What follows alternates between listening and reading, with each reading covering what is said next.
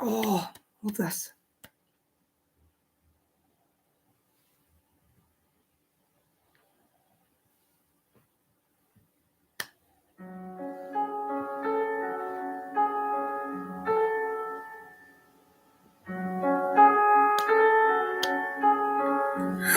Darkness, my old friend, I've come to talk with you again, because a vision softly creeping left its scenes while I was sleeping, and the vision that was planted in my brain still remains within the sound of silence.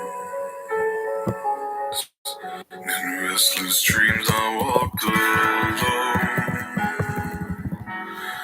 narrow streets of cobblestone, 'neath the street lamp.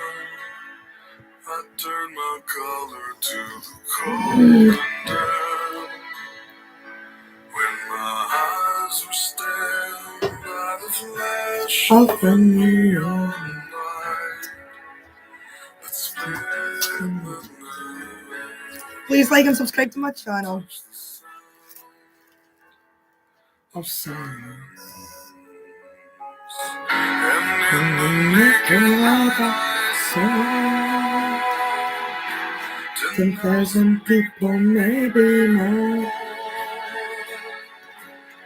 people talking without speaking, people hearing without listening, people writing songs and Voices never never share, shared.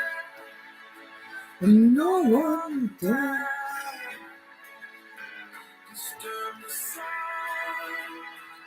Of of silence. silence.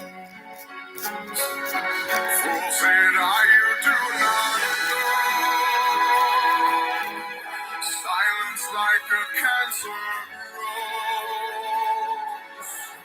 Hear my words that I might teach you. Take my arms that I might reach you. But my words, like silent raindrops fell, echoed in the wells Of silence. and the People down, down, down. to the neon god they lay. And the sign flashed out his warning, and the words that it was for me. And the sign said the words of the prophets are written on the subway walls, tenement halls, and whisper. In the sound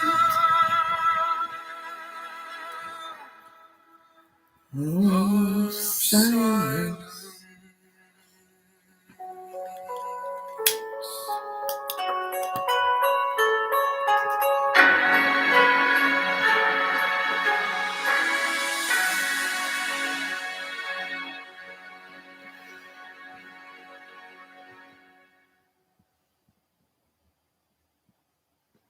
All of a sudden, I was blinded by a powerful light.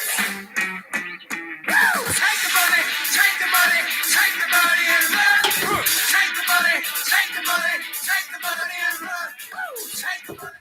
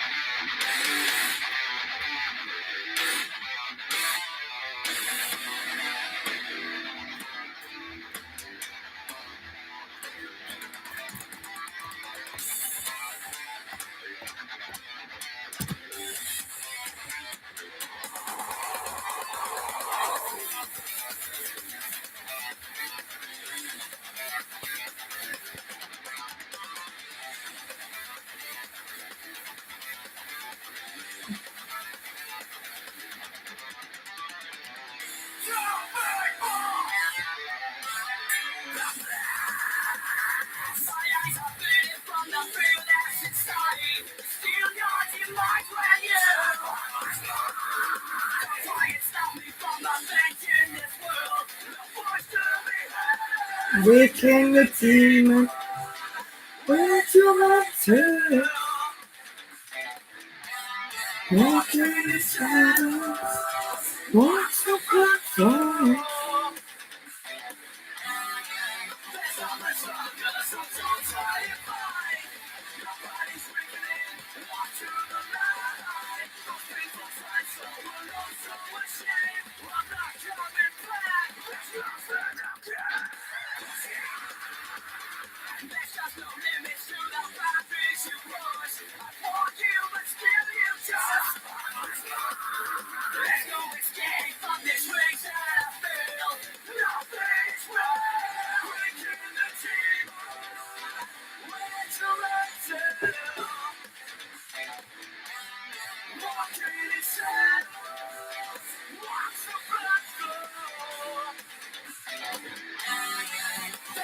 Suckers, I'm so terrified. Your body's weakening, walk to the line. Those people fight so alone, so ashamed. I'm not coming back. There's nothing I can. Breathe for me. So many from this life. Stay with me. Those hands are taking over. Breathe for me. So many from this life. Stay with me. Those hands are taking over.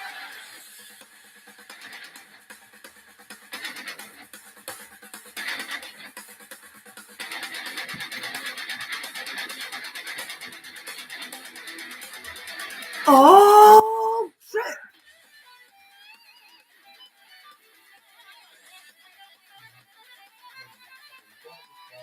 Sorry.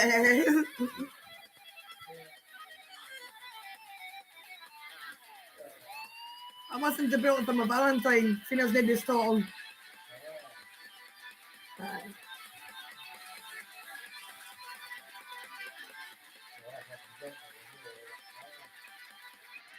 Yeah, like I built up your hair. Really.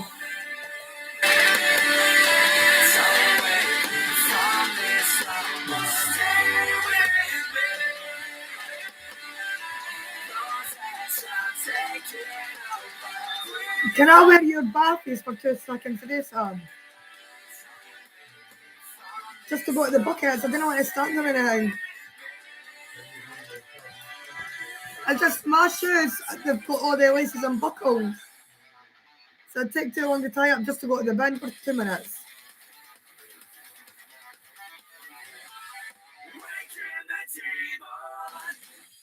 And I'll try and be careful, Harry.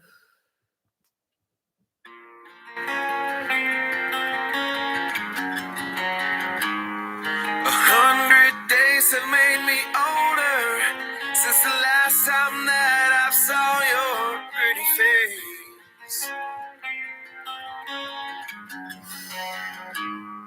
1,000 lives have made me colder, and I don't think I can look at this the same.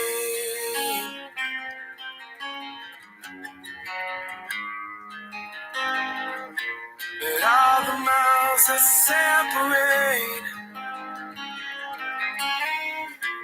You got a bag in there, sir.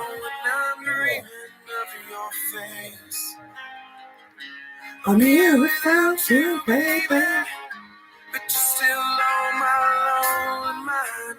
I think about you, baby, and I dream about you all the time. I'm here without you, baby, but you're still with me in my dreams.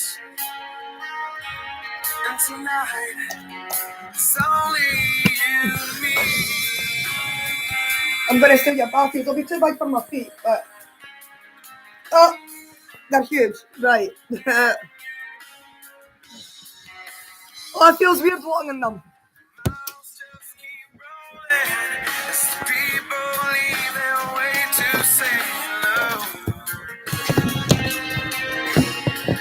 Right. I've heard this life is overrated, but I hope that it gets better as we go. Oh yeah. I'm here without you, baby, but you're still on my lonely mind. I think about you, baby, and I dream about you all the time. I'm here without you, baby, but you're still with me in my dreams. And tonight, girl, it's only you and me. Everything I know. It gets hard, but it won't take me. When the last one falls, when it's all said and done, it gets hard, but it won't take away my love. One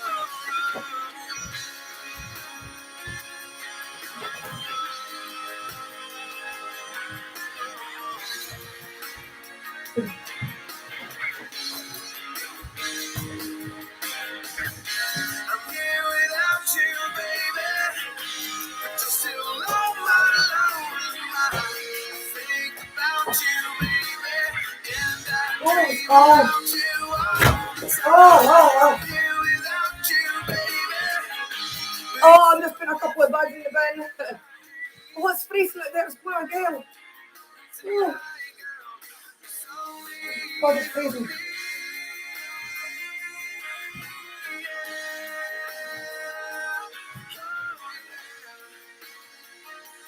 Just getting some stuff out in the bins. Right. Right, you can get your batteries back now.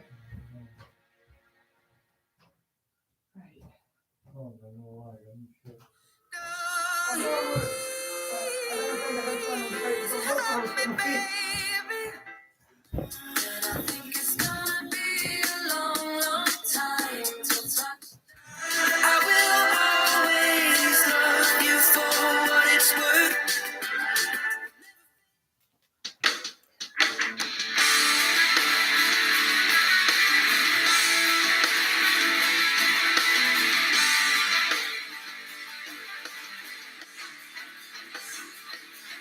When dreaming, gratitude in all the world, time and time again. At sunrise, fight to stay asleep, 'cause I don't wanna leave the comfort of this place. 'Cause there's a hunger, longing to escape from the life I live Cardboard. when I'm away. So let's go there. Let's make our escape. Come on, let's go there. Let's just get this day. Can you take me higher? To a place where I'm not seen. Can you take me higher? To a place where the fallen tree. Although I would like a world to change, it helps me to appreciate those nights and those dreams. But my friend, I'd sacrifice all those nights if I could make the earth and my dreams Yeah. the same. The only difference is to let love replace all love. So let's go there. Let's make our escape. Come on, let's go there. Let's just get this day. Can you take me higher? Oh, I'm fine. To a place where I'm not seen. Can you take me higher? To a place where the Oh, waters free. stay down. Let's Stay from the go there. Come on, let's go there. Let's just get this day.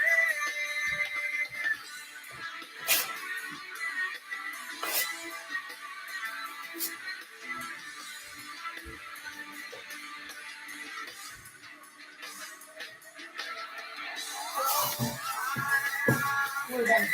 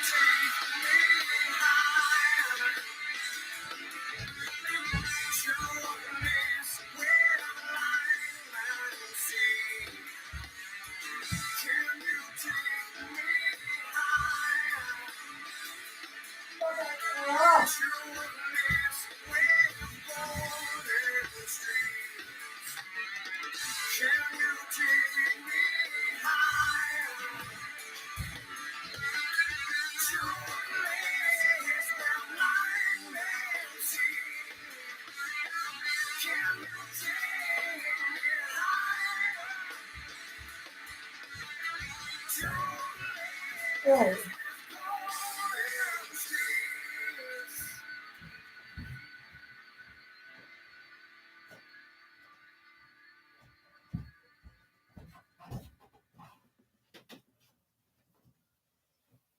At times life is wicked and I just can't see the light. A silver line and sometimes isn't enough to make some wrong seem right.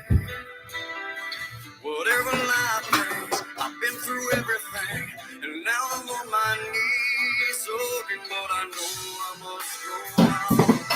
Although I hurt, I must be strong, because inside I know that many feel this way. Children, don't stop dancing.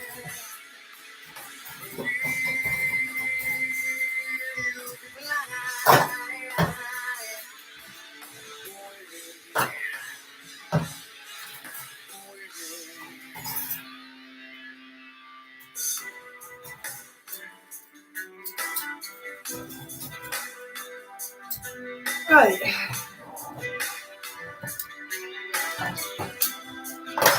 Get something, honey. Just take it up. It's gonna go anywhere. Just as easy on high. Right, I can go.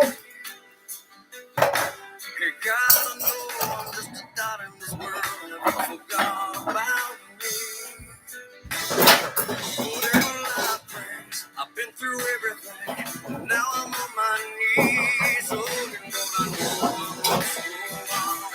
Although I must be strong, because I know that many feel this way.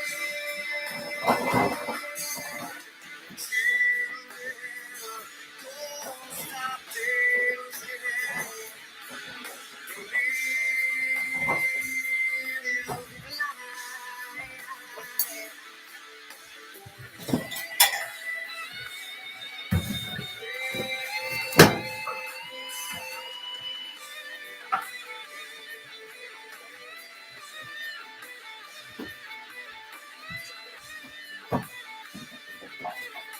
We're done.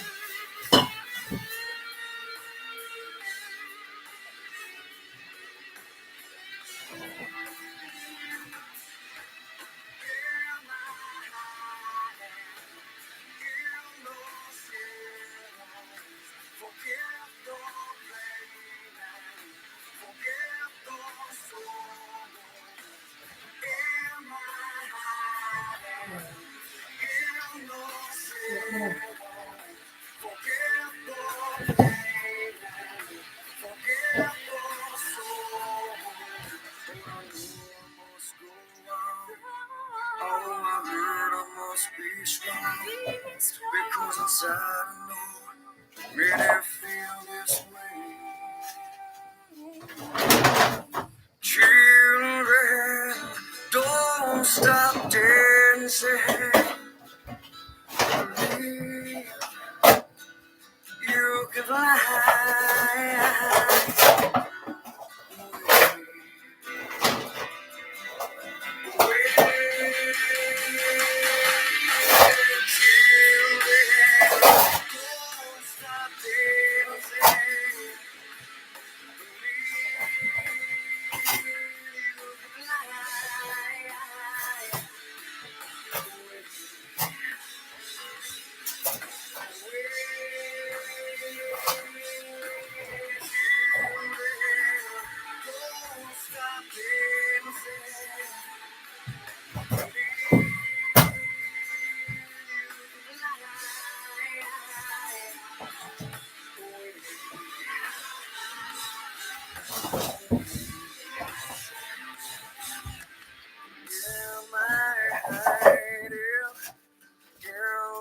Shadows, all we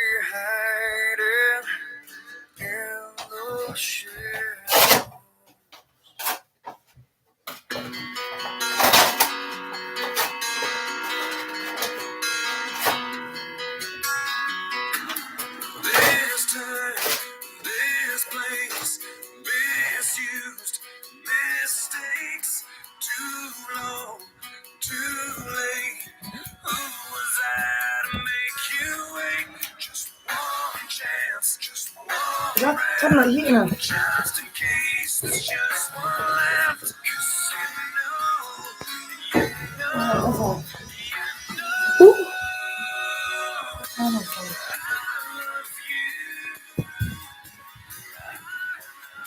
Oh, get a break now. I'm fucked. Harry's Kitchen's a nightmare. Oh.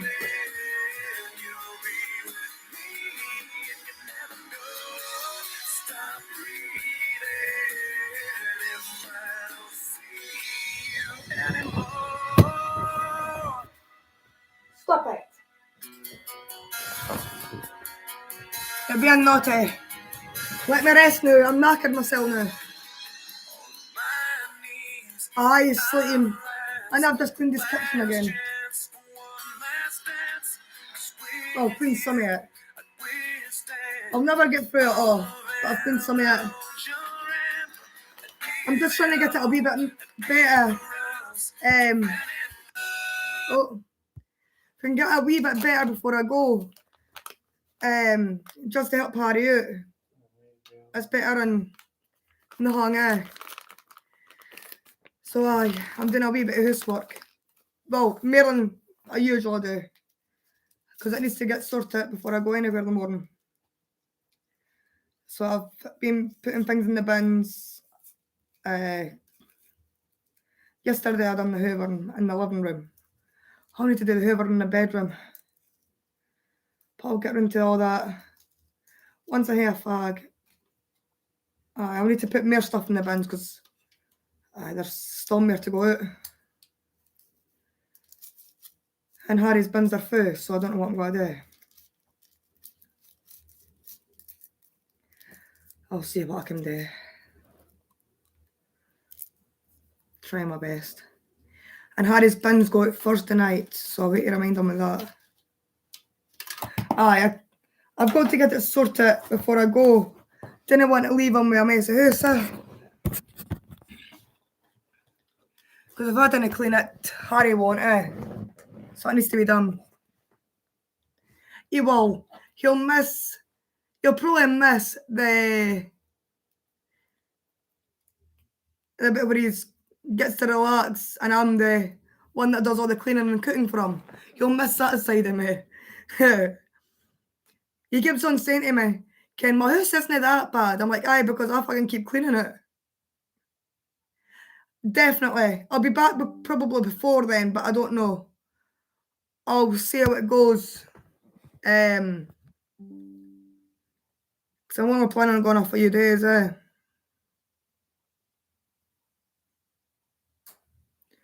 What's that, Claire?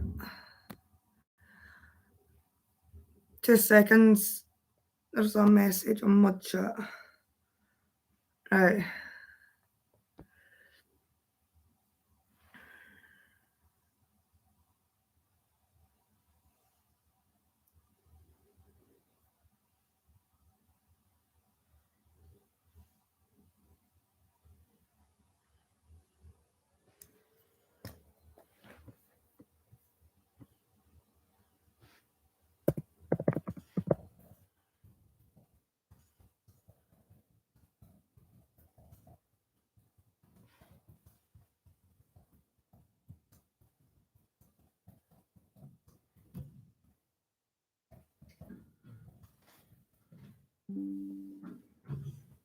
Oh, I wondered what happened to her. Oh, did you miss that? I will definitely be on at the weekend. I might be on before then. I don't know. We'll see how it goes. But I wasn't planning on being away too long. But we'll see how it goes. Because I might go up there and enjoy the piece that much that I stay longer. But yeah, we'll see how it goes like.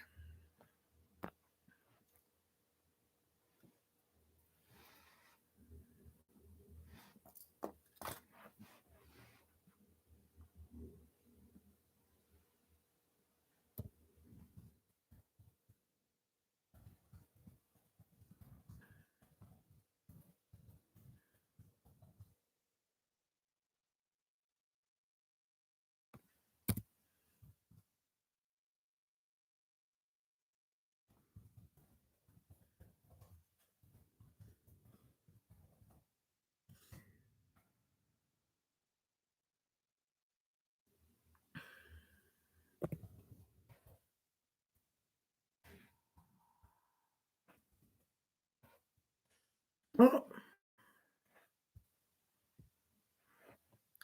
What's this? That's popped up on my laptop.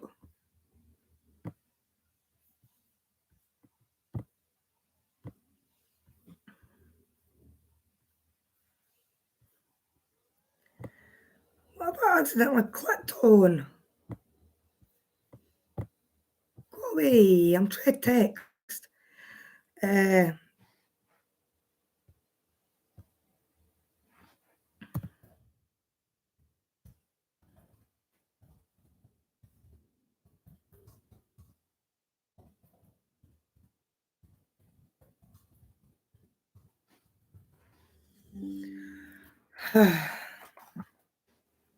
Definitely. I need it, like.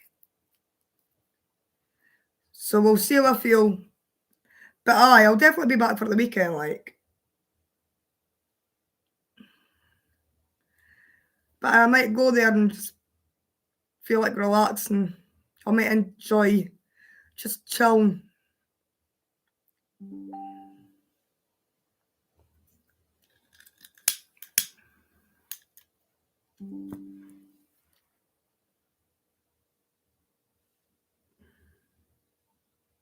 Oh, that's cute.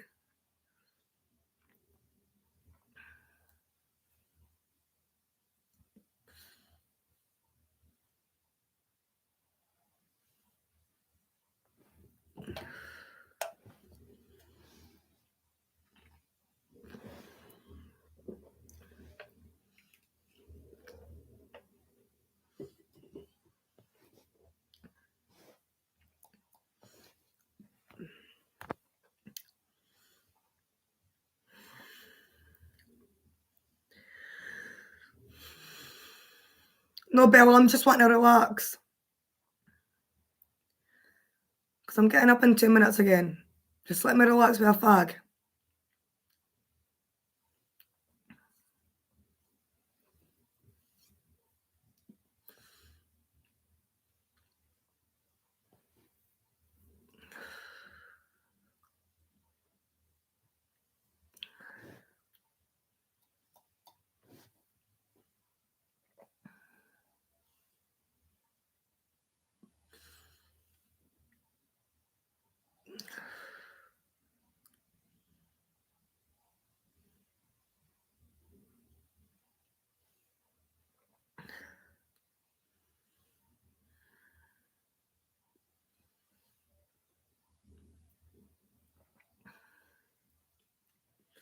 God, I'm in a dreamy mood today, like.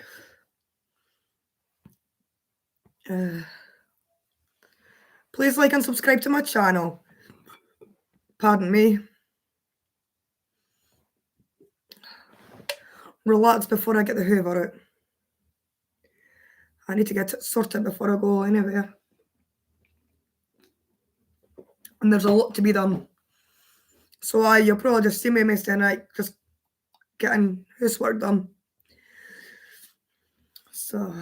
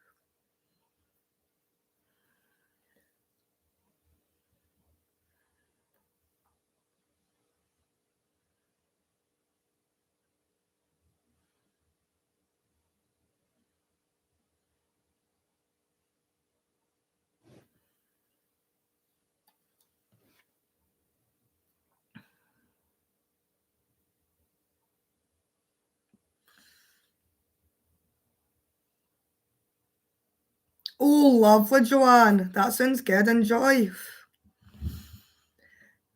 Hiya, Steph. How are you?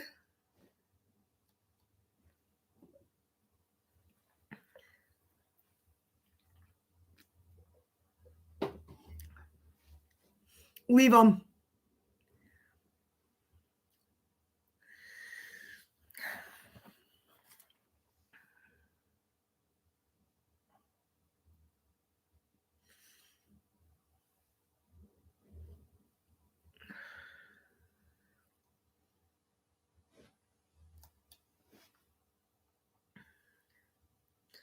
Aye, we're all good, Steph. I'm just getting the house cleared up before I go to Mark's in the morning. I'm just not wanting to leave Harry's house in too much of a mess when I go, because I'll worry about him when I'm away. So I want to make sure I get some stuff done for him. So I'm not leaving it in too much of a mess. Well, it's not all my mess, but you get what I mean.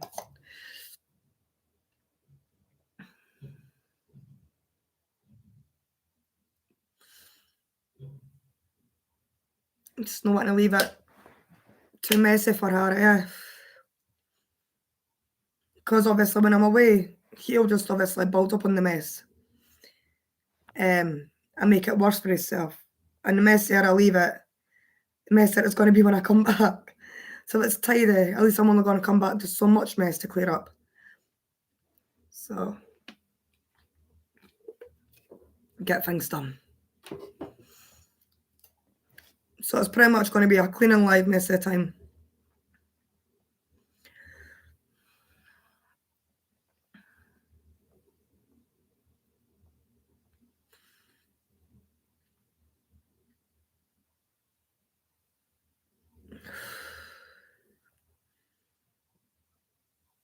Got a message. What's this?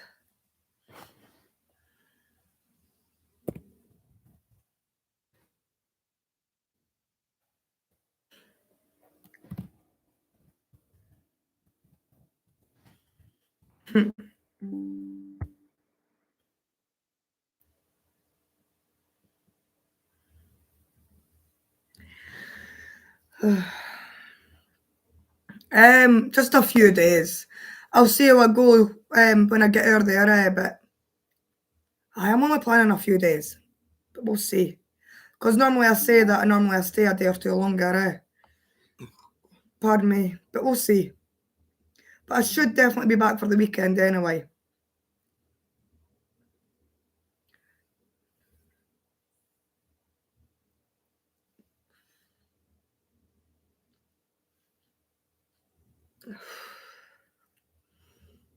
Well, Mum, hoover the bedroom, because you've left all white fluffy bits on the carpet for your toys. I'll get the hoover on for the bedroom. Get the hall done as well. I'm not too sure. Probably not. You never know. Maybe.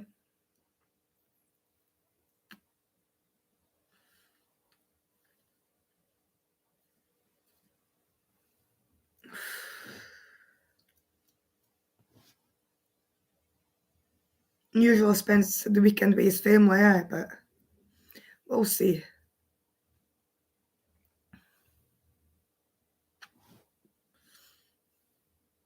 No, my Uncle Harry will take me up in the car,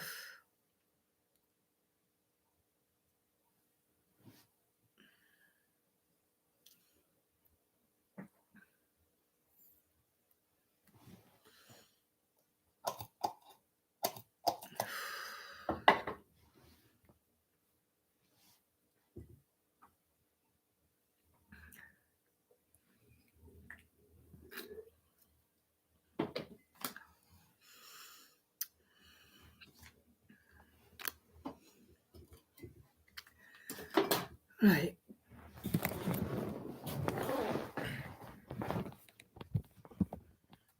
Oh, Bella! You have to bark at me all the time, Hen.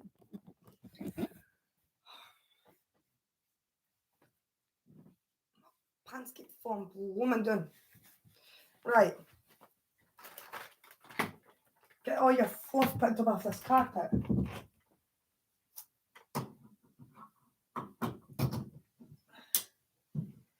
Right.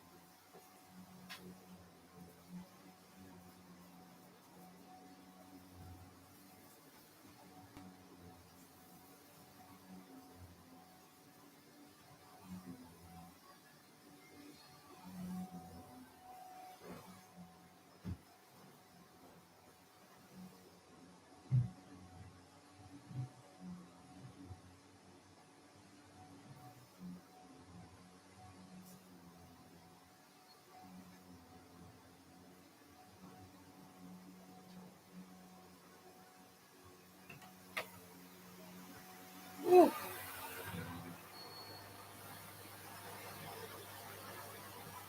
I might do Joanne actually. Sounds like a good idea.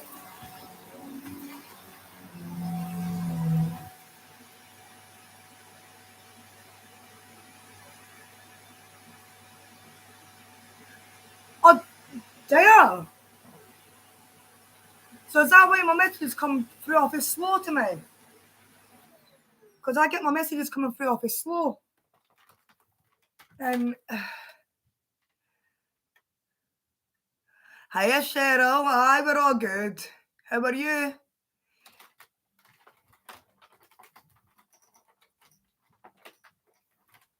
I am just learning with YouTube, you know. Oh, but I'll get there.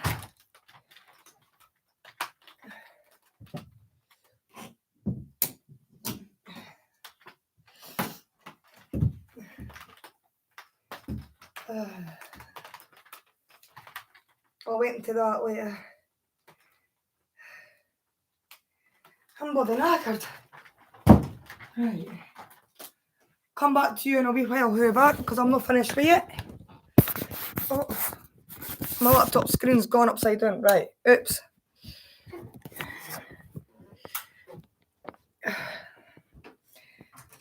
Oh, I'm knackered. Rest for a wee while and I get more done. Oh my god, aye. Definitely. Especially when you're cleaning up a very messy house. It's very hard work. But I'll get there. You're still tired? God. You've had a lot of sleep too. You'll be up all night now. I'm live. Definitely. I can't do it all in one go. It's a lot of work. You've got 2 pairs of socks in your neck. Oh.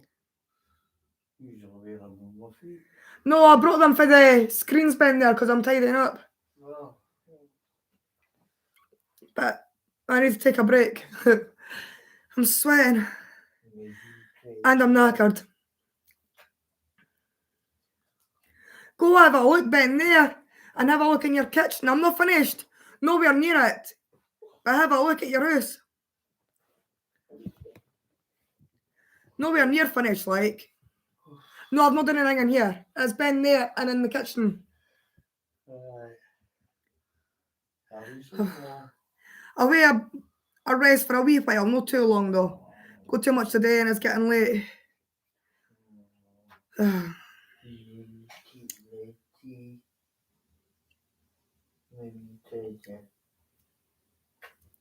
Right, go on, have a wee nosy. What? Been there and in the kitchen. Came out of the hall in the bedroom. And in your kitchen.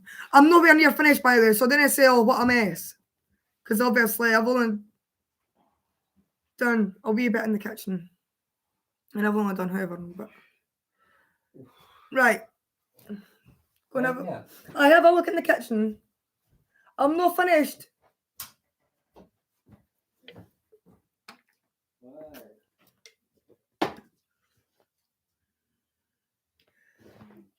You'll see a wee bit of a difference. I want to keep my tail from the plate. Yeah, they're a nightmare. And go and have a look down there in the lobby. Well, you call it the lobby, I call it the hall. And in the bedroom, Harry. In the hole. Aye. Put your light on, you can't see. Aye, well, you have been. Aye, and in the bedroom. I could only ever what I could get to though, eh?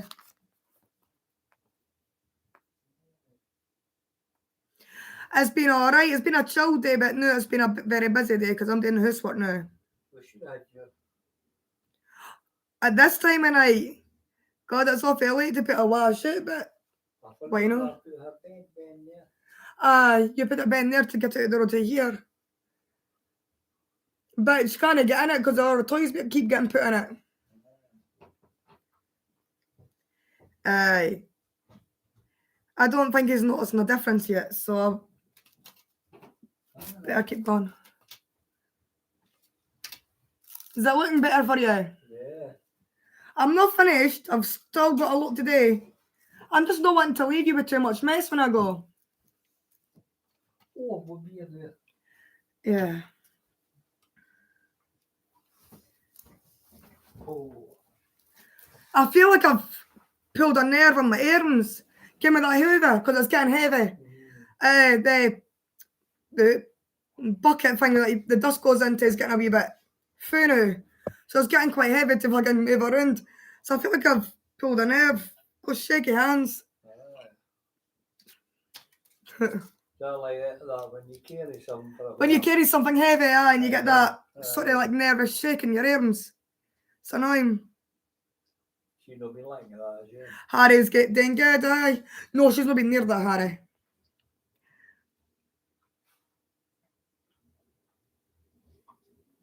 Oh, was it? Aye. Oh, well. Aye, it's better to get stuff done, eh? Definitely better to get stuff done. I'm not finished and there's still loads of stuff to do in that kitchen. Oh, I can't be arsed. There's a lot of stuff today and you've only just started pretty much. Oh.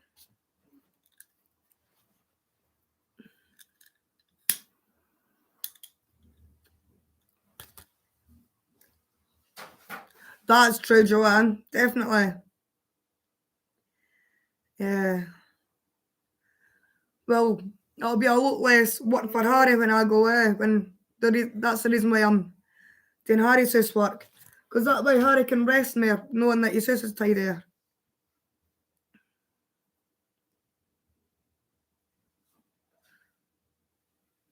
There's a lot to do, like.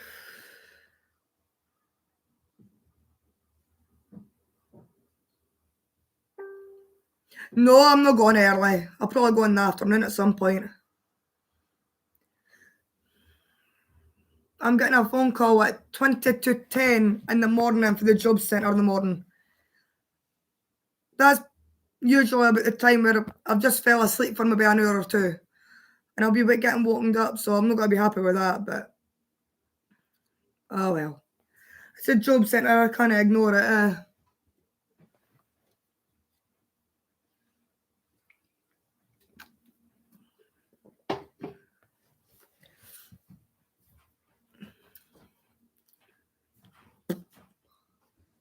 Ew.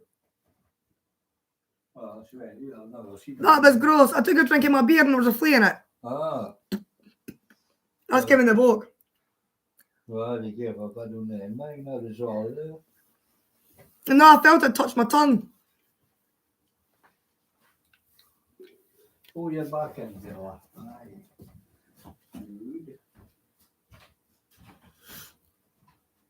Nee. Please like and subscribe to my channel. It's just going to be a busy life for me tonight. Don't want to leave Harry's house in too much of a mess. I'm not finished with your kitchen bit. No, I'm sweating hard. Unless you're cold, but with me doing housework, it's making me boil over with the heat. My feet are killing me. But I'll get back up and I'll get things done. That kitchen's a nightmare, by the way. And you can something. I've only put away drop stuff in your bins, and you can your bins are almost full. Actually, no, your green bin is full. Your lid's like that, but I think I've pushed it down a wee bit.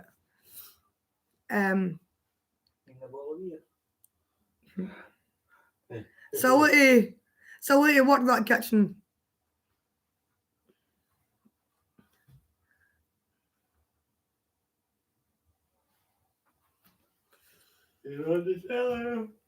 I've been fucking busy with the housework. Once I finish my fag, I'll get on with the dishes. I'm just not wanting to leave it in too much of a mess when I go, because if there's too much mess lying about, it's going to make me worry about you. So, get some stuff done. There's a lot today, Harry. I know there's a lot for me today. I'll get it done. Have you slept for a while? About an hour. Oh. Aye. Sometime in the afternoon, in the morning,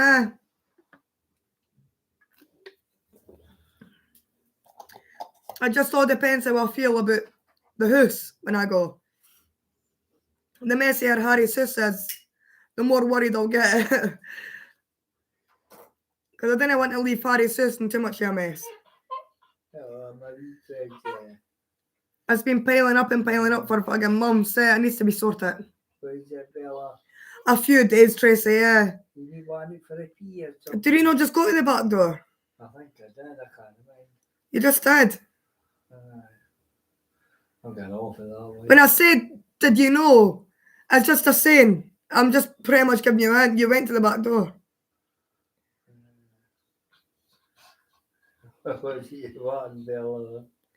Oh, she's been fed, so it's nothing like that.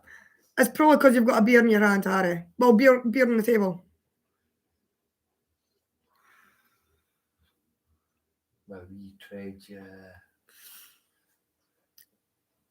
Let Harry drink his beer, Bella. Stop annoying him.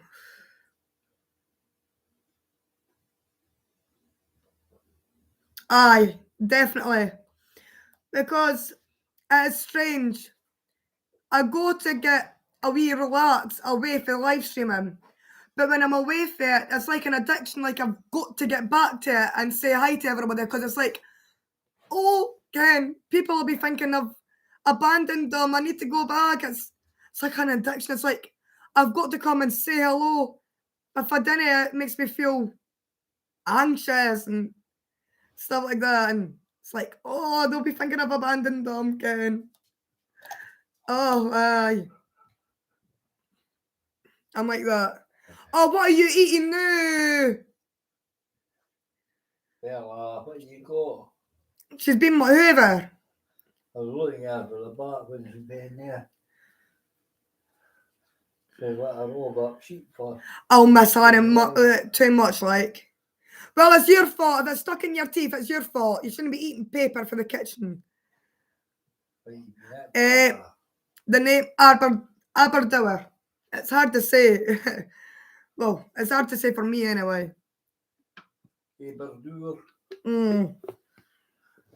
Aye. Oh. Aberdour. I've still to get the kitchen cleaned.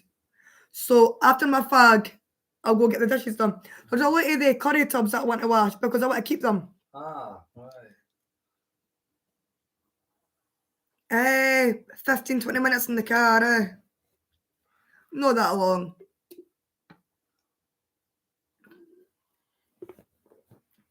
And yeah, I'd rather be that myself, but everybody needs me, yeah. So yeah, I'm never I'm literally never in my own house. I'll end up getting in trouble for the council. Like, I never get a chance to even look in my front door. Literally, yeah. Just take the car and go yourself. I don't need it. Really, Yeah. Harry, I'd get to the end of the fucking road and probably crash it. Yeah. Actually, I can drive forward, but I can't reverse. And you've got your car in the garden. So I'd have to reverse back, which means I'd end up reversing too fast and probably crash into something. I'm always looking after Harry, Joanne. He doesn't realise how much I actually do for him. But you'll realise it when I'm not here. Well, you better talking to me. I'm like that myself. But I should be alright. I hope. I'll have anxiety when I've not got my live today, yeah. That'll bother me. Not getting to go on live. But I'll be alright. It's only for a few days. Like I'll be alright for like 1 or 2 days, and if I'm in it longer than that, I'll start to probably feel the tension inside me because I'm not live.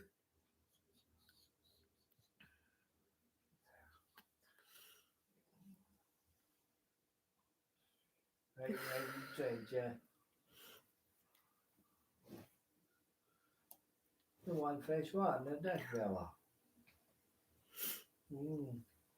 Nice fresh water in your dash. That looks so fellow with you. She's so cute. Oh, she been drinking a lot of your water. Put some fresh stuff in it.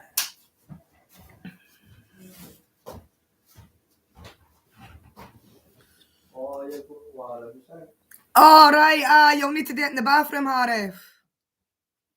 That's my dishes. I'm leaving them to steep so I can get them washed.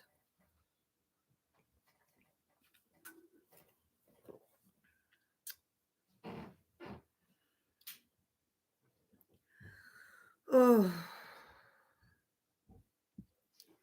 I'm going to have a lot of anxiety leaving Harry. So, the more housework I do for Harry, the less my anxiety is going to be. So I better go and get things done.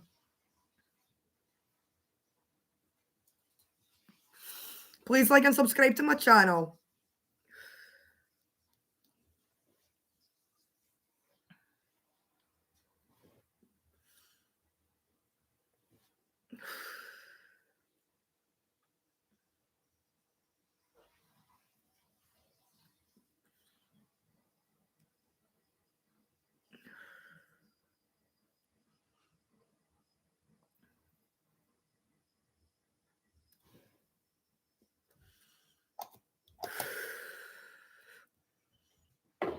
Right.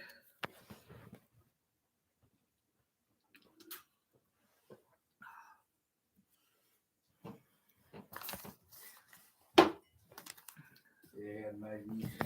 Right.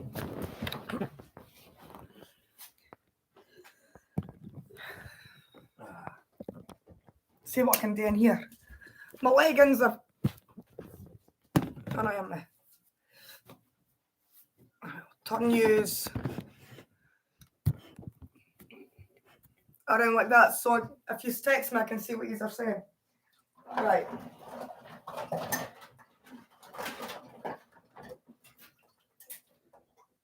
Fresh water in there again.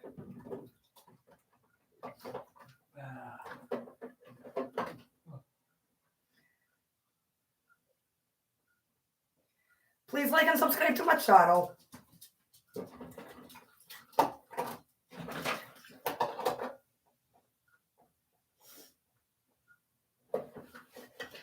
Oh, let's plug.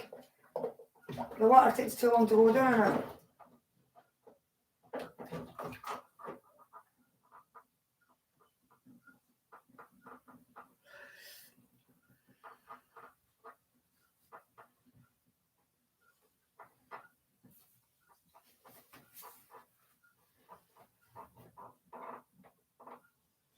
Come on, water.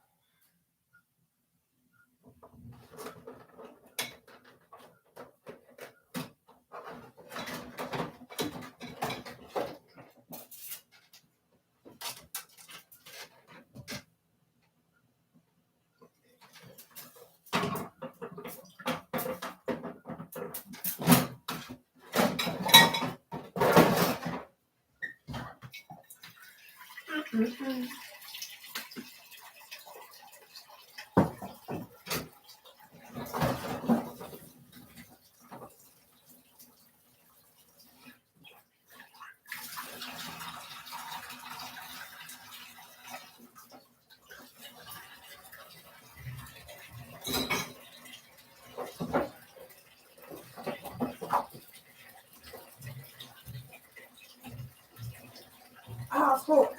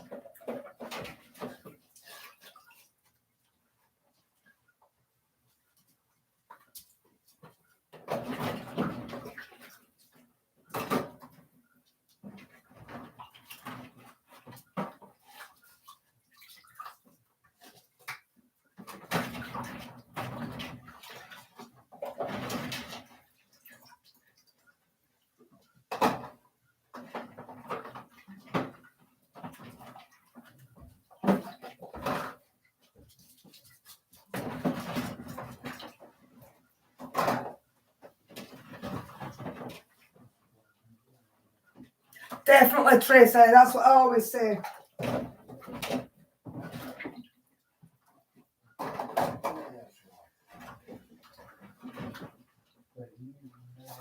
Bella, what you up to? I'm going to get your bumbleere. Oh.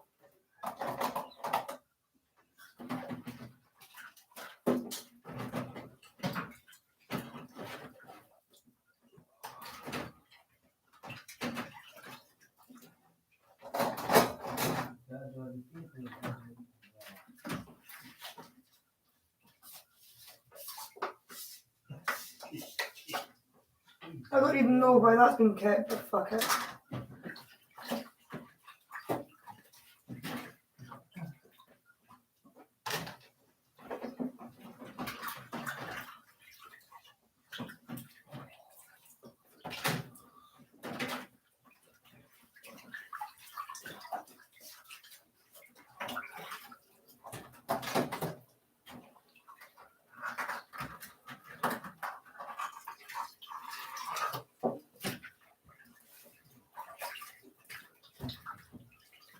Please like and subscribe to my channel. Bella, I'm going to kick your bum. I'll hear it. What are you up to, Bella? Aye, throw something under the table, the wee shit. Oh, the wee shite. Will you stop eating things behind my back? Right. They were a nightmare. Greasy as hell. Right. Let that dirty water go.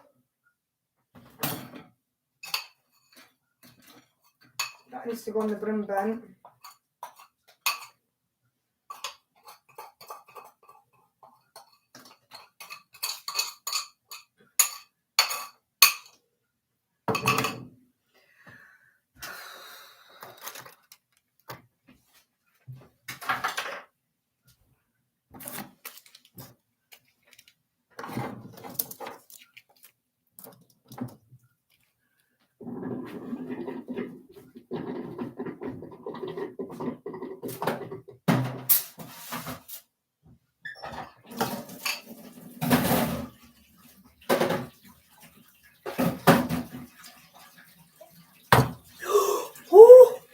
That was proper fucking glued to the bunker, that.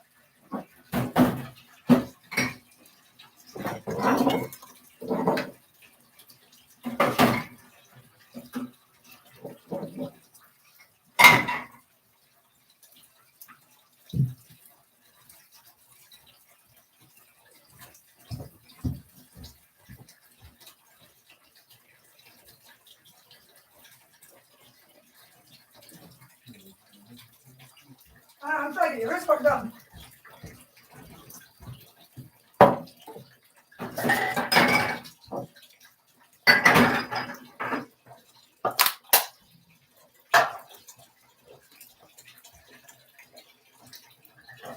Right, I'll rinse them into the water and then wash them. Right, leave them to soak for a couple of minutes. Give the bunker a quick wiper, so it's easier to clean when I'm ready to clean it properly.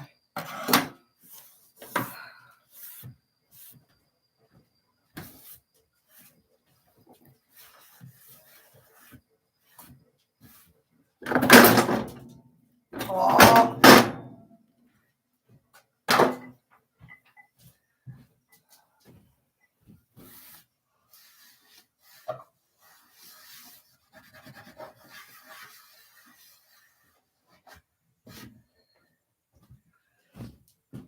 Right. 1 week if you're on your own, and 2 weeks if you've got family and friends that stay with you. Ben!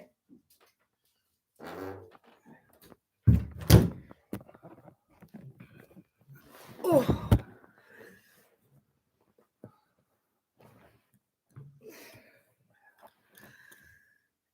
Oh.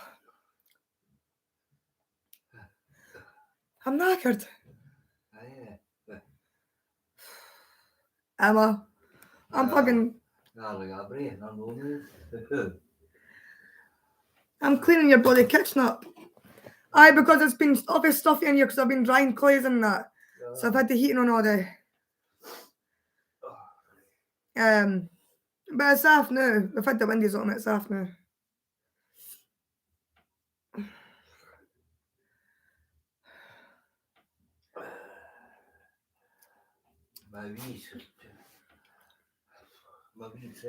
Like, it's weird. Like, you start just a wee bit of housework, and just in that wee bit of housework, you're knackered with sore feet. You've got to rest every couple of minutes.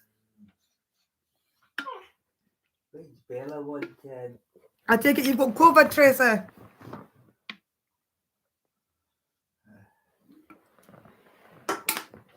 What is it you want? Go and behave. You need it for a pee or something? Wasn't that long ago for you let her out, Harry? No.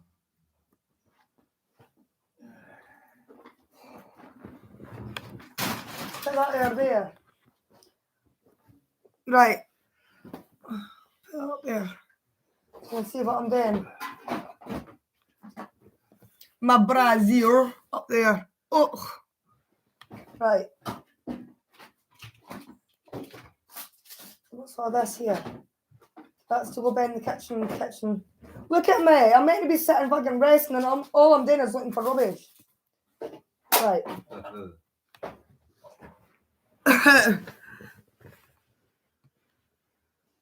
7 days in Ireland, right.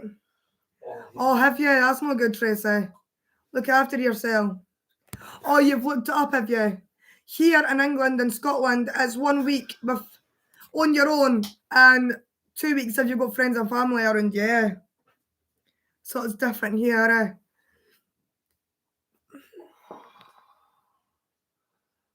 You alright, Harry? Just some made me sure of breath.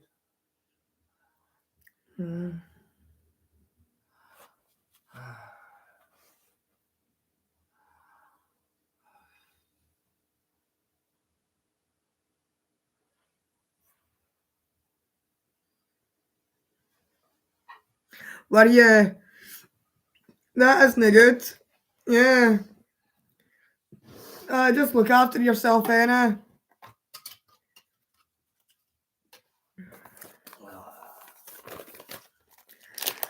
Oh. Hey, this, and I get back Ben, empty the dirty water out and fill the sink up with fresh. Been too busy with your housework, Harry. I'll get the telly on later. It is Sunday, Harry, so there'll be shite on the day anyway. Sunday. So there'll be shite on the telly tonight.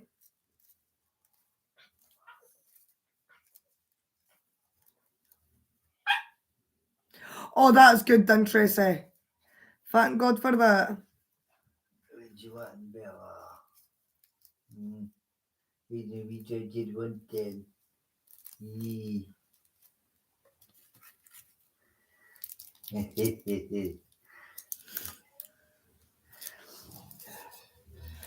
Where are we going to say along? Looking for it. My lungs aren't much better. I've got asthma too, Harry.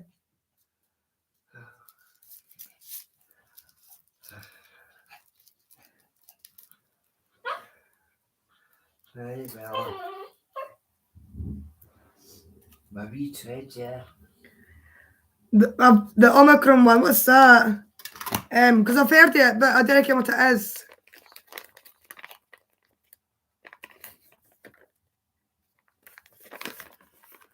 I don't know if you ever know it.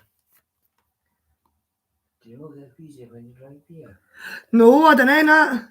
You don't know that? Right.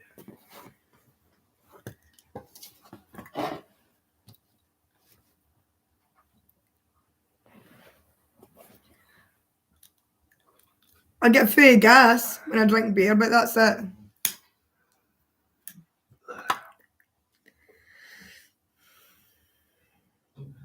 I get really wheezy if I get pissed. It's like when I'm really drunk, it's like my body struggles to breathe and I can't get a breath in. You want it for a pee? Is it just different symptoms? Aye. You want it for a pee or something, Bella? I'm just lucky I've never had any symptoms yet of anything like that. No, Steve, you want it for a pee? Just Keep an eye on her for eating things in the kitchen. I'll get the kitchen done. It's just it's taking a long time to do it because it's messy.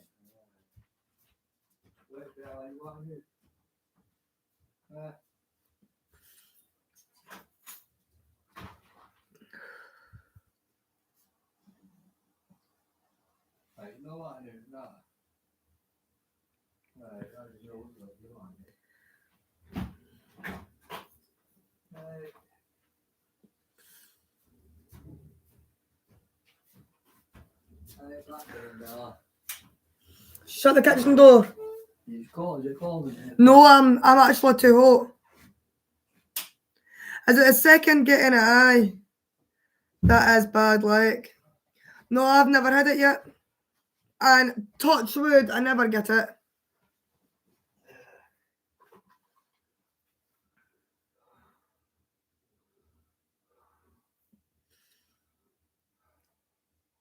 You feeling asthmatic tonight? I can't that. Just could be the weather change. It's been alright in there. It's awfully windy and cold. So it could be that. Plus, I've had the radiators on all day, so it could be because it's awfully stuffy in here. I didn't feel any heat, like. No, there's no heat in here, but I've had the heating on.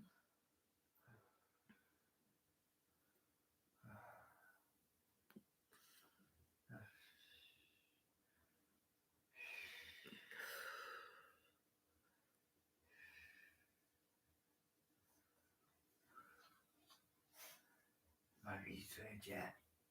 He might be cute now. He might be cute now. Maybe Bella. You're so cute, Bella. And the way it goes over the head. Maybe cute now. I don't know. My best to sweet side, yeah.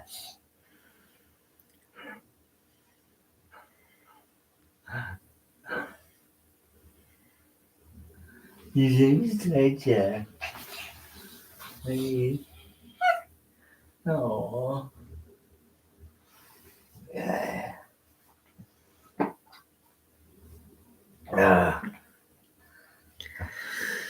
Well, I mean, that's all, but it's proper.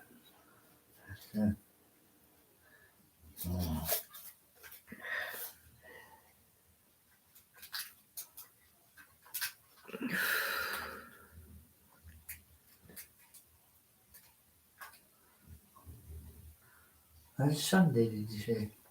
Yeah, Sunday, aye. That's why I need things on the telly.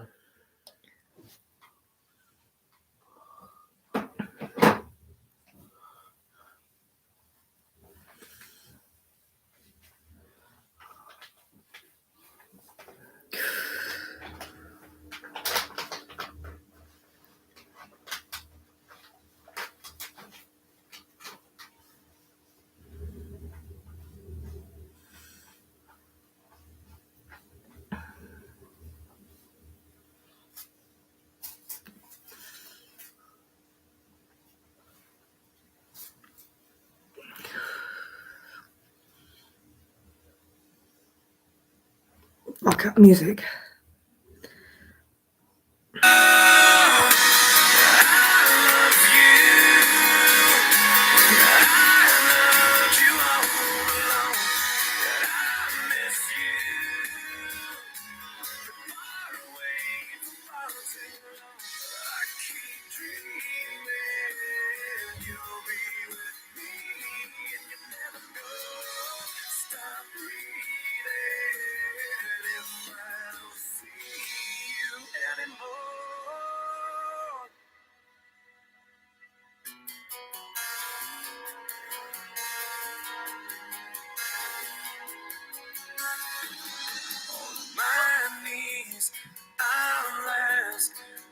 Quiet down.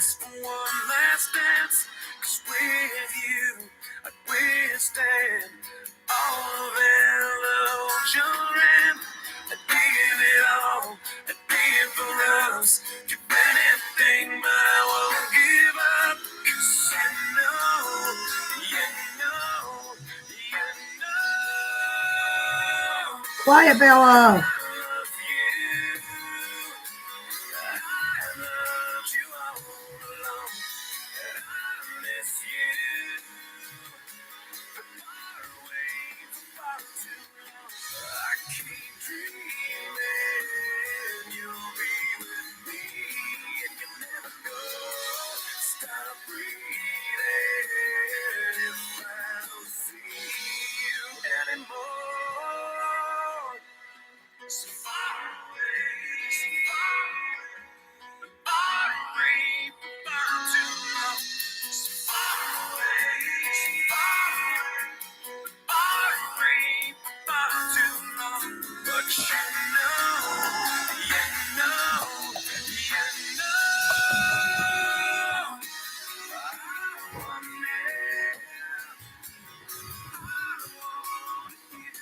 tomorrow.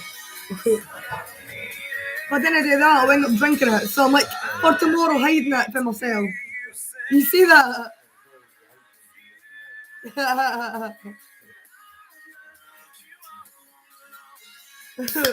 When I have to hide stuff.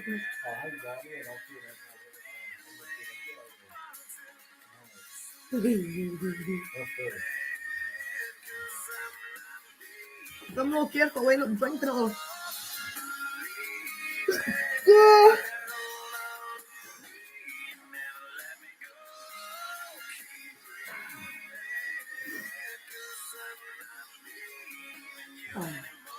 It's away.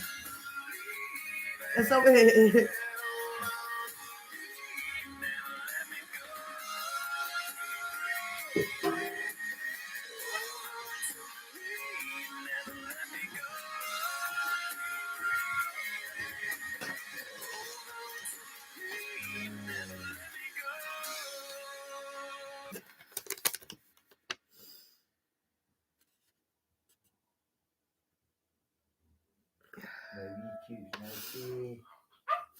Right. He's maybe said, yeah.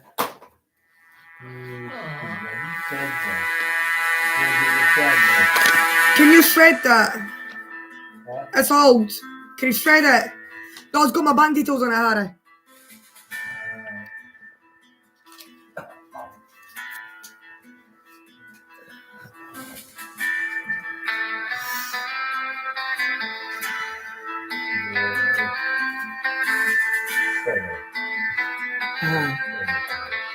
Shred it, aye.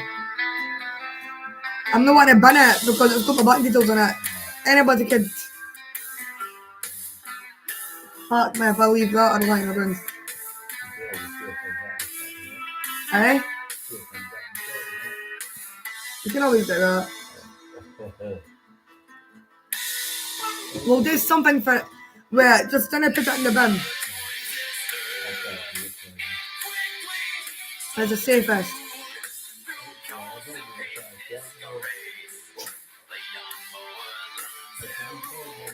Yes, Harry.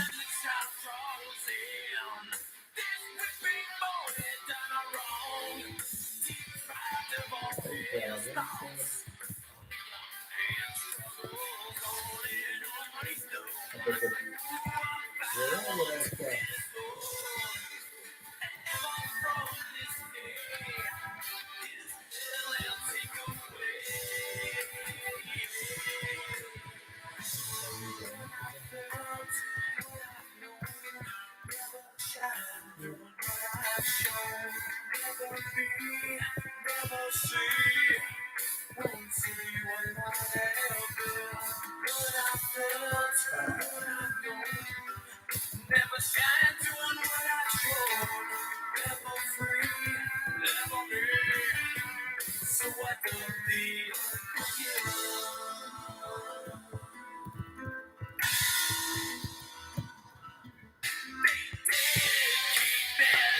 My fucking legs actually.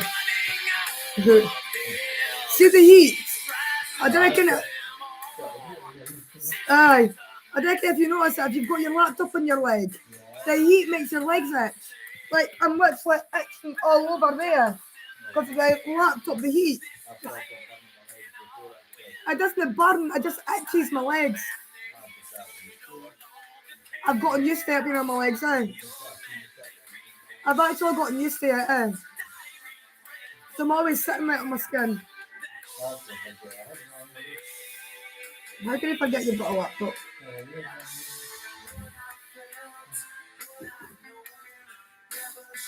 Well, if my one ever breaks, I've got your one I could use. You can go on YouTube and watch your YouTube videos and that. If you ever land in a hospital, you've always got it. The only thing is, you'd have to go and do the mobile hotspot and tethering and send that to your laptop. And then you can go on your laptop and do things.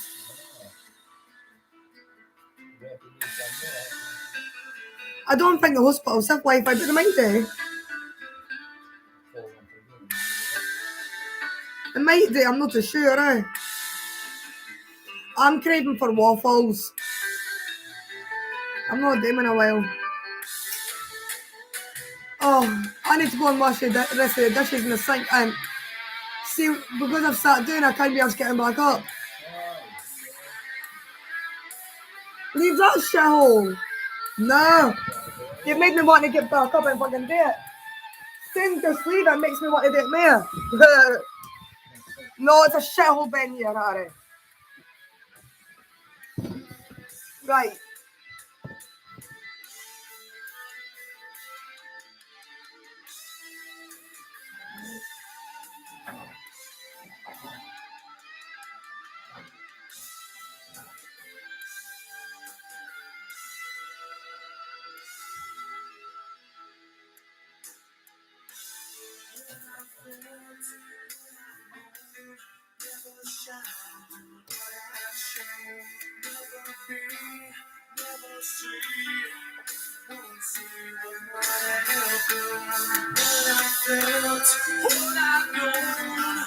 Never shine through what I show. Never free, never me. So I don't need to give up.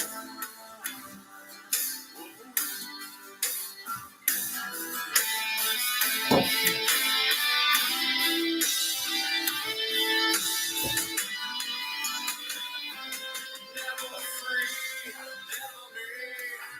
So I don't need to give up.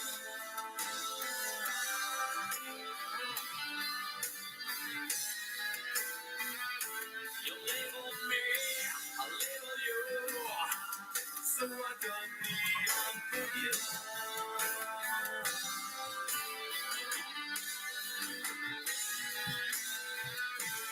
Never free, never me. Oh, alright, that was simple play. I'm getting there. Slowly, but surely, I'm getting there. Not too bad, no. What much better now?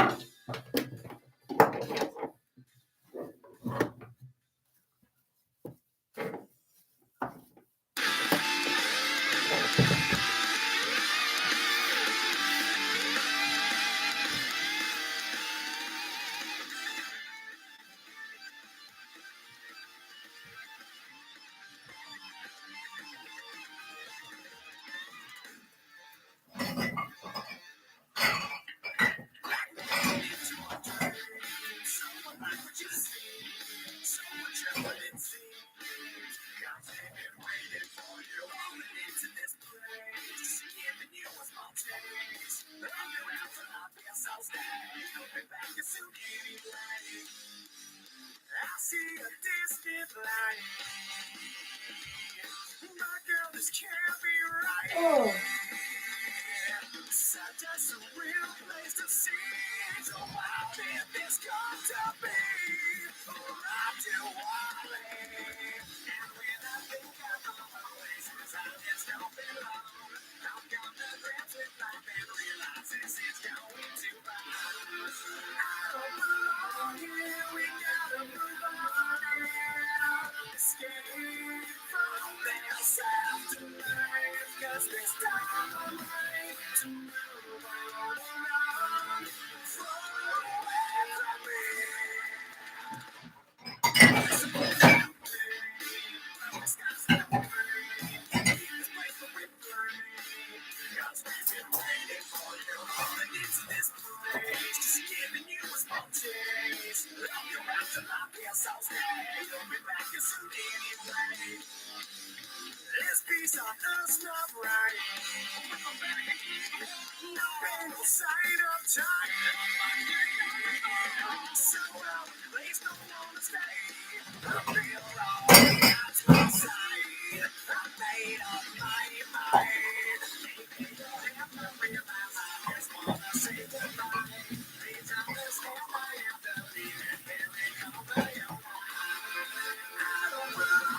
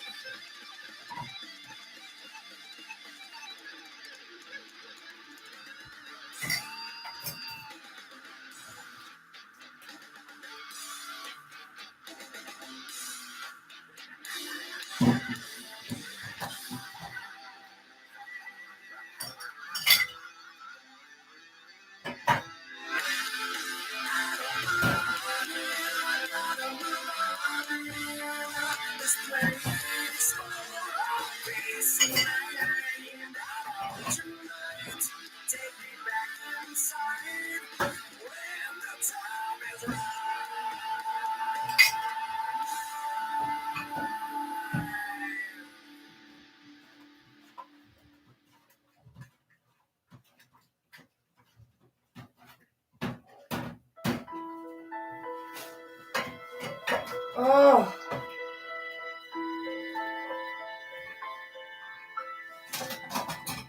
How can you see into my eyes like open doors, leading you down into my core, where it becomes so numb? My soul, spirit sleeping somewhere cold until you find me burying me in bed. Wake me up inside, wake me up inside, call my name and save me from the dark. Bid my blood to run before I come undone.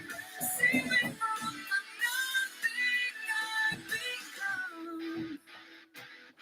Now that I know what I'm without, you just make me breathe into me, make me real, breathe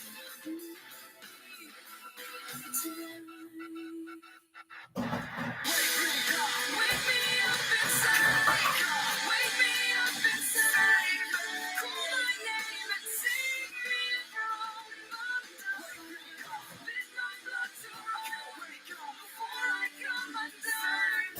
Save me from the nothing I've become.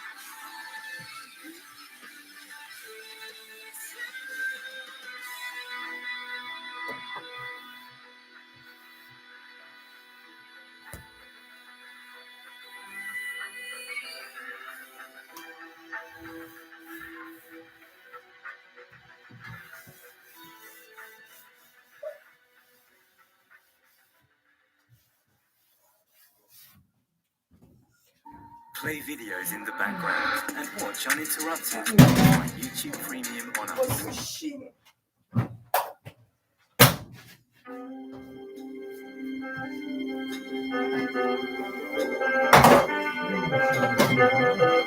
Yeah, I'm alright. Well, I just heard the news today. It seems my life is gonna change. I close my eyes, begin to pray. Then tears of joy stream down my face. With arms wide open under the sunlight. Welcome to this place. I'll show you everything. With arms wide open. With arms wide open.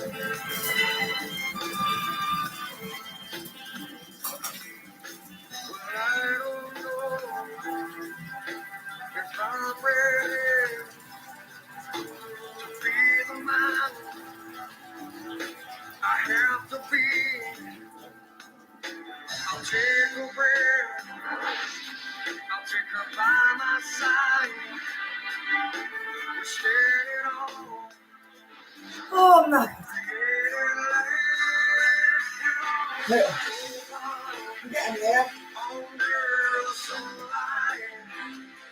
Welcome to this place. I'll show you everything. With arms wide open. Now everything has changed. I'll show you it all. I'll show you everything. With arms wide open. Wide open.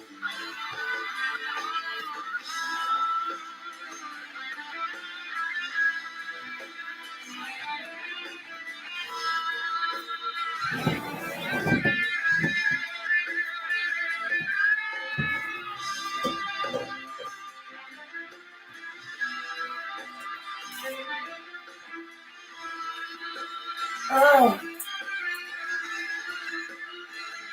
so they are. Well, I like cleaning, but I didn't have pretty much what's on. I just didn't like cleaning my bed in this house. Because I can take forever then. I've never used them. You never close that on.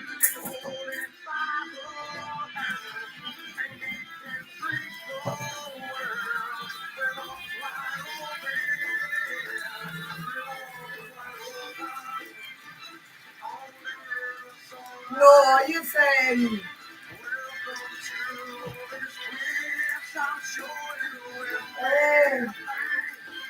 The long thing that you stick your sticks in and you light them and it's makes a whistle longer.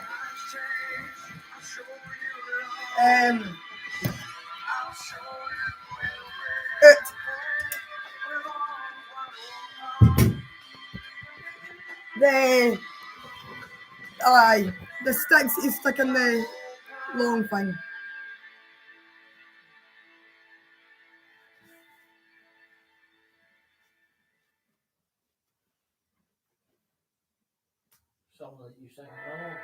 Oh, that sounds good. I see the thing that makes the house smell, bro. Oh, you probably. Incense sticks, that's it. That's what I use. Air fresheners, candles, and I use loads of them, different types, eh? I didn't use it, but I have used it. Just to hear you breathing. Watch you smile while you are sleeping. My hands are like fucking. Far away dreaming. I could spend my life Frogs. in this sweet surrender. I could spend Crinkles. this moment forever. can spend with I'm sweating. you is a moment I treasure. So what they want? Look at your kitchen now. Don't wanna close my eyes. I don't wanna fall asleep. I've been out there really busy. But oh, before you go in there, I don't wanna miss a thing. 'Cause even when I dream of you, the sweetest dream will it's stuck. never do. I still miss you, baby. And I don't wanna miss a thing. And Harry says, wait, Like take that bin to the kitchen, Harry. feeling your heart beating. Oh, that sounds good, Cheryl. Wondering what's your dream. Wondering if it's me you'll see, yeah. Then I kiss your eyes and thank God we're together. Oh, I just wanna stay with you. I'm sweating, but it's up to you.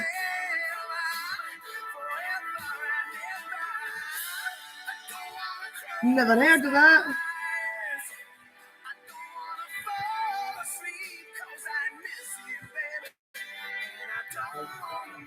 Yeah.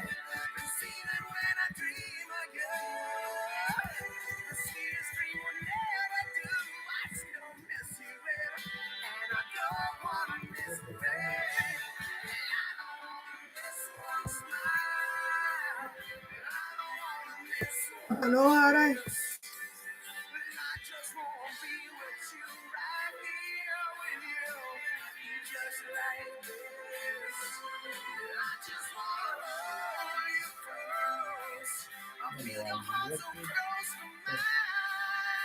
Oh, yeah. At least you can you want money for yourself when I'm away.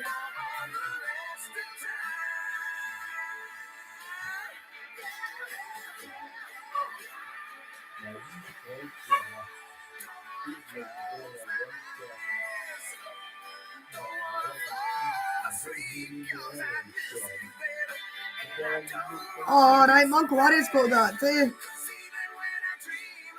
But he seems to be alright. Yeah, when I clean, when that, he seems to be alright when it smells I use. Anything that amazing that doesn't seem to catch your breath.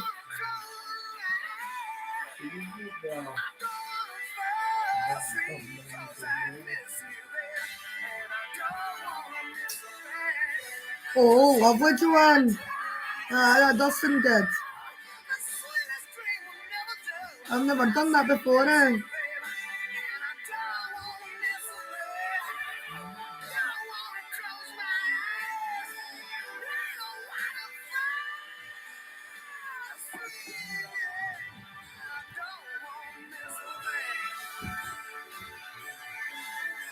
I'm on Clary's, so I didn't use much cleaning products. I use more cleaning products at my anus. I use like Sephora at my anus.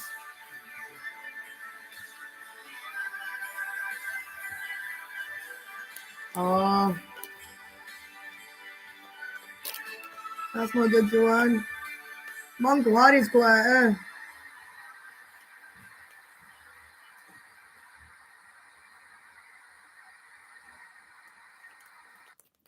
Right, I will do.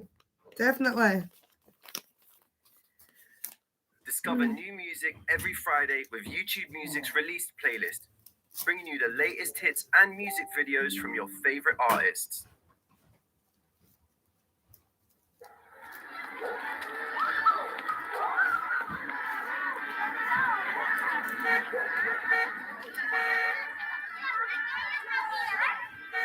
Alright, well that's even better then. I love my Sephora smells, eh?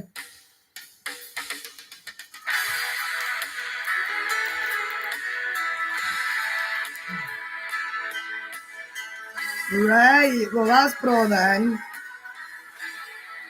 Lovely. Just ignore her, Harry. This Romeo's bleeding. It is, aye. You can't see his blood. It's nothing but some feeling. It's not good to watch, So eh? long, kicked up.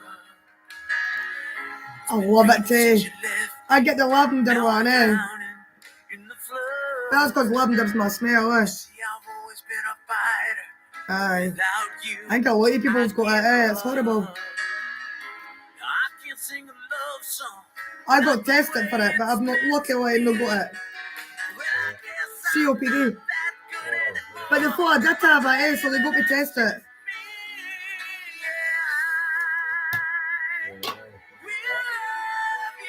I got tested for it because I thought I did have it. But it says I'm a low scale of getting it.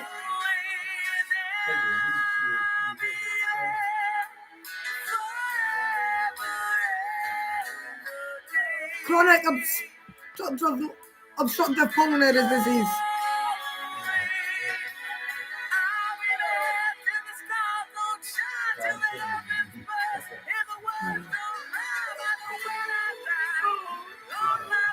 That's not good, Joanna. What a shame, eh?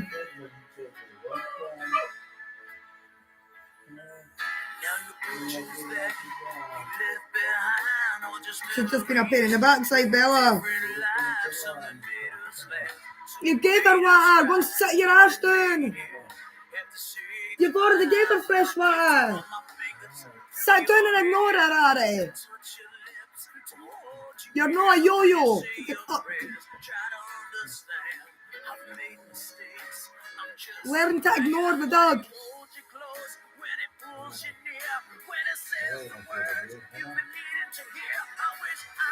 You get them.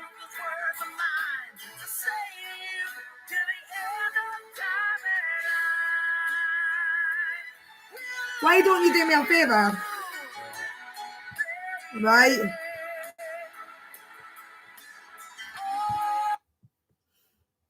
See your hoover? The bucket that's in the hoover. Put your bathies on and empty that outside in the bucket. You'll get fresh air. Wash your feet for shite, but you're only got it in the broom bin anyway. Or the blue. No, it'll be the blue. It's in the bedroom, the hoover. Aye. Take the bucket thing that's got all the stir in it and empty it for me. That way you'll get your fresh air. And that way I get a rest for doing that job. I'll bit my fucking lip again.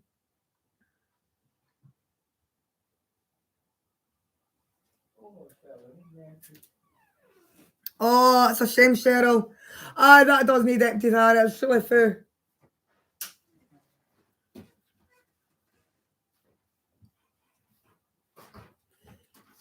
It's horrible to watch people go through it, eh? Aye, Monk Warrior's got it, like.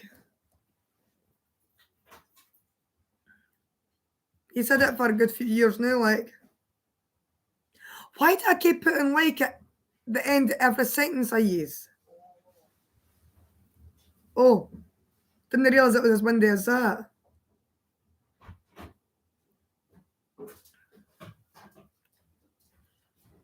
Did you manage it, Harry? I can't even get the line for the bucket. Eh? I can't get the line for the bucket with the jacket on. Alright. Oh, one blowing. Aye. But you'll get fresh air at the same time. That Hoover bucket doesn't need empty down. He wasn't. That's what builds up in a day, by the way. Mm-hmm. If we leave it even just for a day, it builds up quick. I need to put with this, we'll just go to the bucket. So that's cold windy. Yeah, you're only got the bucket to empty the fucking Hoover stuff in. I can mind what I do. It is, Cheryl, definitely. Hopefully Harry's still got a long life to go.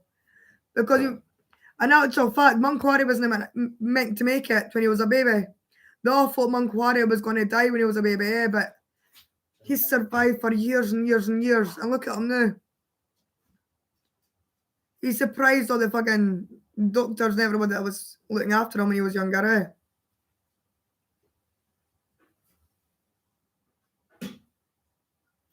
Oh, that's a shame, Joanne. My cousin passed away on the exact same day. I had a cousin that passed away the 13th of August.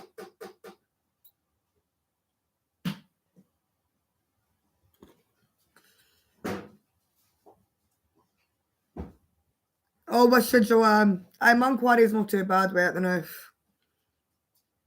Doesn't mean to say that it'll not get worse though. Just have to keep an eye on it, eh? Oh, that's a shame, Joanne. I'm sorry to hear that. I did my life in the car. Yeah, you have. Now, Yeah, it's much better now. oh, yeah, that's not. Well, if it's like that, then I'm best not going in because I'll just get blown down the road. I've got the wee dog. And anyway, yours is still needing tidied, so I'll probably not get a chance to get down the road tonight anyway. Thanks for emptying that, by the way. Bella, Ben here! Right, get her Ben here and shut that kitchen door. Covered in here on the floor. Alright. Yeah. Come get the dog Ben here and shut the kitchen door. Yeah. It's just she eats everything under that table and I'm not getting the chance to sort anything.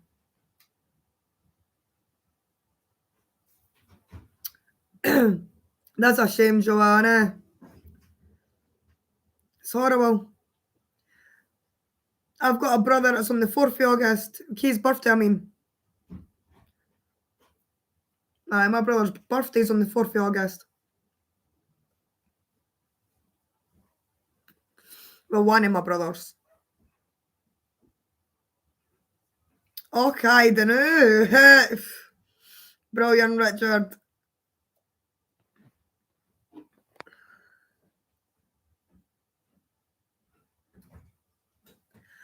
Oh, that's good then, Joanne. At least she's out of pain, eh?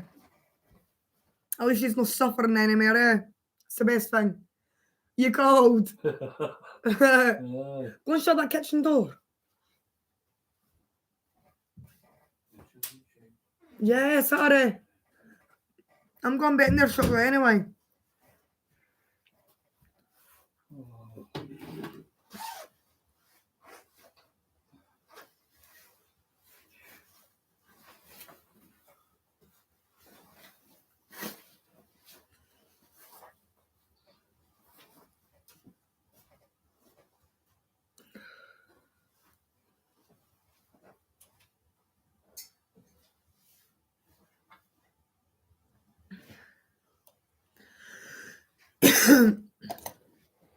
I'm 1 of 6. There's me and then my 5 other siblings.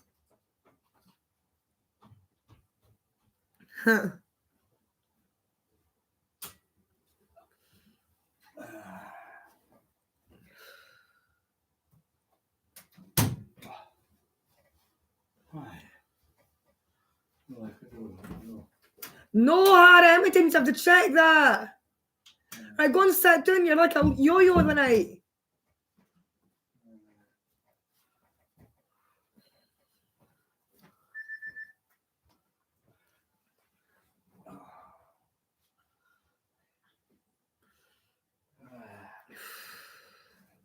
No, learn to ignore the dog. She's not wanting anything.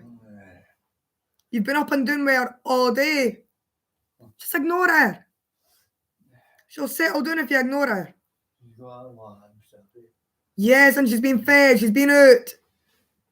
She's been spoiled all day with you. No, she needs to settle down because it's getting late. Well, I wonder what a new bed is. She doesn't go yet. Because there's no bed here. Mind you, it's quite big for the line. Ben here, definitely. All the time, like. But lie down. Big bed for a tiny wee dog. Yeah. You're very cute. It's a massive bed for a wee baby doggy. You're so cute, eh? You wouldn't ken it, but I did have her been here yesterday. Okay. You wouldn't think it though. Your carpet harbours a lot of dust.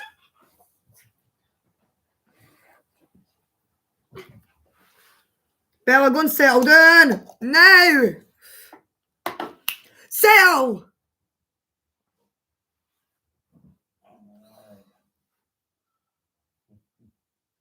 Blooming Doug. They're very cute though, eh?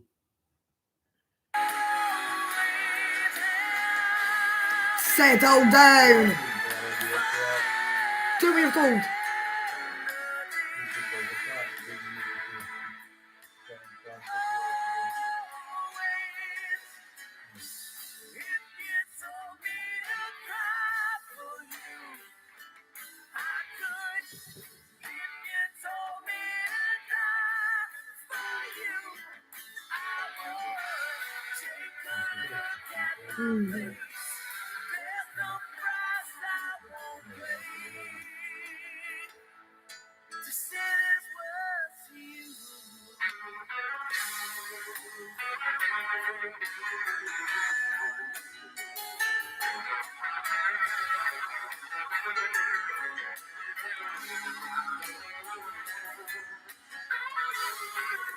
Yeah, Harry, didn't I? I'll just get her started.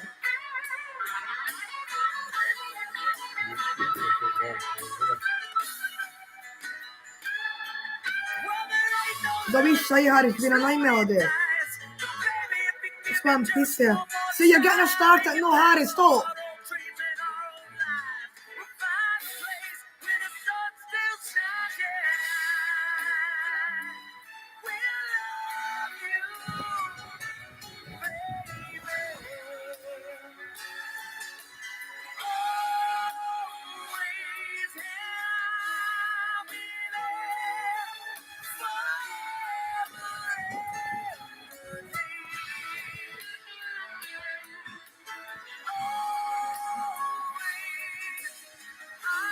Aye.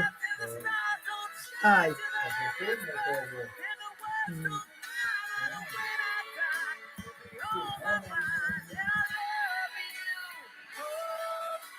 Don't know.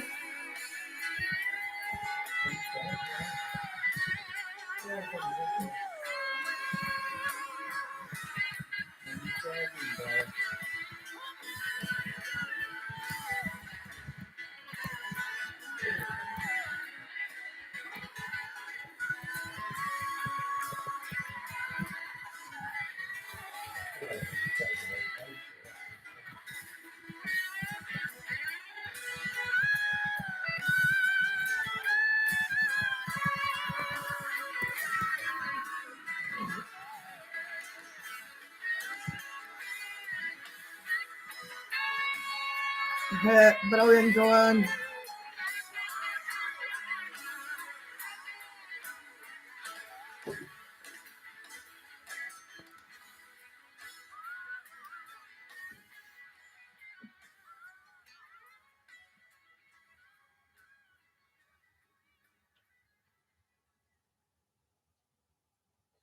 Your house is looking much better after I sorted it out. God, the work that I've done in it looks better. I've not heard this one. Hiya, Shirley. Did I? Where did I disappear to? You told me on Facebook.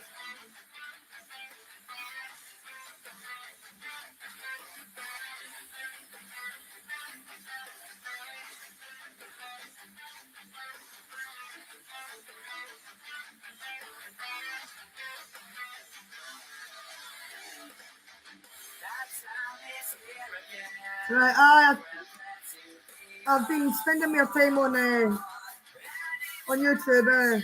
I was on Facebook for an hour, but there wasn't really much people talking, and it was quite quiet, so I came back out here. No, Bella, enough! Settle down! What have I told you now? Settle down!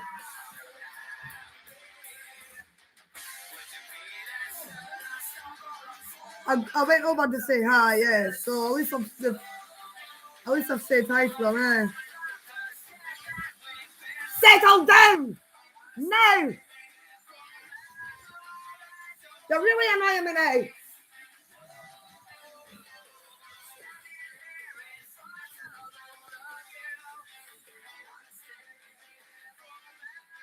Oh, God. She's been annoying me all day. There's only so much that you can be nice there. And then it will annoy you. Oh God.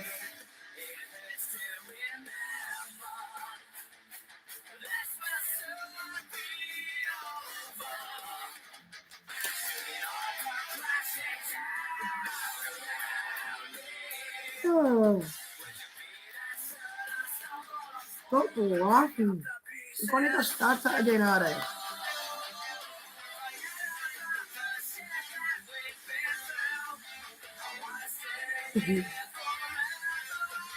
Driving our mum bonkers tonight.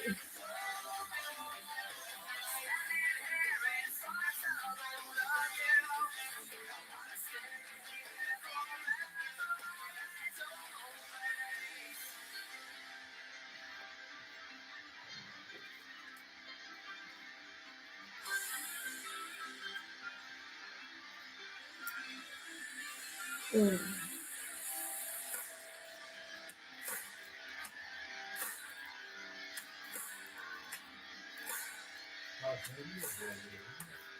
Eh?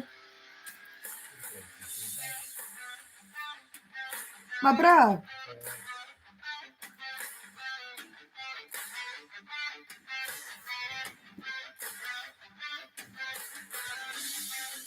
No, it's not too big. That's my size. My size.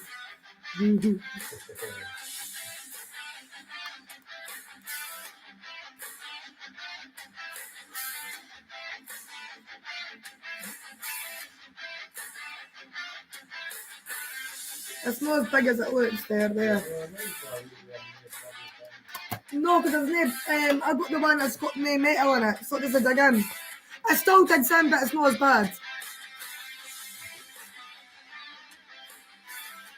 Aye, no wires in that, It's all much better. It's more comfy, Harry? You're glad that you're going to have to wear that. Go and chuck your lighter out. I'm literally dead, I can't be moving now.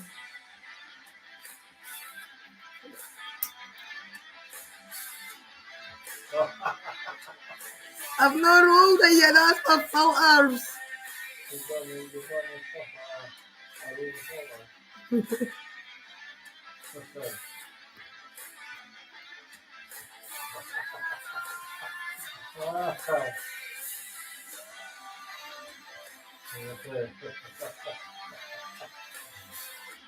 I can't believe I just done that.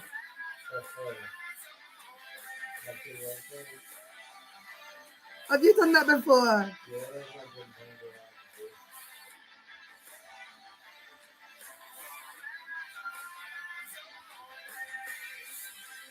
That is crazy. Now I've got no hole at that end.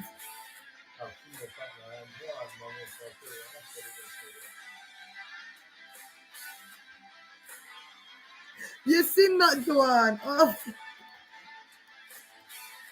I thought I'd rolled it. I never rolled it yet.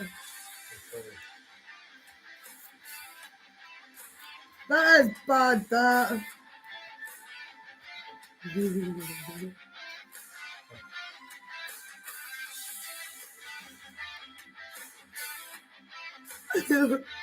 I'm embarrassed now, like.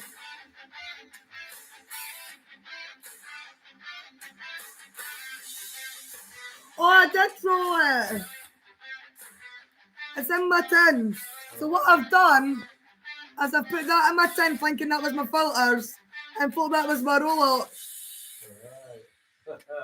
So I've swapped them around. I thought I had made a smoke.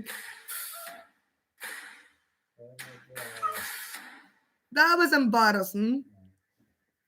Oh, before I like that, I'm going to go for a quick pee-pee. Oh.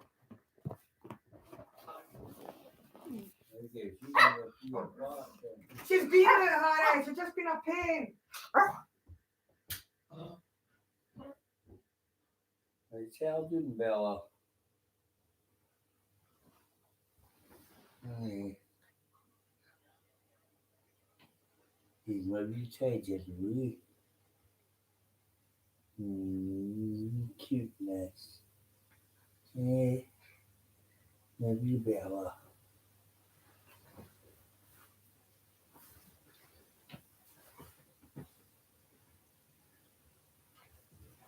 Hey. He's my retarded.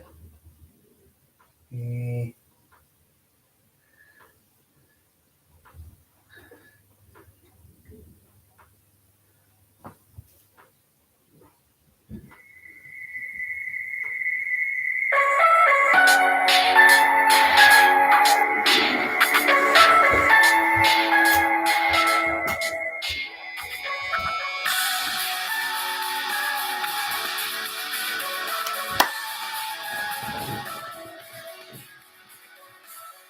Tired of being what you want me to be. Feeling so faithless, lost under the surface. Don't know what you're expecting of me, but under the pressure of walking in your shoes, every step that I take is another mistake to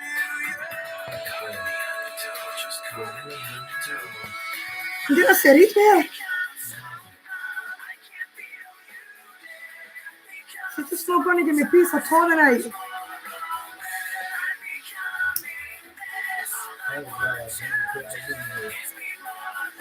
Bella, come on, it's fucking 11:15 at night.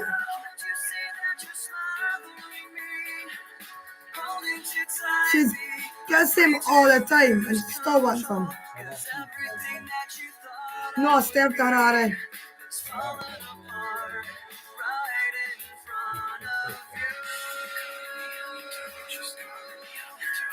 Every step that I take is another mistake to you.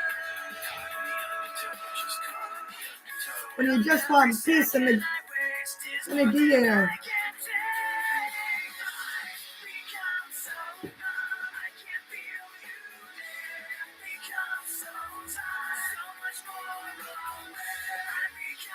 Exactly, and if they didn't settle and leave you alone, you're like, oh, leave me in peace. But you just want to settle down at that time, eh? I can get really, really annoying.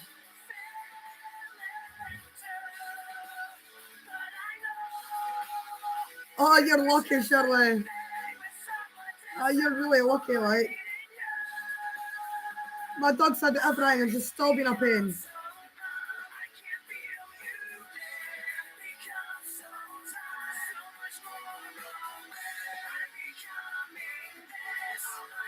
Exactly, but she doesn't. Ella doesn't settle at night. She gets worse at night. Settle down, please. Night time.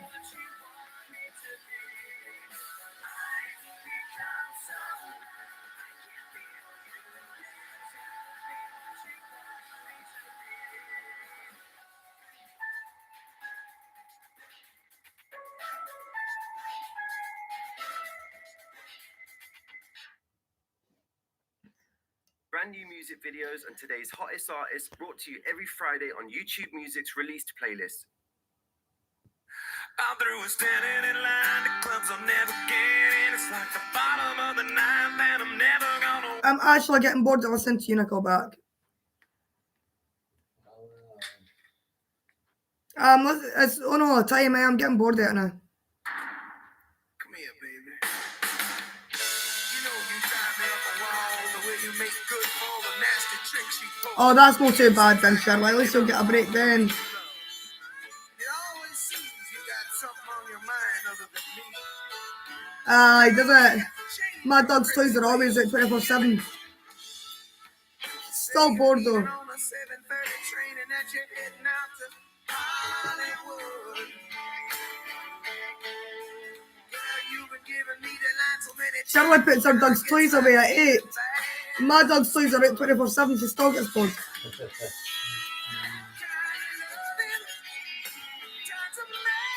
You're like a fucking 2-year-old.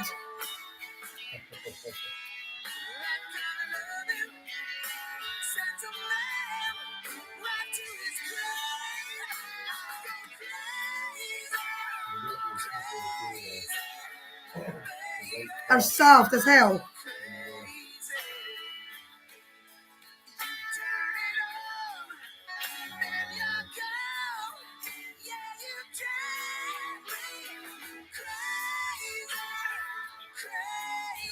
Ah, exactly. Lie down. You're gonna break your wee legs.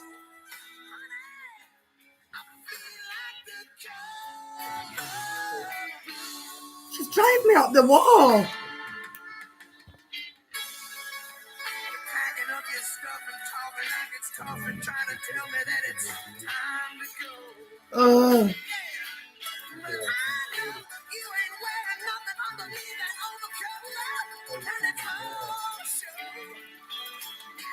oh, fuck's sake. That's not good, Shirley. Yeah, my dog constantly wants something. But it's strange because see if she's not at Harry's and she's at him, or even at Matt's, she settles down completely. It's like the angel fucking halo comes out. The devil horn got me.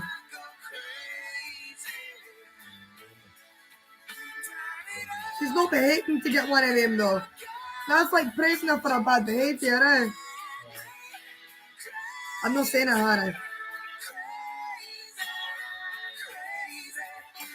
Oh, that's cute.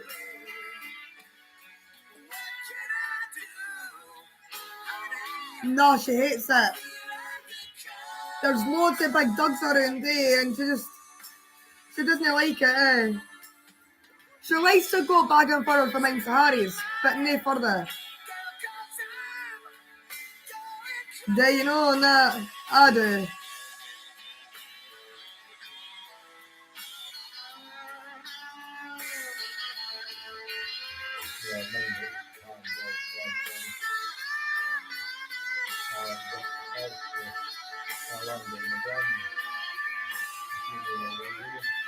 Tell me.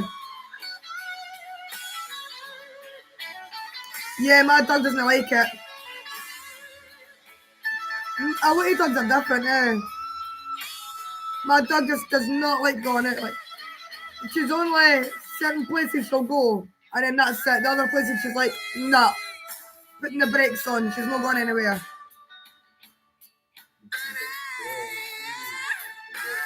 She hates the big dogs, and she knows everywhere around here where all the big dogs are. Yeah, so she doesn't like it. Eh?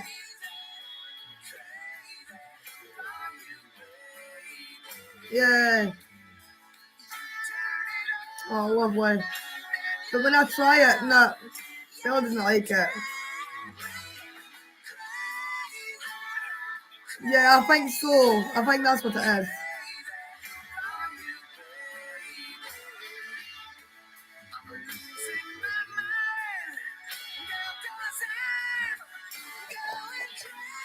Holy shite.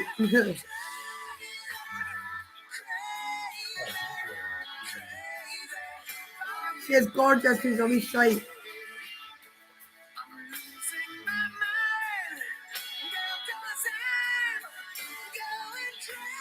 Yeah, she has a walk back and forward from Mains to Harry's. So that's her wee walk. And she does like that. She doesn't like going anywhere else. Unless it's out in the garden for a wee run about. She likes to run about the garden and that. She likes doing things like that. Or if I tell her she's gone to her GRANS, she likes doing that, but she pulls on the lead and doesn't walk nice.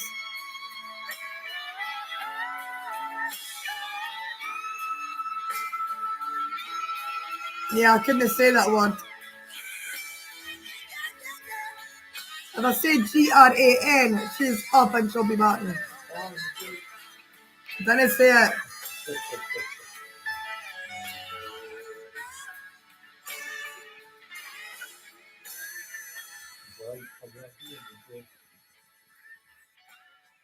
She loves it here.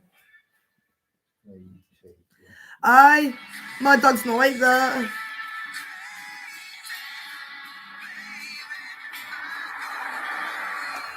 If I say that to Bella, nah.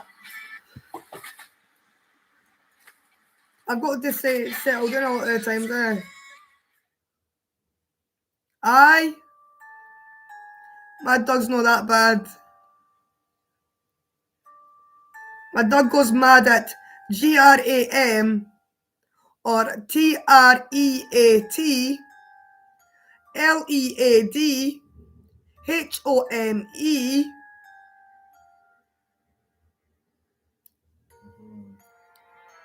So other ones she'll go mad at.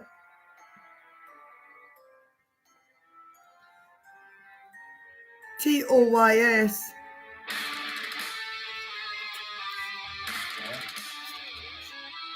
Where's your TOYS?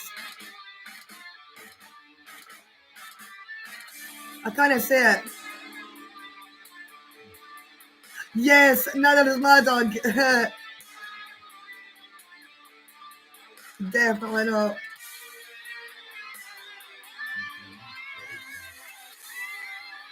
Nightmare! Nightmare comes to love.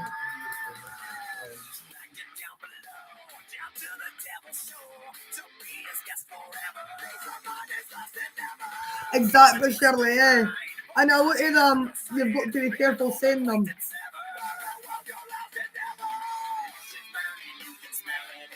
Most of the time, I've got to spell the words out. If I want to talk about something, because she'll be up and batting. The worst one is GRAN.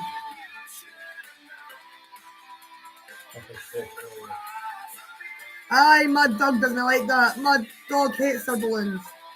She used to play with them when she was a pup. I used to get them all the time. Because one time, I played them up for a birthday.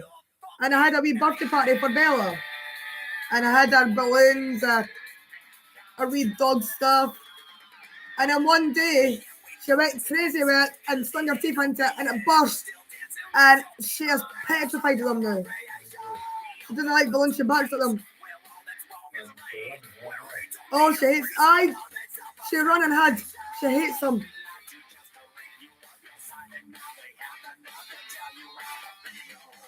Aye. Got to be careful, like. My dog hates putting them. She went berserk and put one time, and since then she's never liked them. Because I was having a birthday party for her, and since then, yeah, I think it must be, yeah. The weird thing is, my dog doesn't like balloons anymore, but she loves to hear fireworks. She has to be at the window watching them. She wants you to pick her up and let her stand there while fucking fireworks are going off.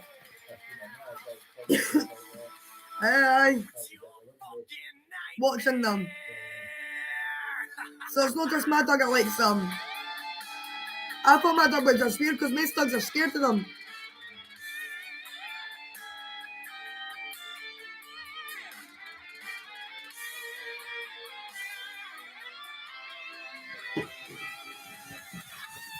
But it's a leg, right.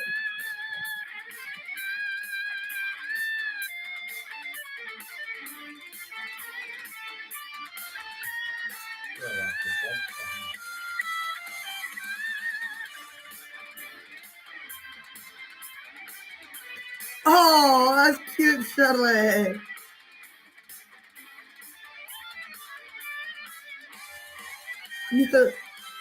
Dogs are adorable, aren't they?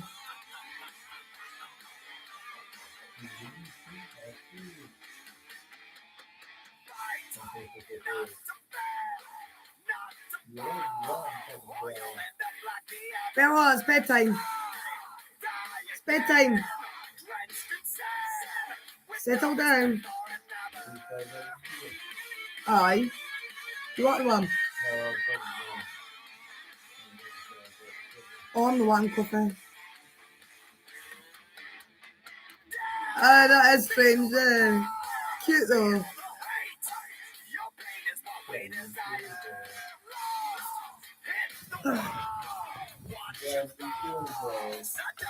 Where's your toy? Go get your toy. I'm gonna get your toy. Where is Bella's reindeer? Go get your reindeer. Go get your reindeer. Bring it to mum. Bring it to mum. You're no daft. You know what I'm talking about. Bring your reindeer. You know where it is. Bring it over. Go get your reindeer then.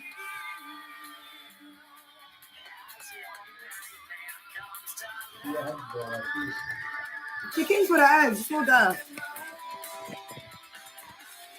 Go get your toy.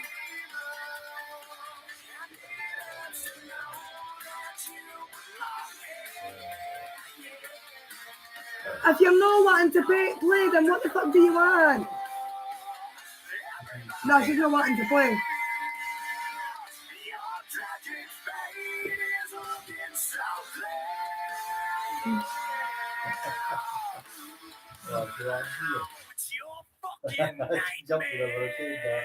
Your toy's stuck to your tail. Look at that. Right here. What's she doing?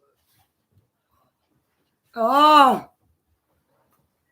Right, if you get that, you're going to behave. Bella's wanting beer. Yeah. Never made it as a wise man. I couldn't cut it as a poor man stealing. Tired of living like Ah. I'm sick aside without a sense of feeling. And this is how you remind me. Maybe I'll get peace now. My beer, thank you. If you want a beer, go in the box. Oh, that hassle all day. And I find it's because she wants her beer. Oh, that hassle for beer, Bella.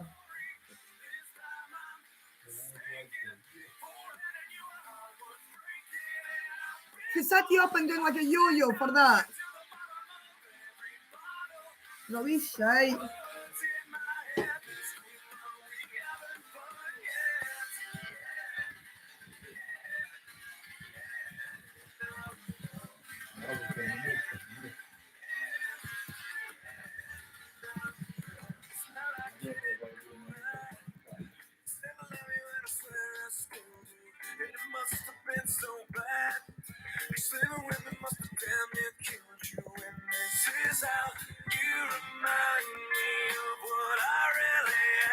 This is how you remind me of what I really am. It's not like you. So sorry. I was waiting on a different story. I hope so, Shirley. Watch, I shall have that until what, Mayor?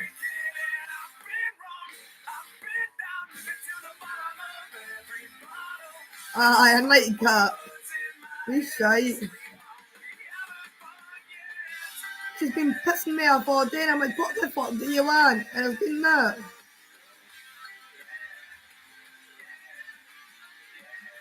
She always has to have her beer at night.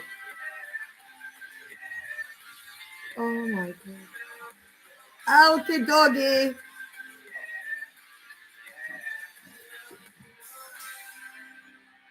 You're a wee alky doggy. Even days where I didn't drink, she's wanting it. Never made it as a wise man. I couldn't cut it as a poor man stealing. And this is how you remind me. This is how you remind me.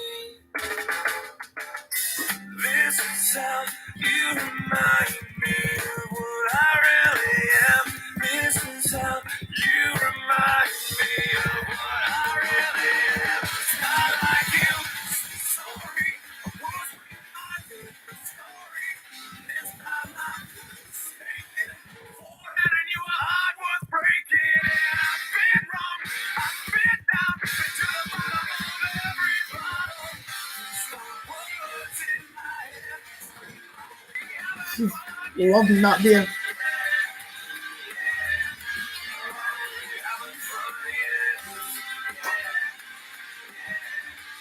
She's finished that.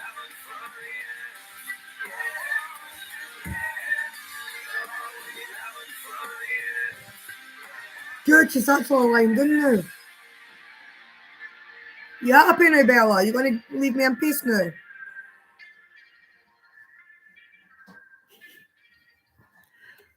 Oh my god.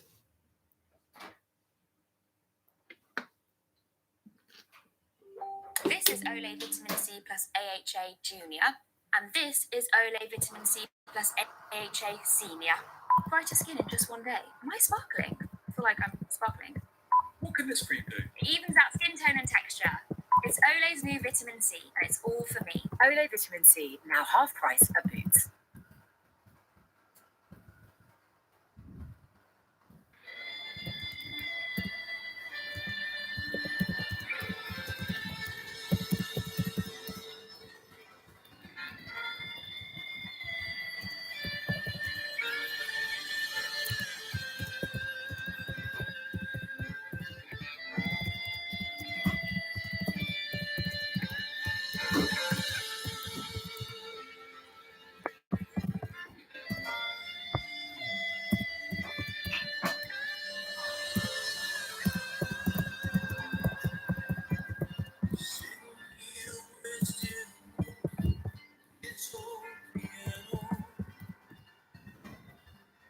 Trying hard to capture the moment.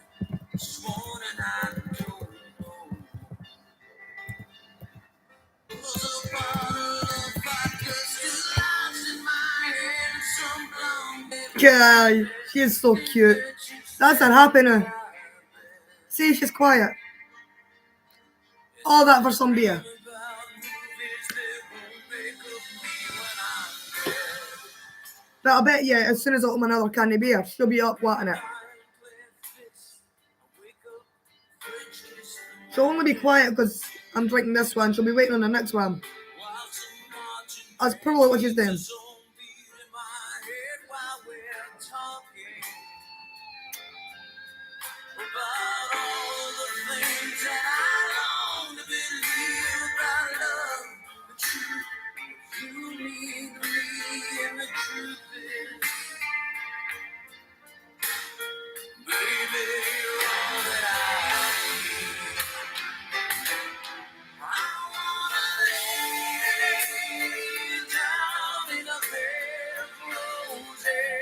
She must have been.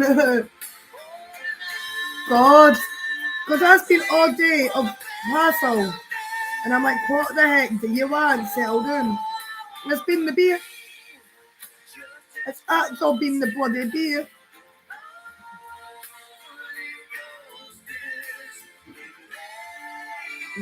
Right. Wants a nightcap before her bed. She's sleeping now.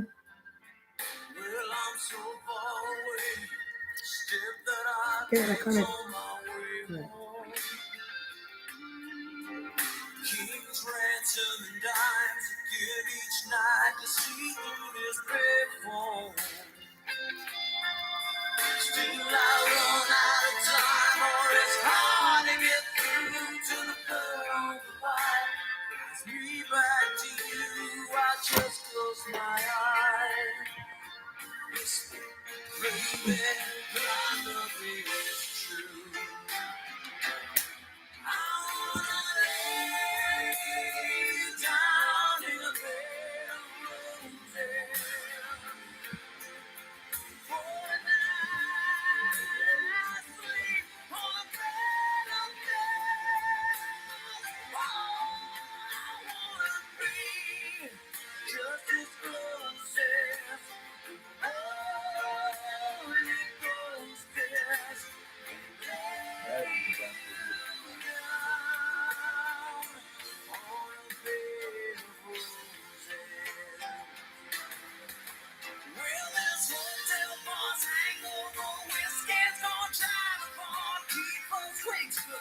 She's giving me the eye. Well, I'm out of here. But I laughed so hard, I think I died. You got your coffee out of that looks good.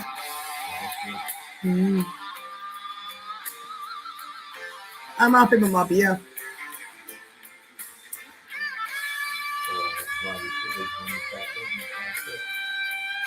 I know that. Sort of feeling.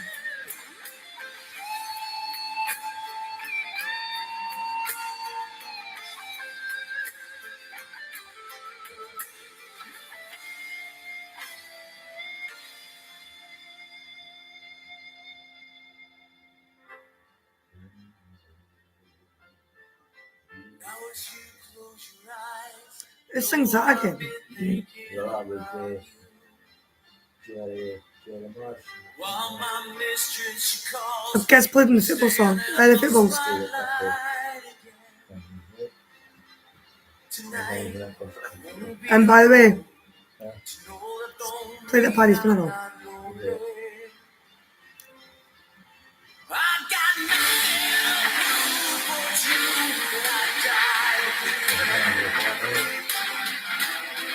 I definitely Shirley. So I'll be alright. I would have to get a bus from here to Kirkcaldy, and if a bus from Kirkcaldy to Aberdour. So it would be quite a travel, so aye, Harry's would take me. It'd be a hell of a lot of money. Well, it'd be about 20 quid getting the bus. I don't have 20 quid to give you.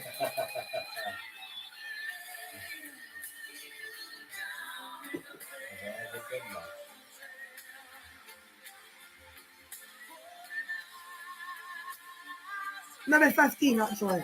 It'd be about 15 actually.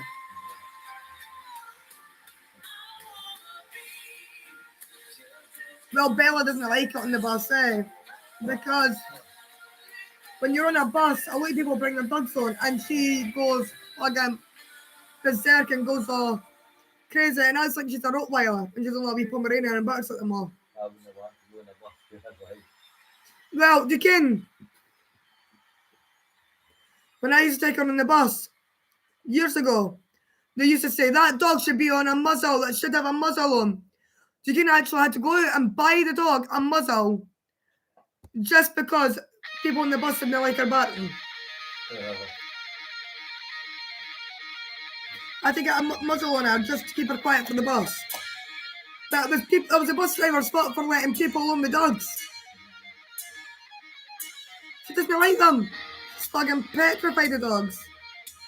Much easier in the car. Exactly. But we should let one owner with a dog at a time.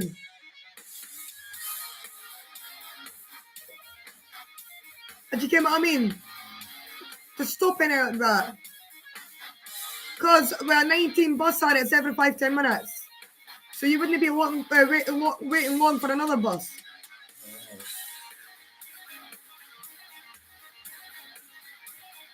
But they told me years ago to muzzle my dog for getting on the bus, like. Yeah.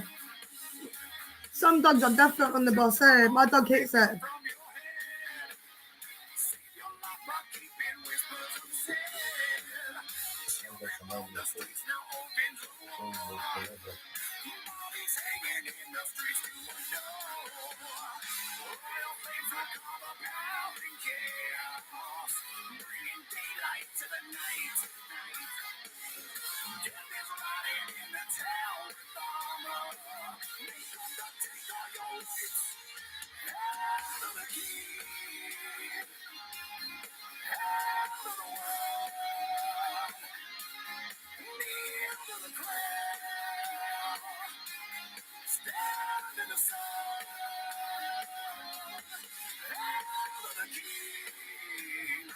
Yeah, that is true, Shirley.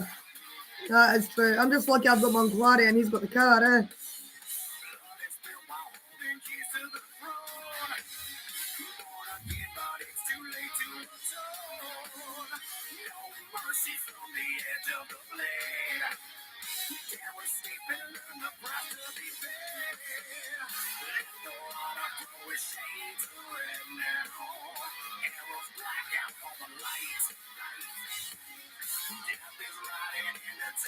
Oh, did I? Aye.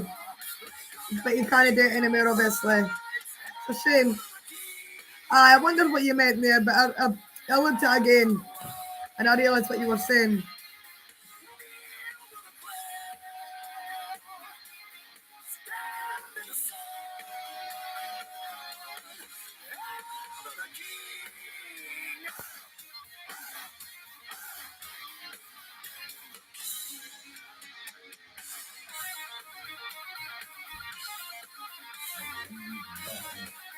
What, you've got the heating on? Why the fuck is the heating on? I've been sweating all day. You must have done.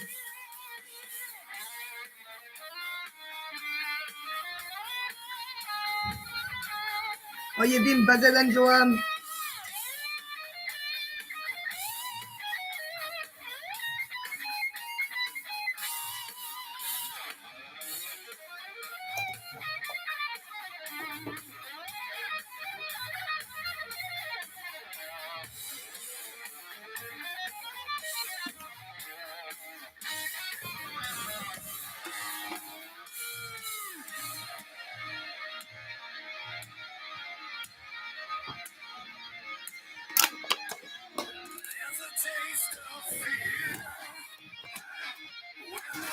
Tomorrow. I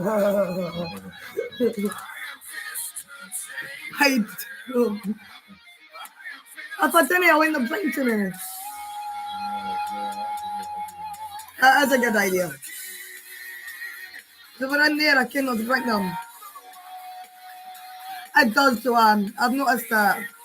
You're busy cleaning, you didn't realise the time. And when you look, the time's went on. Plus, you've got to clean our house. So, aye, that helps. Pardon me.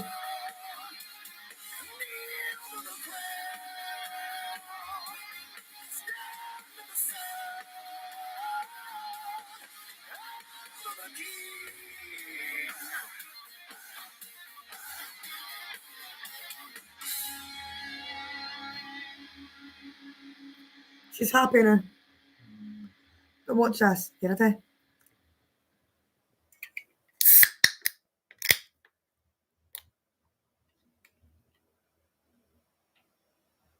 I'm surprised. Discover new music every Friday with No, I'm YouTube actually Music's surprised at that released because she usually playlist, does. bringing you the latest hits and music videos from your favorite artists. 10 cans or more.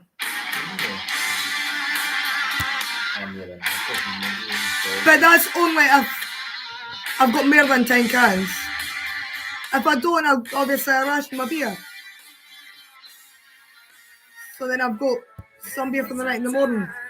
But if I've got more than 10 cans, I usually drink more than 10 cans in a day. This all depends how much beer there is there. Or actually, it all depends how much I'm in the mood for. Some nights I'm only in the mood. Some nights I'm only in the mood for 4. Some nights I'm in the mood for maybe 8. Some nights I'm in the mood for 12, 13, 14. Just all depends on the mood. Yeah. Nearly.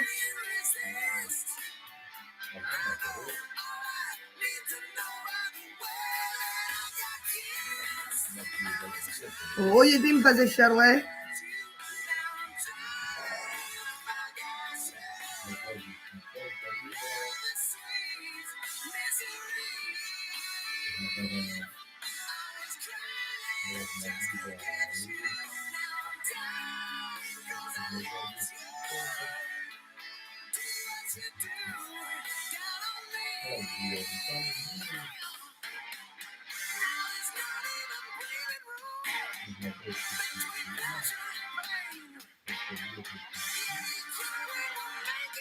Oh, that's a shame, Shirley. I hope you're all right.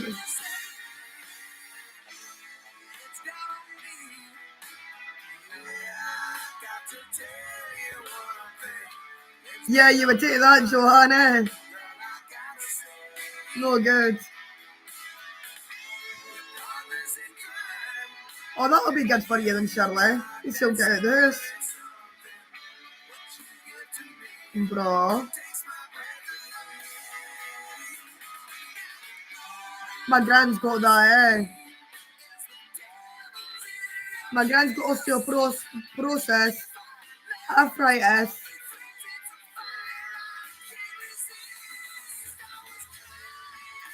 Wearing to the tailbone, aye. And I'm sure she's got osteoarthritis. Osteoporosis, arthritis, and osteo... Kind of mind. But she, wearing to the tailbone. I think she fell on it one time and just thought that. when she gets drunk in that phone on it.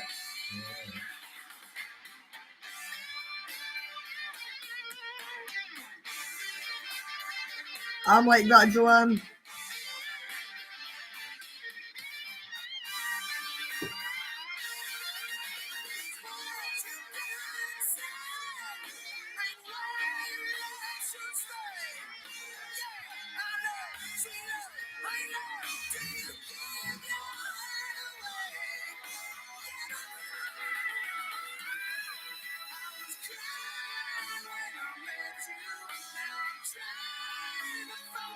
Oh, aye.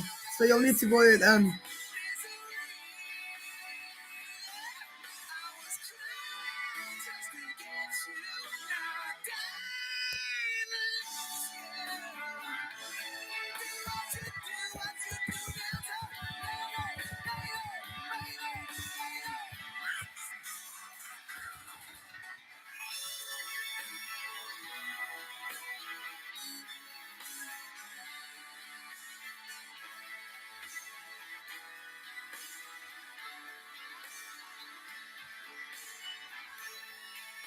Does it? Oh, sweet.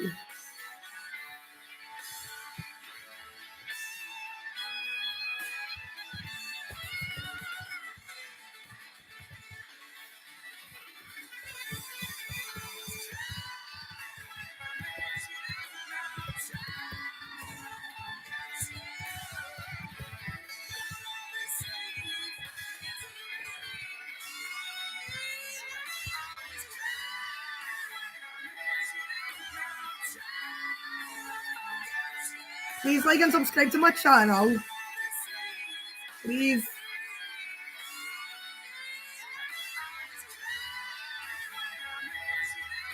Yada yada.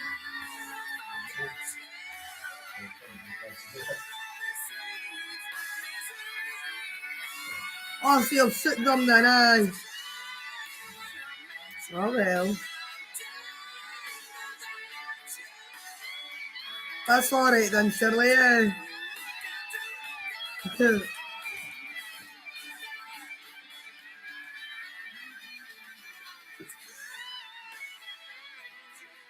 No worries, awake. He's in a dreamy world like I'm a. Just keeps daydreaming. It looks like he's reminiscing. Yeah, right. Boo it, boo it, boo it, boo it, boo it.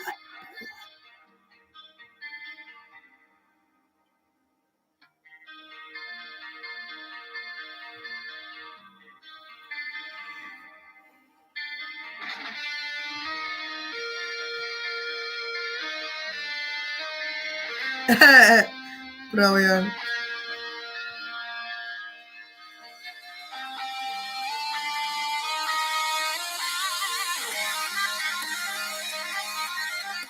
I love that guitar solo.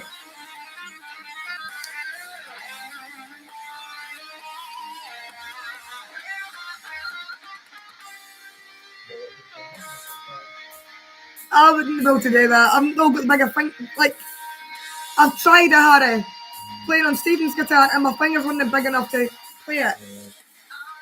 Like when I'm playing the guitar, I'm like that with my fingers. You can't play a fucking guitar, okay, not all the time to get your fucking right notes. Imagine, ding, ding, ding. That would be the slowest fucking guitar solo ever.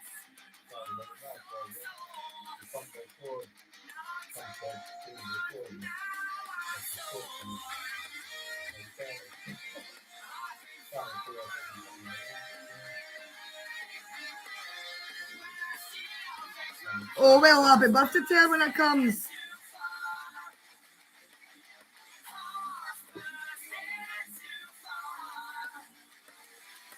Can you imagine me getting the guitar? My fingers are too weak for the fucking chords. I get the guitar and I'm like, ding. Yeah, thanks very much. Dang! Dang! I'd be fucking crazy watching me play guitar, like. Would you imagine that though? Fucking I was doing- dang! I was doing sports guitar. Dang! I couldn't do that because my fingers are no long. Like, yeah, must have to have long, big fingers that can open wide as hell. Like, their two fingers can open wide, but they can't, eh? They two can't, eh? I'd be in, I would actually have people in hysterics watching me try to play the guitar. Sorry, I'm getting hyper because I've got the drink. I just get hyper and giggly, eh? I'm in a good mood though. It's a good thing.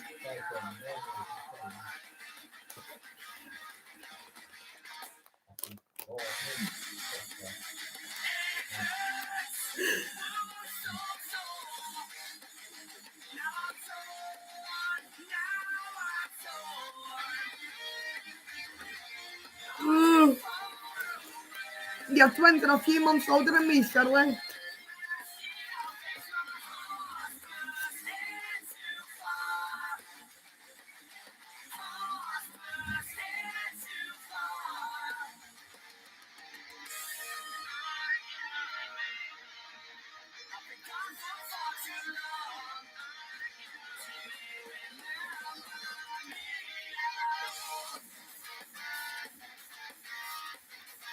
Hey.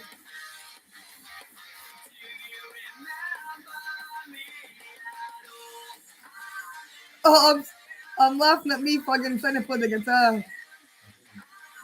That would be funny though, eh? I've tried it too. Getting the notes. But can you imagine me trying to get my fingers on the fucking...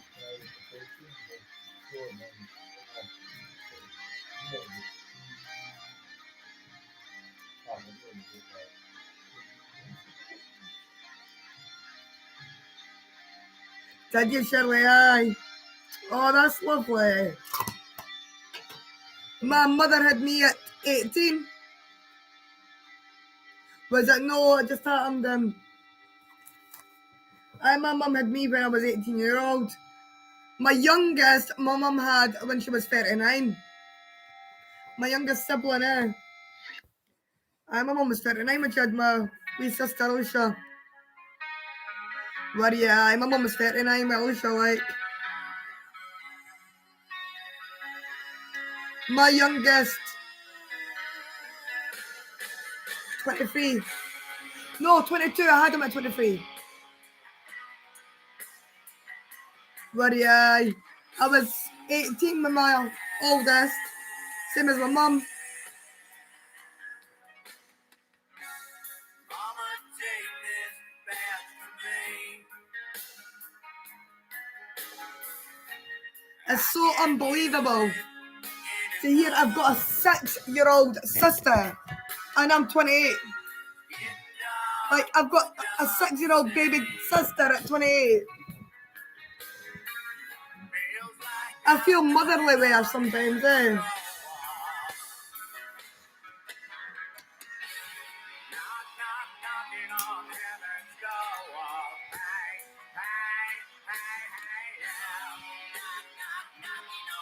Oh.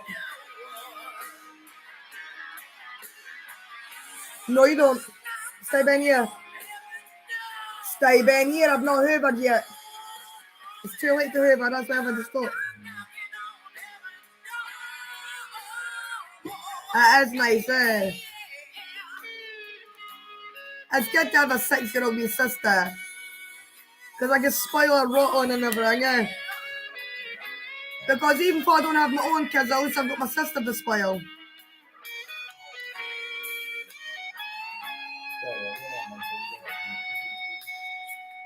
It was a hard Shirley, eh?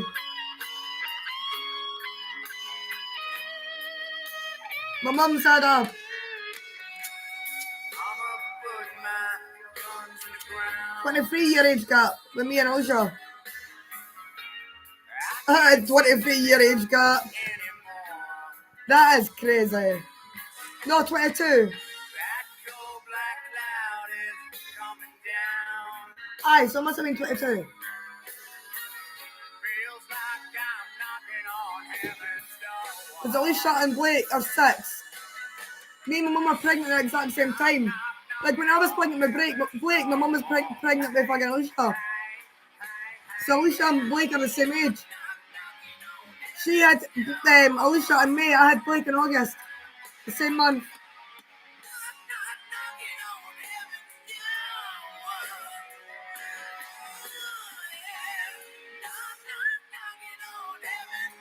Oh, I'm sorry to hear that, Hen.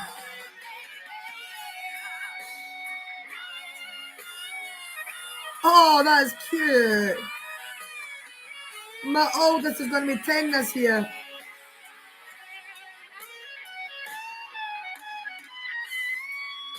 All right.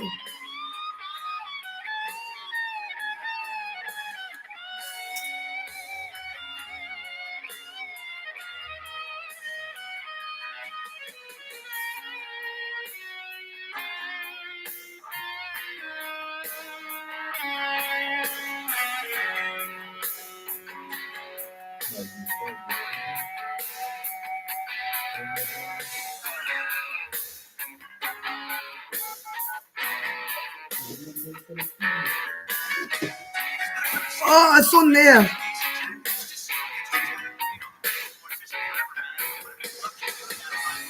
Oh, that's cute, Joanne.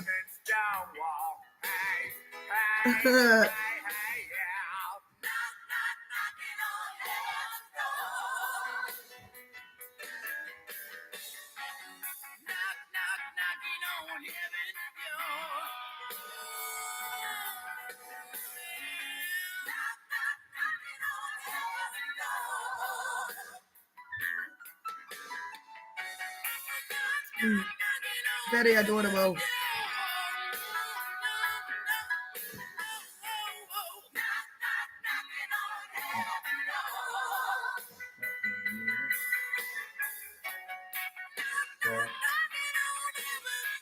Did you just say it's a tip in there? After all the fucking work I've done in there.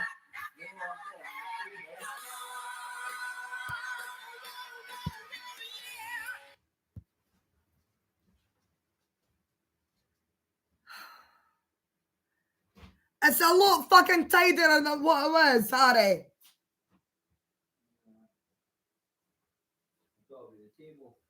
That's what I'm talking about. I cleared all off that table. You're a fanny, Harry.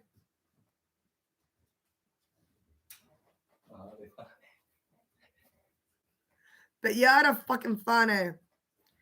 He's, after all the work I've been spending in that kitchen, he turns around and goes, "There's a tip in there."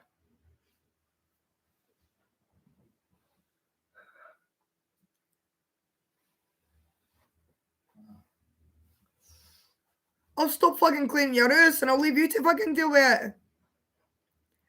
How would that fucking take your box?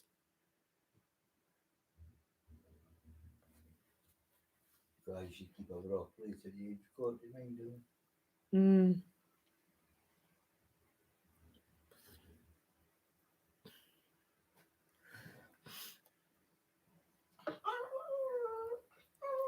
Why is it Bella?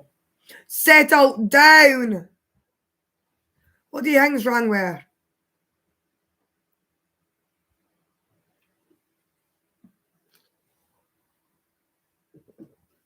You've had enough, stop it.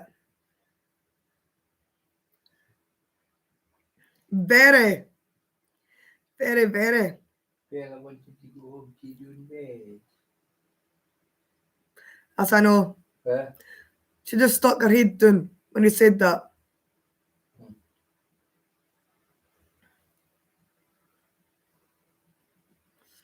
She'll probably couldn't this is her aim, Harry. Huh? Bella probably couldn't this is her aim. Because we're never away from it.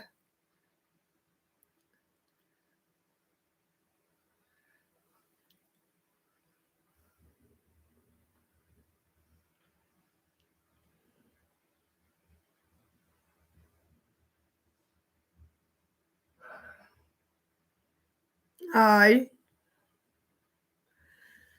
Try to forget what you just said to me. But Going into the kitchen. Oh God, it's a fucking mess bin there or whatever it was. talk about the table.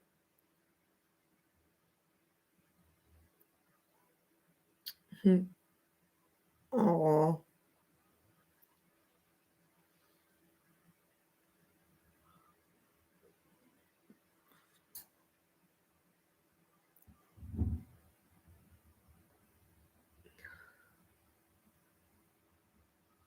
Exactly, Joanne. By the way, there's a bag for the angel. You can fuck off and bag for that. After everything else I've done.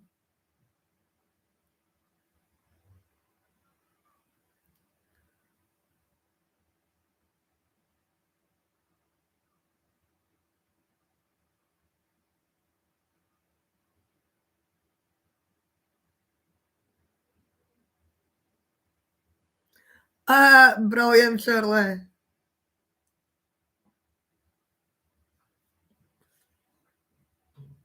Oh, you seen a figure inside your bed? That's not good.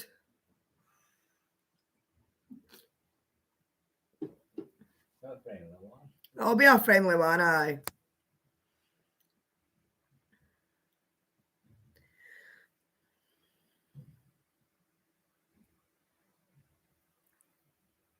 Seen quite a few things in here. Same.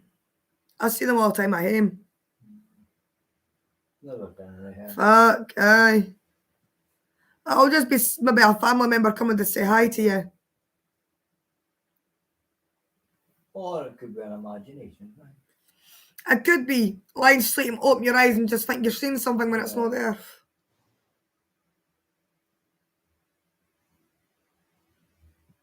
Aye, it's maybe that. Or it could be somebody saying hi to you, Shirley. You never know.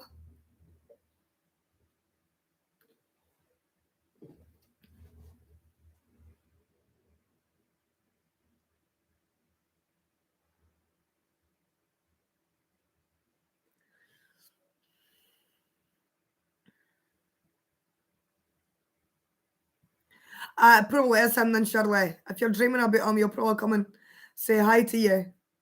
Definitely.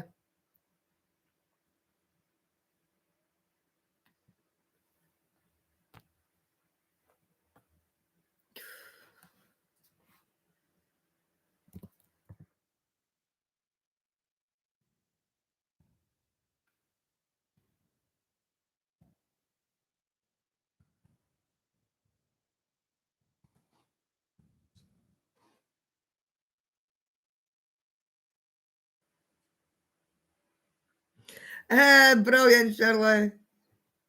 I wonder if you get coffee on the other side.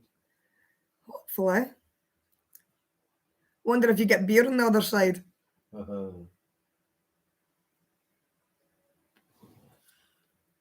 It might be or it might not be. You never know. Right, I'm going for a pee because this beer's gone right through me. Oh.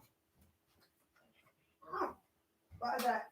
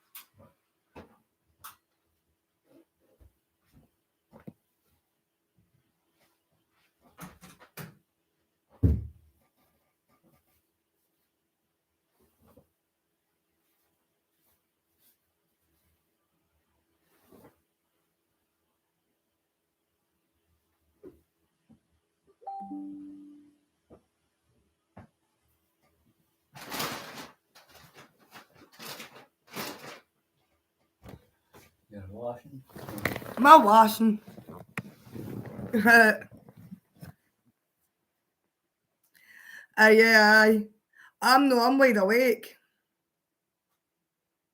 Did you? Aye. So it's the first time you've seen it?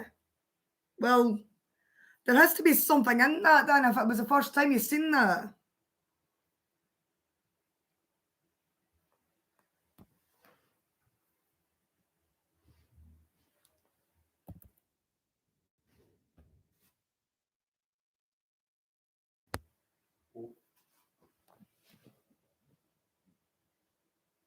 Do you? Aye. Seeing something for the first time. So there has to be something in that if it was the first time. Just seen that. She's never seen that before, but then she's seen it that time. I've always seen there's something in it. There has to be something in that. I've seen quite a lot. I do. I'm up till about 5, 6 in the morning normally, Joanne. Mind you, I've not had a nap today, so I'll probably be in my bed 3, 4, but we'll see. Hey, And here, I'm not going down the road in that wind. You think, die? Brilliant, Shirley. That's lovely, that. oh, so I'll take it out of you there.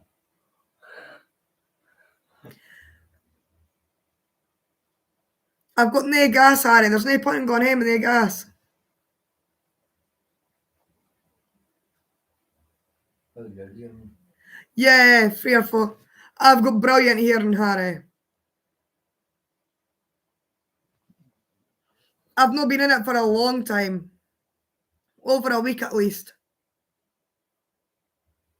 Yeah, I'm better at Harry's, I will go home one day. Just when, I don't know. I don't know who this will soon. But sometimes I think I'll fell into. I'm not going to be here in the morning, Harry. Behave.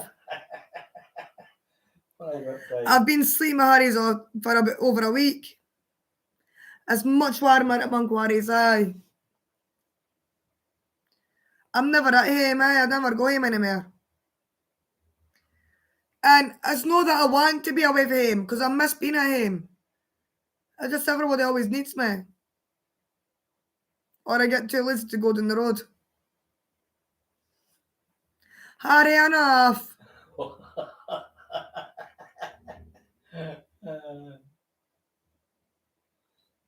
You're being naughty again.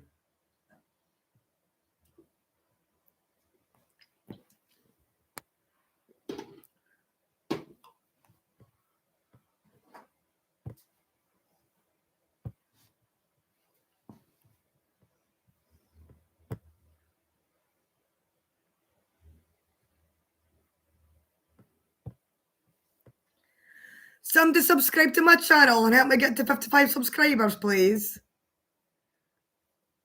I'm at 54. I just need one more subscriber to get to 55. Exactly. Exactly. He's not got a spare bed. No, I sleep in his bed. He sleeps on the sofa though, so he doesn't sleep in that bed. He never has done.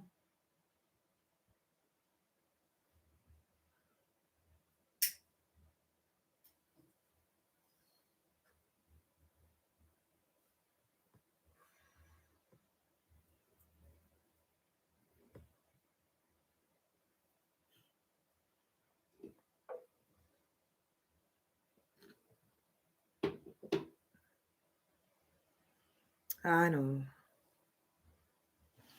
He's never slept in that bed. He sleeps on the sofa, like. And it can't be comfy, but he finds it comfy.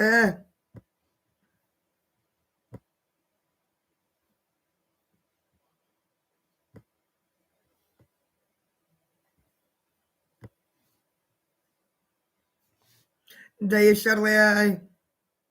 Only thing I've ever seen me in my bed is I've never heard a husband and wife sleep in different rooms before, but Oh, I've heard of that. have you? Aye. If that's what you prefer, it's better, Oh, brilliant, John. You'll love that, Some do, aye. I've never heard it before.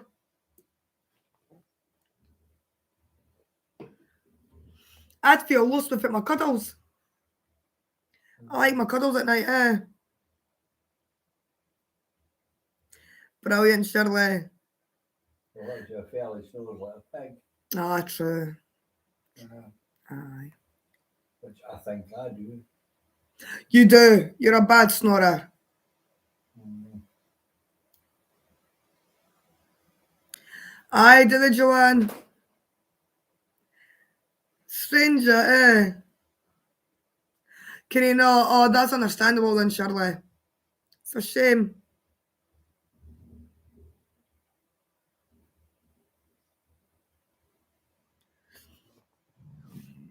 Pardon me. Yeah, you'll love that. Definitely, Joanne.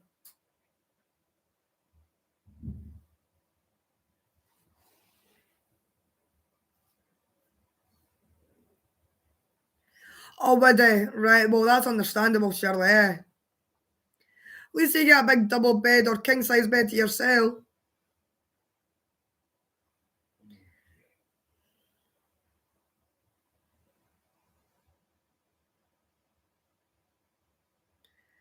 Ah, right. Oh, well. That's all right then, Shirley. That's cute, though. That is cute.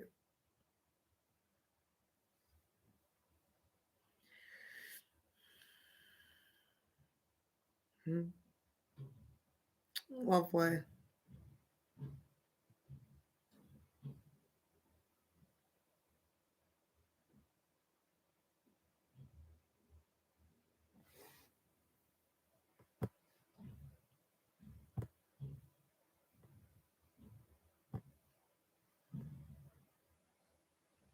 Us single fellas often like your privacy.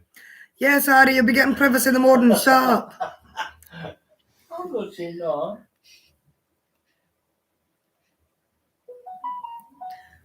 Beep, beep, beep, beep, beep. No, I'm the same with that, actually. I like to sleep right on the very edge, on my side or on my stomach, right on the edge of the bed.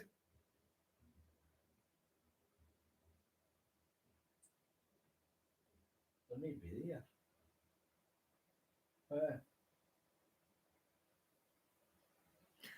No, it must be a notification.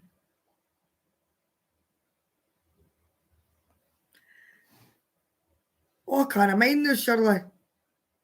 Oh, yeah. Yeah, I remember now. Talking dirty. That was what it was. Oh, You talking dirty. well, what was I saying? Like,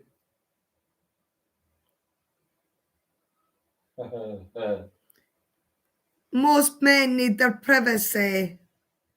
yeah. And then doing other things. Dirty bastard. Well, when you live on your own, all you do. I know, Shirley. I live on more. Yeah, he needs a woman bad. But you want to go and look for one. Why don't you go in the cabins?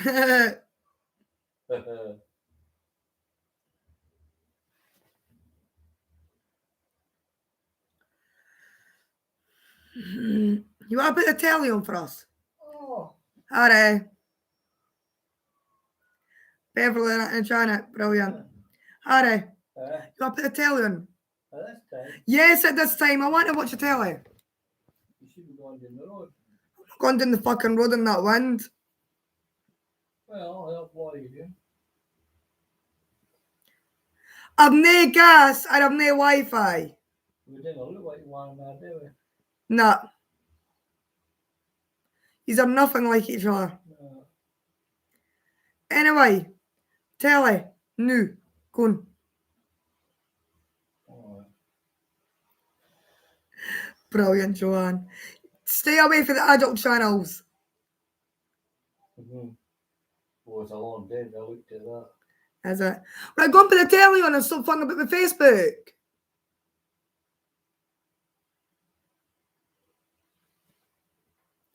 There's nothing interesting on Facebook nowadays, anyway. I only go on it once in a blue moon just to be alive. Apart from that, I didn't go on Facebook. Give me the remote. I think it's all plugged in. You're supposed to be going down the road. I'm not going down the road. I've not been home in fucking ages.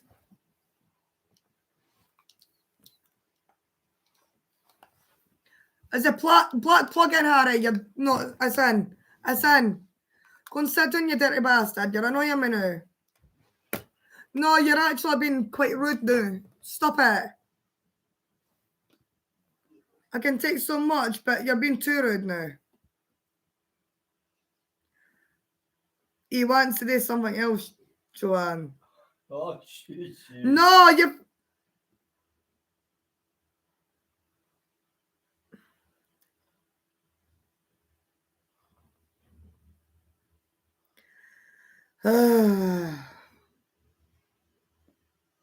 Exactly, Shirley. You get his private time then.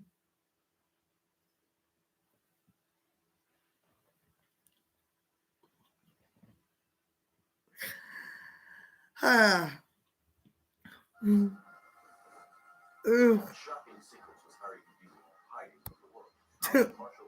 Men are annoying. Yeah.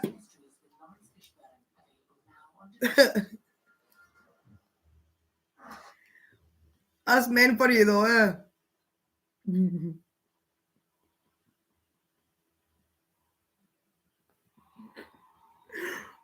Right, Harry. Yeah.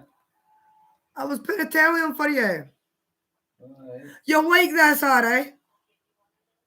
You like swords, don't you? Like what? Swords. Yeah, so you want more. Up in the loft. Oh. Right, watch.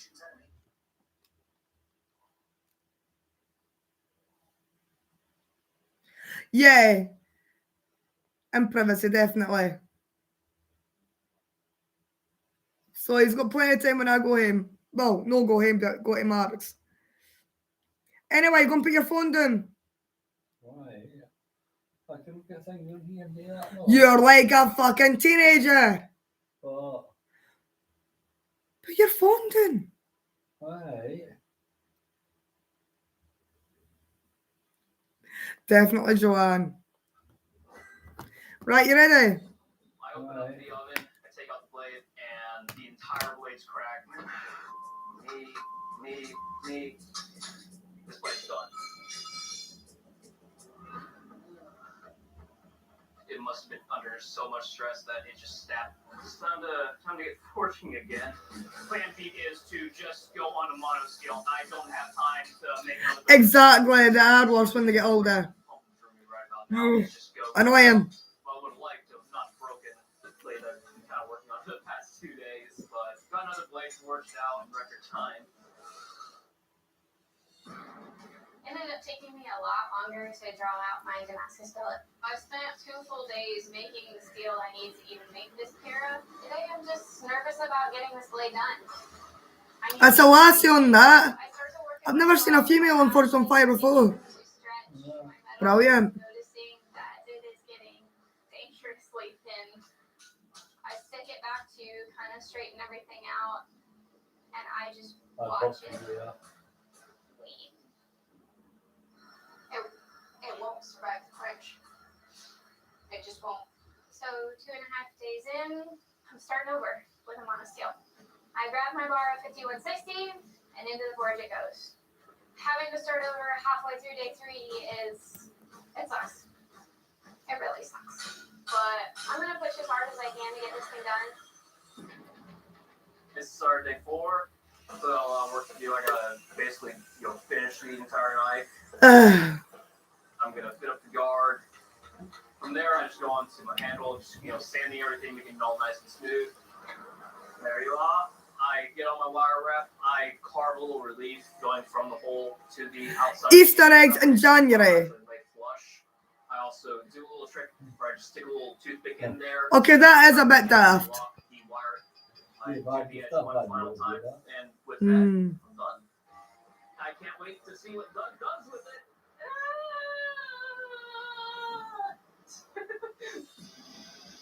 Day 4, and I have to make a Kira in basically one day. I got the profile of the blade forged out. I need to finish grinding, I need to quench, and I have to put the handle together. Pull it out, and it's worth just a little bit. At this point, I'll take it. I start to work on my handle. This handle is hard to do because the tail is coming off at a really weird angle. The fitting of it, everything takes time that I do not have right now. I don't have the luxury of pins, but I've got to get it stuck together, so 5-minute epoxy it is. I'm done.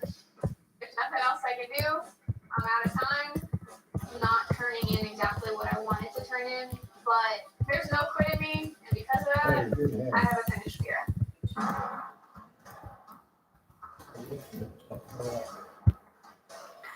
I've sent you a message, Shirley. Wesley, Kevin, welcome back to the forge. That is silly, Shirley, like. Just to work on your finale weapons. Wesley, how did it go? I had to start over halfway through day 3. I was just really pushing to finish. It is made of 5160. The handle is Cocobolo. There is a piece of mild steel, just as a little bit of vibration impact towards the handle, and it is a leather wrap. All right. Kevin, how'd it go for you? I went pretty far for the course. The blade itself is ADCRV2. It's got a sterling silver wire wrap and a brass guard, and the handle is quilted maple. All right, bladesmiths. There'll be a strength test, a sharpness test, and up first, the kill test. Doug? Bladesmiths, welcome to the kill test. Your viewers look very interested. Find it out, I will take your feelers and deliver some slashes and hacks on this or carcass. Kevin, you're first. You ready for this? Oh yeah. Let's do this. This is a big hog. It's got hide, it's got bones, it's got meat, and I'm gonna have to go through all this. Chills down my spine, butterflies in my stomach. Hopefully everything I did will hold up.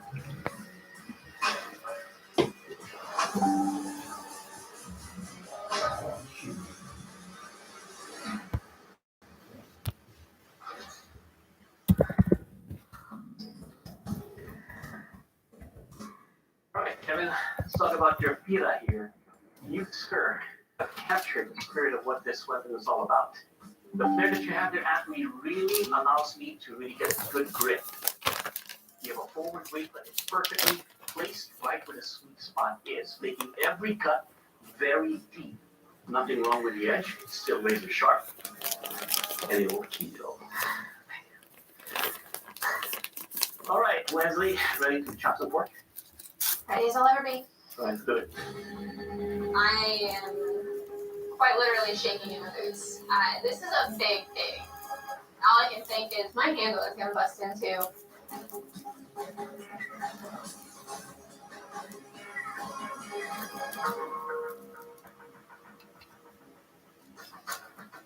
I don't see a pin here.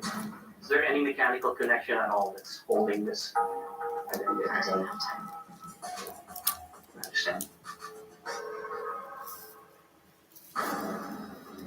There's no mechanical connection here. Usually when they whisper, this is a really bad sign. I don't want to hold back. Holding back is a contested.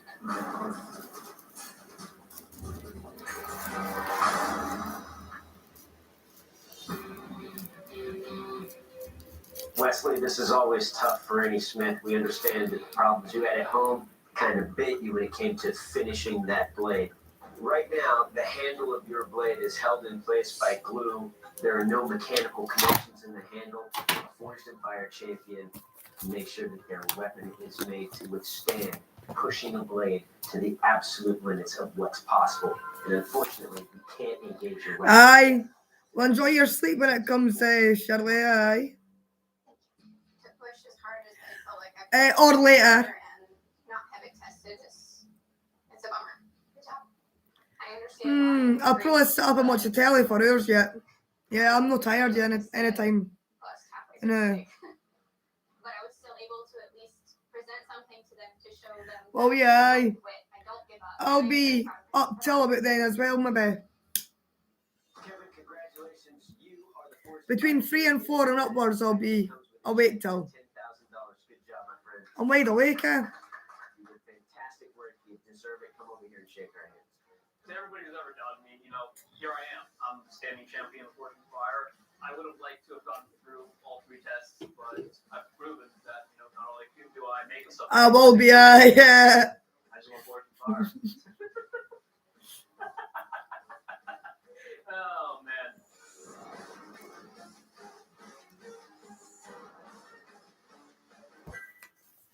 Late night entertainment on Sky History. Me? Used to. Exactly, that's what I think. Definitely.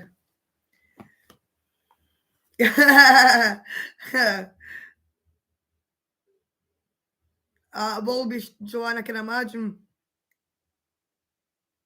I'd love to be able to do these school runs.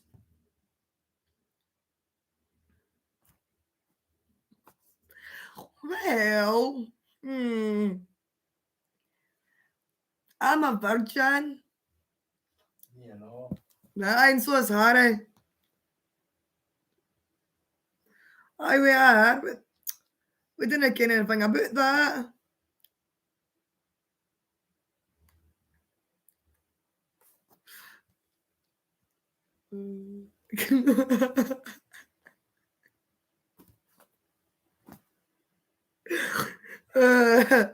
I am a virgin, like I haven't got a fucking clue about that.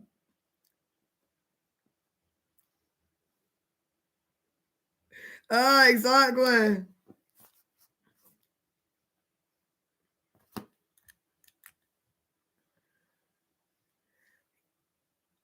That's true, Joanne. It's probably better for everybody with the kids getting up in the summertime than the wintertime, because at least in the summertime you can walk to school with a vest on and shorts and enjoy the sun.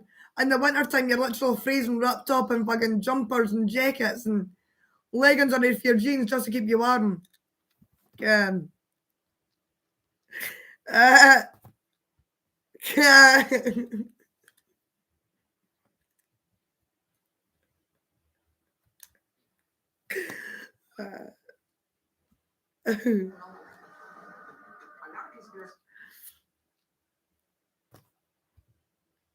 All right. I mean, I came what you mean now.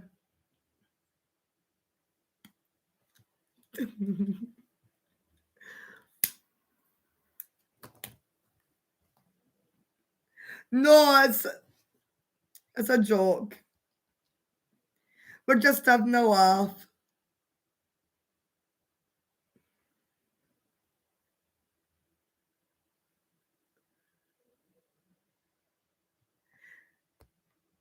You're lost. Oh, we're just having a laugh with you. Absolutely. He's got a cute now. They wouldn't even fit inside my mouth. Of course I'm not a virgin. I was just laughing. I was joking with you. Oh, it doesn't matter. Okay, what I mean. I was just joking. I can't be a virgin if I've got 4 kids, can I? You don't get the joke now. I've had 4 kids. I'm not a virgin. Perfect. I was just being sarcastic and joking. You're far from fucking innocent. It's time for what, Shirley?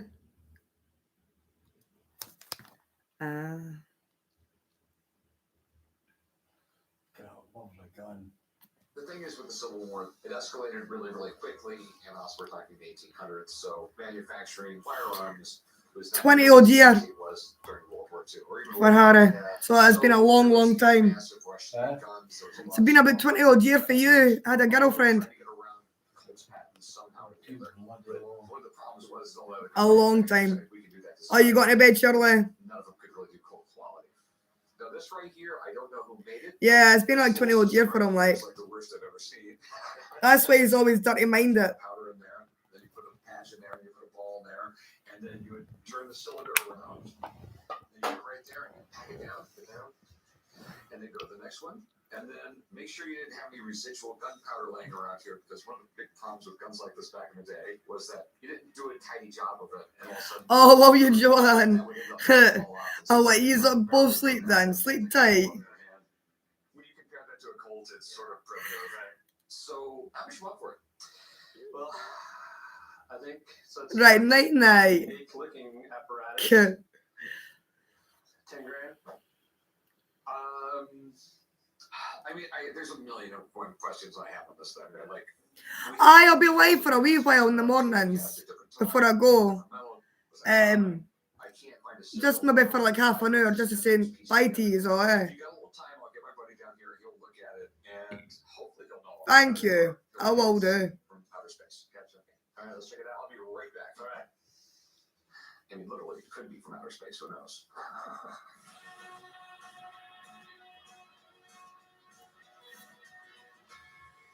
Right, no bother, Shirley. You probably will be up. It's definitely different. Put it down on this, man. Sure. So I'm guessing it's a skull, right? Yes, it's a skull. It's called an Osmat ancestor skull. The Osmat are a tribal people. You'll see me live in the morning at some time. Their ritual veneration of their ancestors. How'd you come about getting it? I'm a collector and dealer of human skulls and other odd things. That's kind of creepy, man. Coming down to the pawn shop today to try and sell my Osmat ancestor skull. It's hard to find them like this in this kind of shape with this kind of headdress on it. I'm asking $2,100 for this piece. It's in really good condition, so I think we can make a deal. This is pretty interesting. In the Asmat region in New Guinea, there's literally hundreds, if not thousands, of different tribes. Good night, Joanne. Joanne says good night. We've all heard stories about headhunters, cannibalism, and the shrunken heads. This is the region where those legends got started. In the 60s, Michael Rockefeller was over there filming a documentary and was in a boat accident and apparently swam to shore, and legend has it that he was eaten by these people. They never found any remains or anything, but when your dad's the governor of New York and you're from one of the richest, most well-known families in America, and you just show up missing in New Guinea, you know, imaginations are going to run wild. You know, who knows actually what happened to him? Yeah. I'm assuming this is probably a tourist piece? Yes, this is a tourist piece. Obviously, it is a real skull, that's for sure. You know, you can see like the bones, so you can see the porous parts of it. You can tell what the teeth is. Probably from a really undeveloped place like New Guinea. Mm-hmm. So what are you looking to do? I'm looking to get $2,100 for it. Okay. Well, we got a problem there. Now, you said you're a dealer and you're a collector of skulls. Mm-hmm. So you know as well as I do, I can buy a skull online right now for $800. It'd be a little damaged. Wouldn't have the cool headdress on it. Wouldn't have the tribal background, but Yeah, I mean, who knows what it really actually symbolizes? You know, you can tell me one thing, and another guy's going to tell me another thing, and another guy's going to tell me another thing. This is a really good tourist item. I'd offer you about $600. I mean, if you have a fun story and a fun idea, but it's basically an arts and crafts project on a skull. I'd like to get a little more. What about $1,400? How about $800? That really is the most I'm going to pay you. I still think it's low, but you know what? I'll just take it. Settle on $800. It's a little less than I was looking for, but Chicken, there's actually an advert. Chicken, there's actually an advert. Because what's on is Pawn Stars. Oh no, it's not. It's a program. I thought it was an advert. I have a very interesting pocket watch, and the fact that it's a minute repeater. But what's really unique about it is the previous ownership. The engraving reads Wirt Dexter from his friend Henry W. King. I don't recognize the name. Well, Wirt Dexter was a very prominent attorney. Well, I've never met an attorney that didn't think he was important, so. That's for you're right wrong there. I came down to the pawn shop today to hopefully sell my 18-karat gold, very unique, never-repeating pocket watch from the late 1800s. I've seen watches like this sell well over $10,000 worth, so I was hoping to get $8,000 for mine today. This is interesting. Well, pocket watches can get really, really complicated. and I'm not really that good with them. Do you want to have my dad come over and take By a all look? means. Hey, Pops. What? I need your nerdness. So you need my brilliance. Put on your Harry Potter glasses and look at this pocket watch for me. So where'd you get this? Well, I have a company that we buy gold and silver and wristwatches, and this pocket watch came along a couple years ago, and I just took a liking to it. I kept it because I love the history behind it. Gentlemen whose names are in the watch, they were prominent multimillionaires, and after the Great Chicago Fire, these men got together to form a relief effort. Okay. It's a minute repeater. Yes. What exactly is a minute repeater? Minute repeaters were invented right around 1800. And there's a little slide on the side you can pull. It'll make various dings on the hours, quarters, and minutes to help tell time for the visually impaired or to tell time in the dark. Sort of gimmicky. They never really worked right. But this is probably made in the 1880s. It's a European movement. How do you know it's European? It more or less says it on the case. It says 18 karat fine, and the carat is spelled with a C. Everyone in Europe spells it with a C, we spell it with a K. Interesting. This is how it is. So Tissot and other watch manufacturers were exporting watches to the United States. They generally did not put the name of the watch company on the movement because the jewelry store was going to put their name on it. Okay. How much do you want? I'm looking for $8,000. American pocket watches, 18 karat gold in this time period, can go up to like $10,000, $15,000. It's a European one. It's a generic movement. European watches were not built nearly as good as American pocket watches. American pocket watches, starting right around 1870, were the best watches in the world, hands down. Collectors of pocket watches in this country generally collect American watches, and like they don't sell. They just don't. Wow. I'd give you like $1,500 for it. Wow. Would you give me $4,000 for it? No. They sit forever. Wow. Okay, no one wears All right, pocket I'm watches. just going to let you go. I'll deal with it from here. Okay? Okay. All right. I'll tell you what, he said you paid $1,500. I'll go to 2. Can you go 23? Nope, I can go $2,000. And I'm being nice at that point. Well, I think the truth is, I'm being nice. I understand. I think I'm just going to keep it in my collection. I appreciate it, man. Take care. But thank you so much. Have a good day. The offer was so much less than I was expecting for $2,000. I rather just keep it.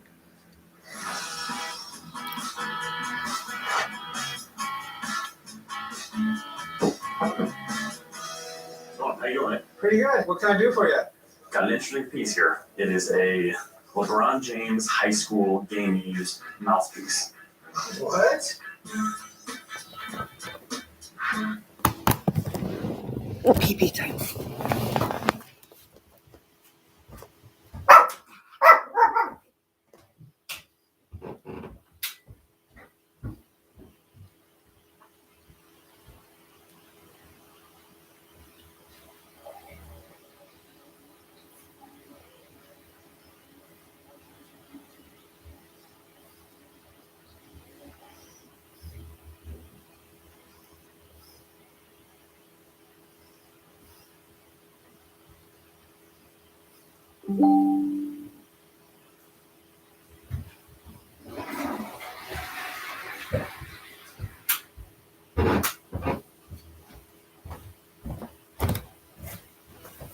Ooh, yeah.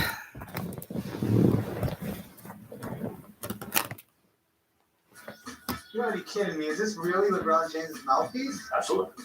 You know, you can imagine he's got a huge mouth. It wouldn't even fit inside my mouth. I don't think. You could try. This is disgusting. I love it. I have a LeBron James high school game used mouthpiece. It says King James on the front of it, Gloria, his mom's name on the side, along with number 23. I am hoping to get $12,000 for it. I'm literally speechless right now. I'm holding a piece of King James history in my hand right now. This is awesome. I mean, it's LeBron James. The guy's a Hall of Famer, you know. 3 NBA championships, 4 All-Star Game MVPs. He played with the Cavaliers, then he went to the Heat. He won a couple of championships. Went back to the Cavaliers, brought home a championship to his hometown. You know, Ohio, he's from Akron. And there's also a picture of LeBron with it in his mouth. Wow, you can see the spacing on it. Wow. And this is cool because this is LeBron James in high school. Mm-hmm. His high school memorabilia doesn't come up on the market very much. What are you looking to do with it? I'm looking to sell it. And how much are you looking to get for it? $12,000. Man, you buy a mouthpiece for $12,000 and I'm thinking I want diamonds encrusted on it. You know what I mean? Well, I mean, I want to shine. I have no idea if it's worth $12,000 or if it's worth $20,000 or if it's worth $1,000. I just don't know. But if you got a little while, I'm gonna call a buddy of mine and have him down here because for $12,000, you know, I'm really gonna need to be positive that this was LeBron James. That's fine, man. Give me a few minutes. I'm gonna call my guy Dan down and he'll come take a look at it and we'll go from there. Cool. I have the personal king of the former president of Egypt.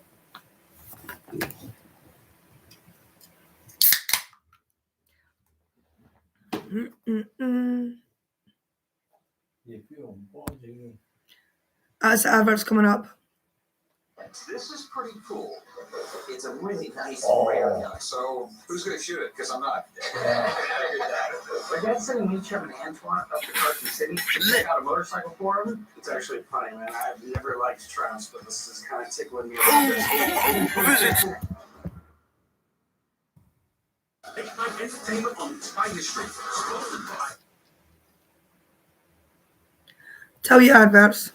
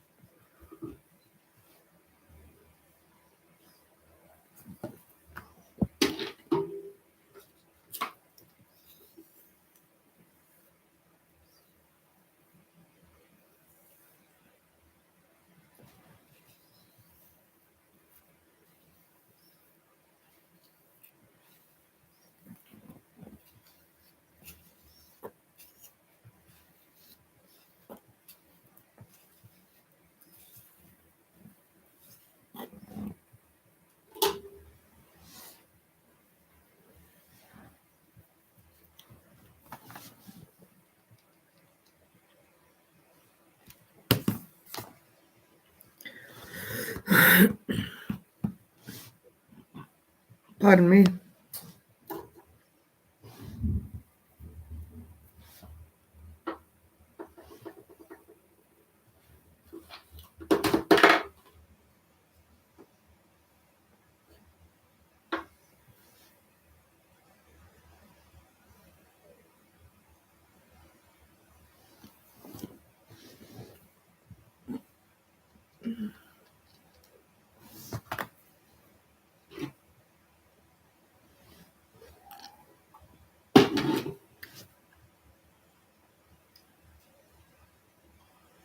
Why do you keep that on pause?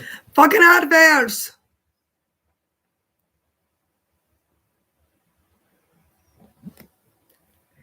What do you think the program's going to be on the new? Well, it's not. Watch. Sky. Adverts. I'm not watching adverts.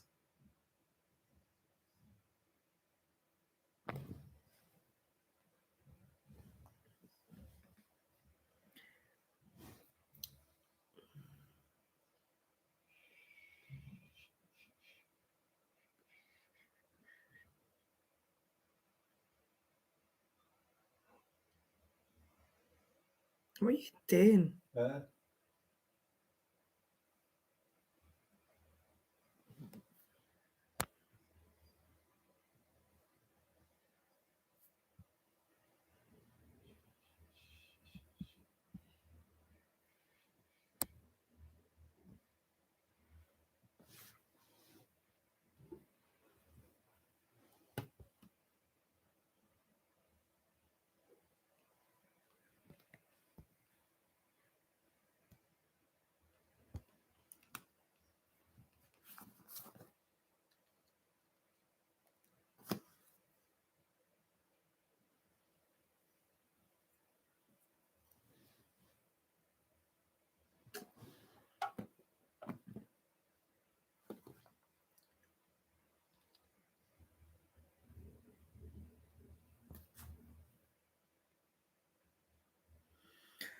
Oh, aye.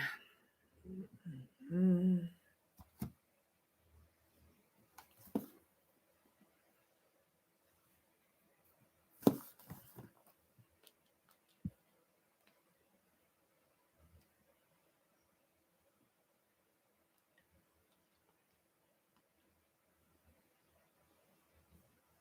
Where's the program I was watching? Still there.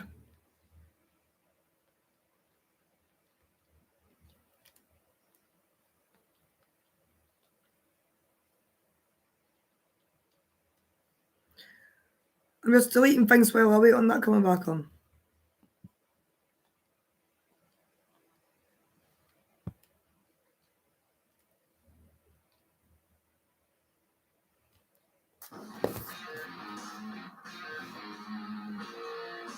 I have a customer who says he has a mouthpiece from the GOAT himself, LeBron James, from all the way back in high school.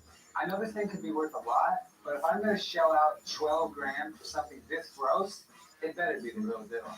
That's why I have Dan coming in to check it out. What do you got? King James's mouthpiece. High school mouthpiece. High school King mouthpiece. James. Dude, that's incredible. I know. That is so freaking cool. I thought you'd like it. That is so awesome. When you come across a piece that's this odd, I mean, people would think, why would you want someone's mouthpiece? Right. But this is a piece of history. And you said high school. This is his pre-NBA Who the fuck's King mouthpiece. James? This type of stuff is impossible to find. Basketball player. Huh? A basketball player. James is huge. One thing I love about him is that he recently gave $41 million to put a ton of kids through the University of Ohio in Akron. He's huge with his community. You know, he really cares to get these underprivileged kids through college. So does come with any dental records? So his name's not actually James, he just calls himself James. Right here in Sports Illustrated.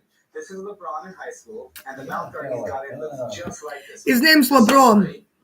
Just looking at the indentations on the mouth guard. King James. You definitely see the 23. To me, the color, the placement, I mean, it's identical to the photo. And photo matching is everything with value. This is really a rare item. He's highly collected. What do you think it's worth? This is definitely King James mouthguard. With game use stuff, seeing what jerseys have gone for, you know, seeing what warm-ups have gone for, I know what I pay for it, so I'm gonna put the retail value at $5 grand. Well, I appreciate you coming by. Absolutely. Thank you. You're gonna have to leave the mouthpiece. You gotta get that. Well, not quite the 12,000 you're looking for. Is there still a deal here to be made? This is a high school game use mouthpiece, man. Honestly, the lowest I could probably go is like 9. You wouldn't take 45? I gotta try. I understand. Man, I can't. All right. Well, I appreciate it. And if you still have it and you want to sell it, I'm 45 stands. All right. Appreciate it, man. All right. Thank you very much. Thank you. Have a good day. You too. Yeah, I really wanted that. So you guys look really comfortable. This sets a whole new precedent around here. Antoine is working harder than you guys. You know what? And I'm not even going to get mad at you because you guys are going to leave on a mission. I'm all about missions. What's up? You guys are driving up to Carson City, and there's a guy up there with a 1970 650 Tiger Triumph. Okay? Oh, sweet. What's 10 grand for it? I'm sure you can pick it up right around 8 grand. As long as it runs good, I want it. So, you know what? You guys think it's not going to run good. How do you know it's not going to run good? Because it's a Triumph. Don't Triumphs run better than Harleys? No. Yes. The only reason he likes Triumphs is because I like Harleys. No, I liked Triumphs before you were born. I just clicked backwards. No, they're just different than American bikes because the old Triumphs are backwards. Yeah, they're backwards. So what's the problem? It's weird. Well, you just have to get used to doing it. They're lame. I'm giving you guys a break when I shouldn't be. So go to Carson City. Bring Antoine with you. If it runs good, just buy it. Pardon me. Okay, even if I ride my Harley, I don't care what you ride. Just go up there and get me the motorcycle. Ready for a road trip, Big Hoss? I guess so. You want to ride bikes? I'm down. Okay, cool. Let's get out of here. All right.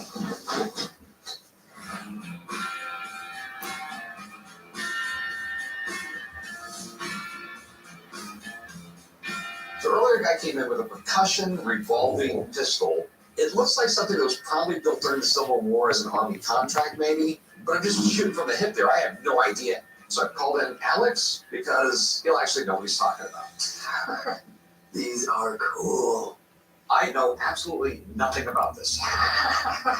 It's Civil War-ish. It's a pretty good guess. Yeah, it is Civil War-ish. It's a Savage and North figure 8 revolver. This is the model 1856, so it's pre-Civil War. Savage and North were based in Middletown, Connecticut. They did make revolvers for the Union Army and the Navy, and this was an attempt to create a rapid-fire revolver. It just looks like a terrible design to me. Well, it was radical for its time. It has a ring trigger here. When you pull the ring trigger back, it cocks it, and then the upper trigger will actually fire it. So you can have a much faster rate of fire as you do that. And especially if you were on horseback, you wanted to be able to use one hand to fire it, not two, because the other had to hold on to the horse. Yeah. So here's the thing. There were so many variations of this type.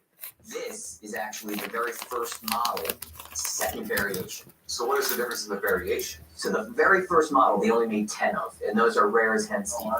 The second variation, this one, which was really just used for testing, they made less than 250. So the serial numbers for these are always on the grip frame. So to find that, I've got to take off the grip. Is that all right? Yeah, if you got the right tool. Sure. If it doesn't have it, it's going to impact the price and not in a good way. Okay, so right here, you can see there's a serial number, and it looks like it's 29. So that's a good thing. That means it's the 29th first model, second variation they ever made. So overall, it's a really nice, rare gun. It's definitely desirable. How much are you asking for it? I was thinking around 10,000. Frankly, that's a little on the high end. Okay. It's certainly a valuable pistol. The one thing that I think, if you're really considering purchasing this, that we should do is to try to fire it. And the reason I say that is the collector's market for this is very strong just for what it is. However, if it can function and function properly, I think the range is not far off from what you were asking, depending on how it performs. We're going to shooting range just down the street. Let's do it. Yeah. Okay. Well, you want to put it back together? I will put it back together. I've never shot the gun. I'm glad we're going to go shoot it and see what it's worth.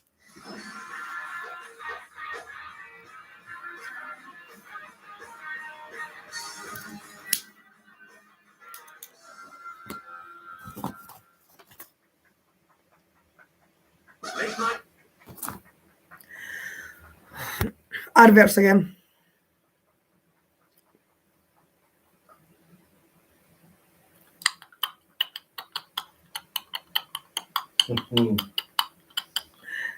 That gets annoying. Yeah.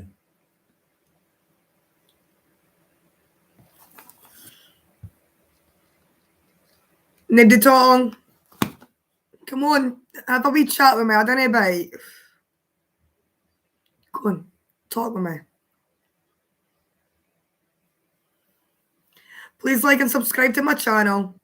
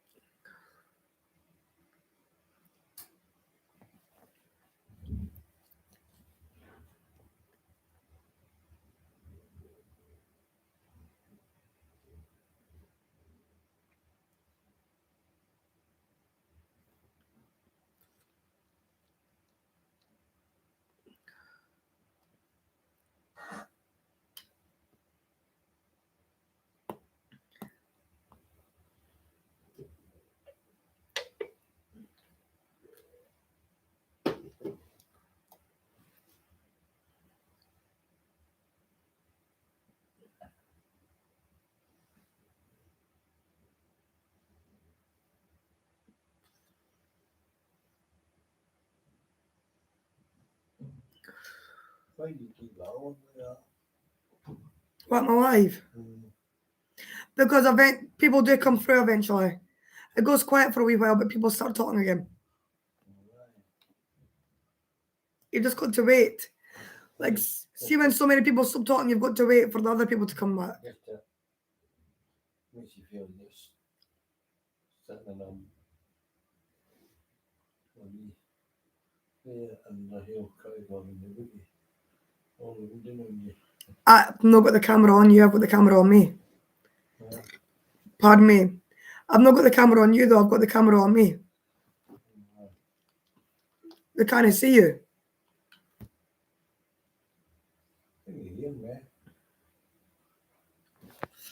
I bet they can't see you. Bloody adverts.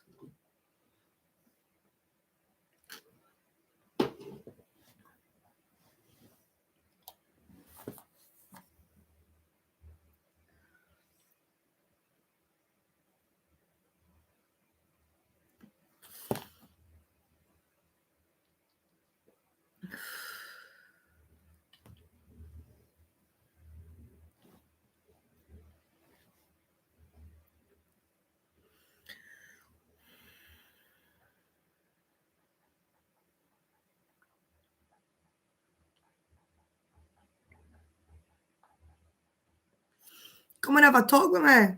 I didn't bite. Come chat. I'm only watching the telly because nobody's talking. If people were talking, I would put the telly. I'd keep the telly on pause.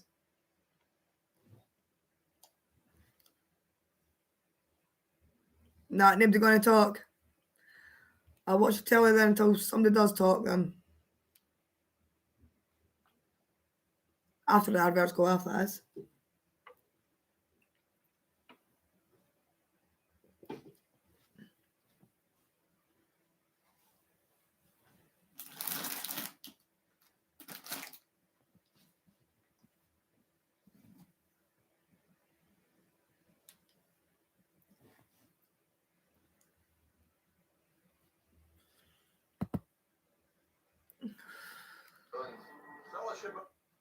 Bloody adverts.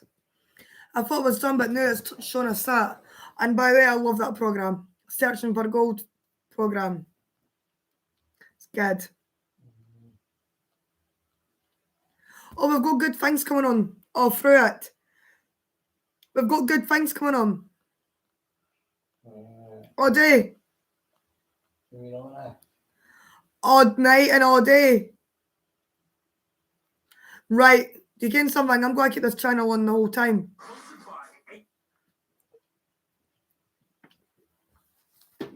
It's brilliant. Oh, come on, adverts, go off. We want to find out if there's gunfires. We want to find out about the car.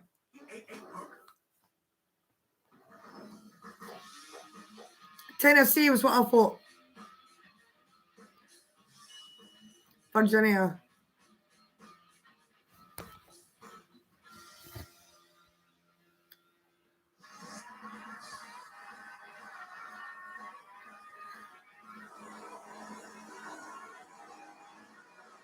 My dad sent me, Trevor, and Antoine up to Carson City to check out a motorcycle forum. But first, we're going to make a pit stop in Reno to the Little Nugget and grab an awful waffle. I'm not sure if the motorcycle is going to be worth the trip, but the burger definitely is. This is the best part about Reno. It doesn't look healthy, man, at all. Oh, Mr. Conscious, since he lost a bunch of weight. So what? Me and Chum have been eating these things for, going on almost 20 years now. Well, guys, I eat to live. And you're really going to be living after you eat one of these. Guys, you need a meal? No, 3 awful apples. 3? Yeah.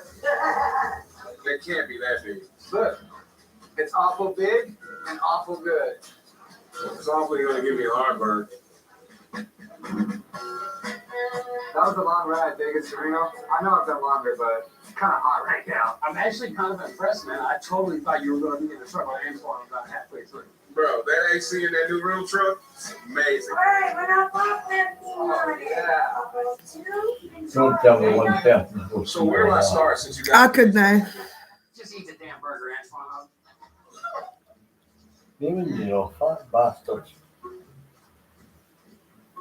You brought the big trailer out. Are you planning on buying a bike? They got a 1940s double head out there and a trike and a few other things.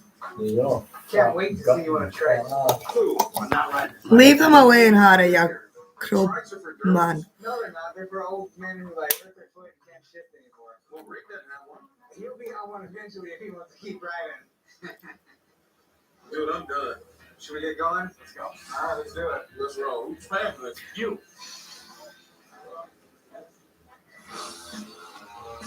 You could only eat one bite of it and he was full.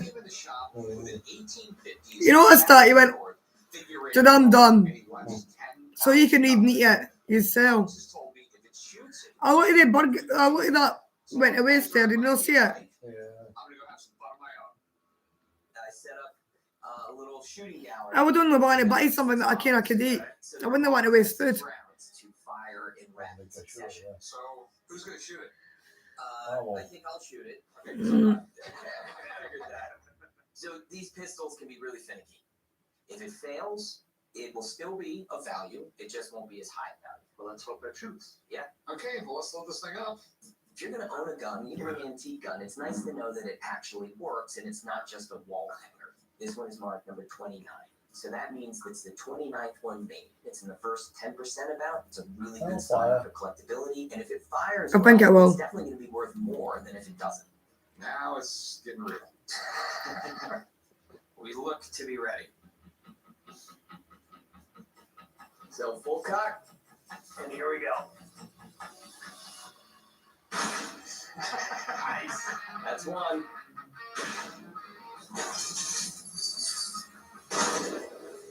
3.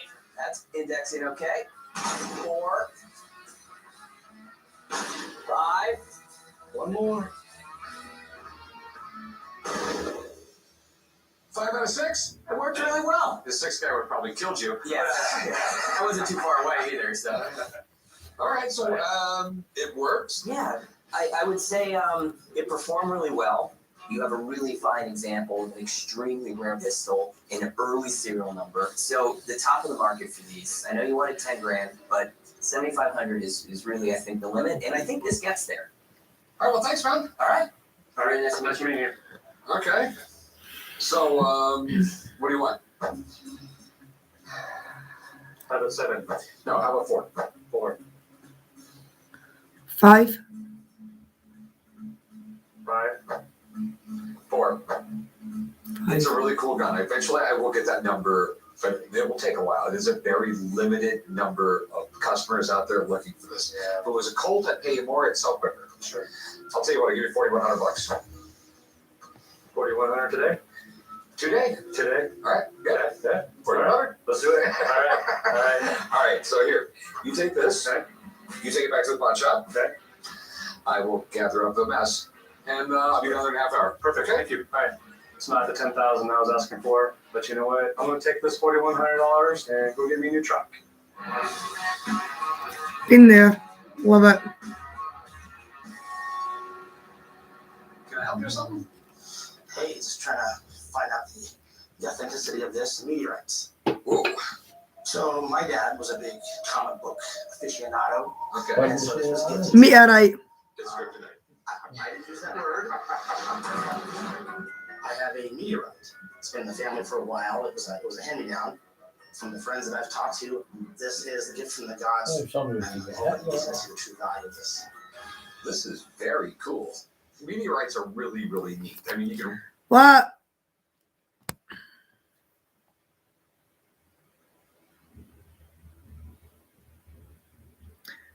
God, I'm getting that. And I'm hoping he's going to see the true value of That's this. a huge fucking thing. This is very cool. Meteorites are really, really neat. I mean, you can really nerd out. Yeah, every 2,000 years you'll get that. Big asteroids, and actually, we're really, really lucky that we live on Earth. Saturn and Jupiter are like giant gravitational magnets that Good end up time. sucking up most of the asteroids that come close to Earth. If they weren't there, we probably wouldn't exist because we'd be hit by meteorites all the time. So it looks meteorite-ish. Let's just say, wait, like 40, 50 pounds? Yeah, you're probably pretty close on the mark there. It feels pretty authentic. They were just so prized by like all the ancient cultures because up until like 150 years ago, it was really hard to make steel.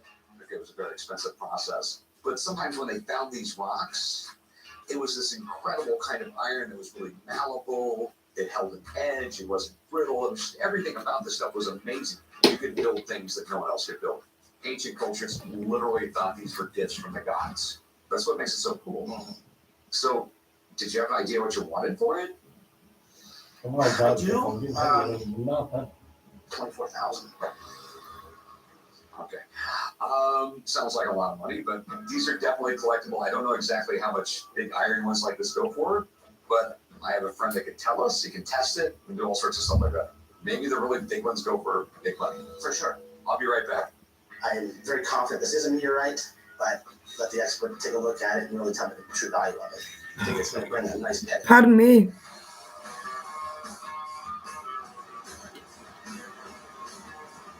After about 400 miles on the road, we made it to Carson City to check out a motorcycle from our dad. We're at Paco, which houses thousands and thousands of motorcycle parts. It's basically like motorcycle nerd heaven. I was kind of dreading this trip, but now that I'm here, I'm really excited to see what this guy has.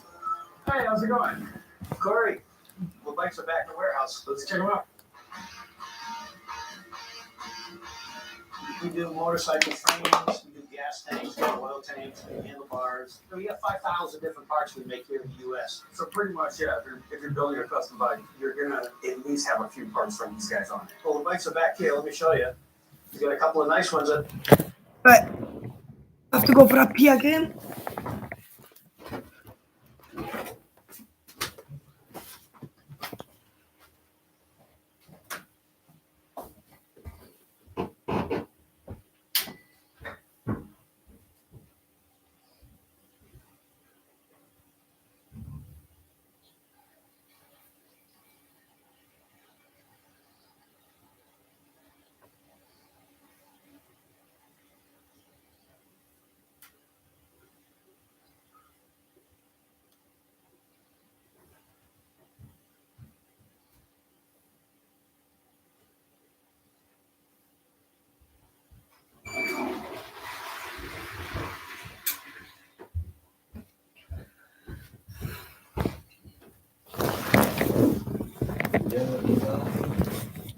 Yeah, if I get the Wi-Fi on my phone, I could do that. But I've not got any money, I'm scant. Triumph. Oh, that's nice, man. I actually bought this bike in 1999 and sent it to my nephew. He restored this bike in 3 years from a pallet of parts to exactly as you see it now. It's actually funny, man. I have never liked Triumphs, but this is kind of tickling me a little bit. I have a 1970 Triumph Trophy 650 for sale. It's fully restored. It's really a nice piece. You don't find them this way very often. I'd like to get $10,000 for that. You like this thing? Don't tell anybody. But yeah, it's actually really clean. Your nephew did a really good job. I mean, it's just like it left the factory floor. And it runs like a sewing machine. Really, it's kind of a really fun bike to drive. Chubb, you got to realize in the 60s and 70s, these things hands down were just a better machine than a Harley was. They were a lot faster. They were heads and tails of the Harley in technology, but they've kind of gone in and out of business a bunch of times, right? Yeah, absolutely. I believe it was in the 70s. Didn't they run out of stock? I think you're right. Which is basically what made a lot of customers switch to Hondas. Honda was a big player in the mid to late 70s. 10 years ago, you couldn't find a Triumph on the streets. They're real collectible. Absolutely. We have another one over here. Well, that train is sweet. It's as fast as it looks, too. This is what we call our Paco racetrack. We built it in 2013 for the show circuit to attract attention and bring people into our booth and so forth. So this one looks like it's meant to go really fast. It's a 5-speed with a chain drive because it's 125 inches, about 140 horsepower. So this is a pretty special one-of-a-kind bike. What do you want for the track? I think it's worth every penny, $40,000. You couldn't build it for that. You know, it's a one-of-a-kind piece, and you're not going to find another one anywhere in the world like that. Okay. So what are we looking for on the Triumph? I'd like to get $10,000 for it. I think it's reasonable. Well, I guess we got to ride them. I'll do the Triumph. I'm kind of scared of this thing, honestly.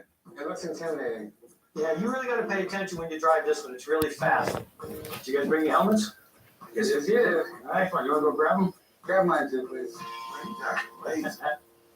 I can't deny both these motorcycles are super rare and really cool. But if I'm going to spend anywhere near $50,000, I'm going to make sure they ride as good as they look. No. Maybe I should do that. Go into the car and get more, mate. Well, you fuck, Cardo. No. You kill yourself. Well,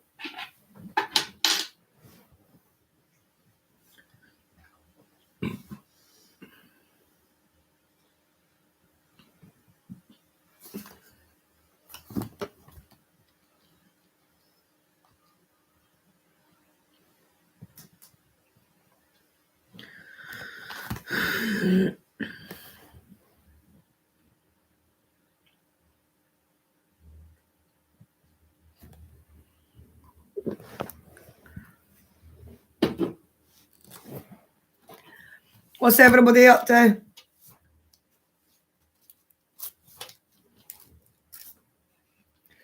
I know there's people watching. He's gonna talk. Come on, I didn't bite. Come have a laugh and a joke with me.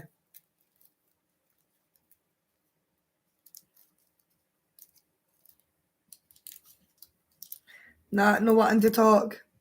He's too shy or quiet.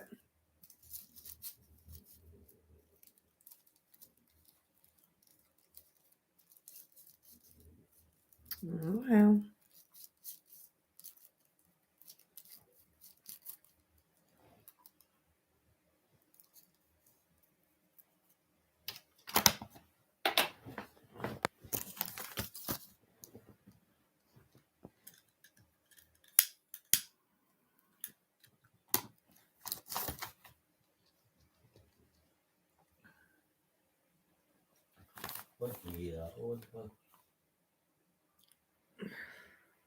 It's like a day of my life.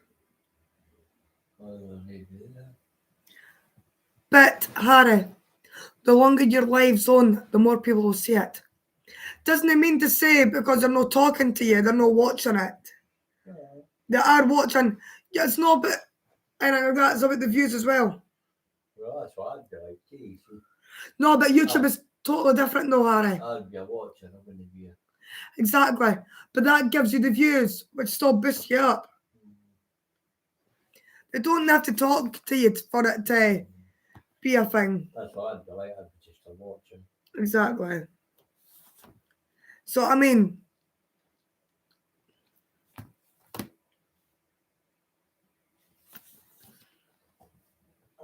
is happiest in the loft and worries about his home insurance going up, just like you. Policy experts are a bit different. They keep their prices low for customers, so 86%.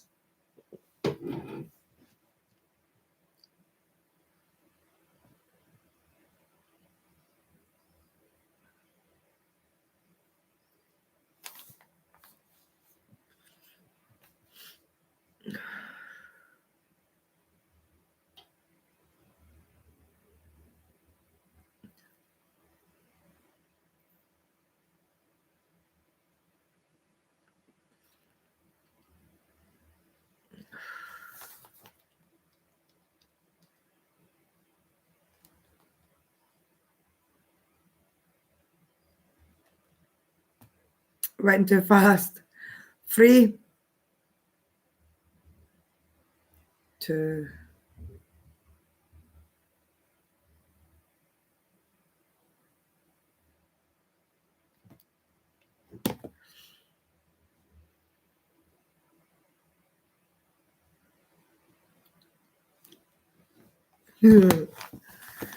Look on Sky History, sponsored by 888 Poker. Johnny and 29 are in Carson City. Checking out some motorcycles for sale. I'm really interested in the 1970 Triumph. The seller's asking $10,000, but I think we could probably work around that. They also have a custom built tray, which is pretty cool, but they're asking $40 grand. That's a lot of cash to throw.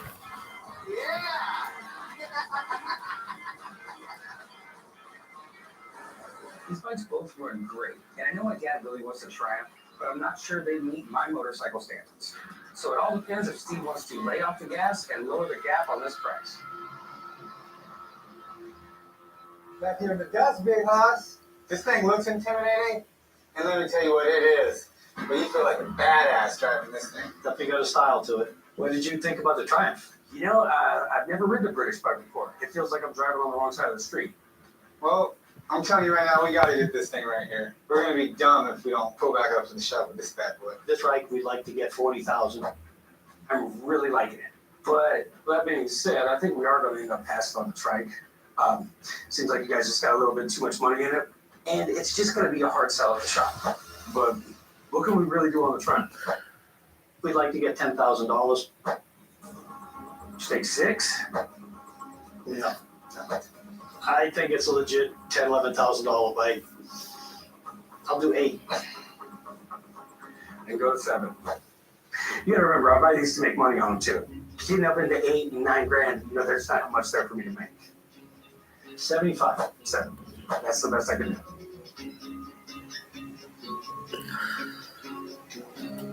We'll have to pass. Have to pass? Okay, 75. 75, you guys are gonna be mad if you don't come back with that for over $500. Even Antoine knows that. That's right. 72.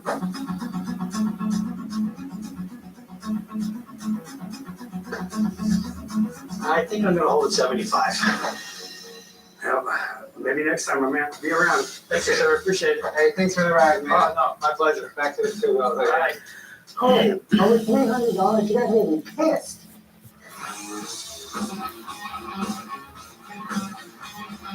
So I got a guy in this shop, and he's got what we think is a meteorite.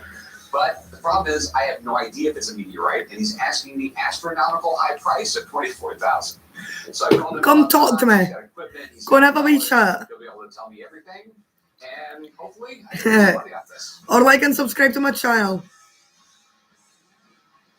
What you got today? I have what I believe to be a meteorite. So this is a piece of iron that's coming into the earth at up to 100,000 miles an hour.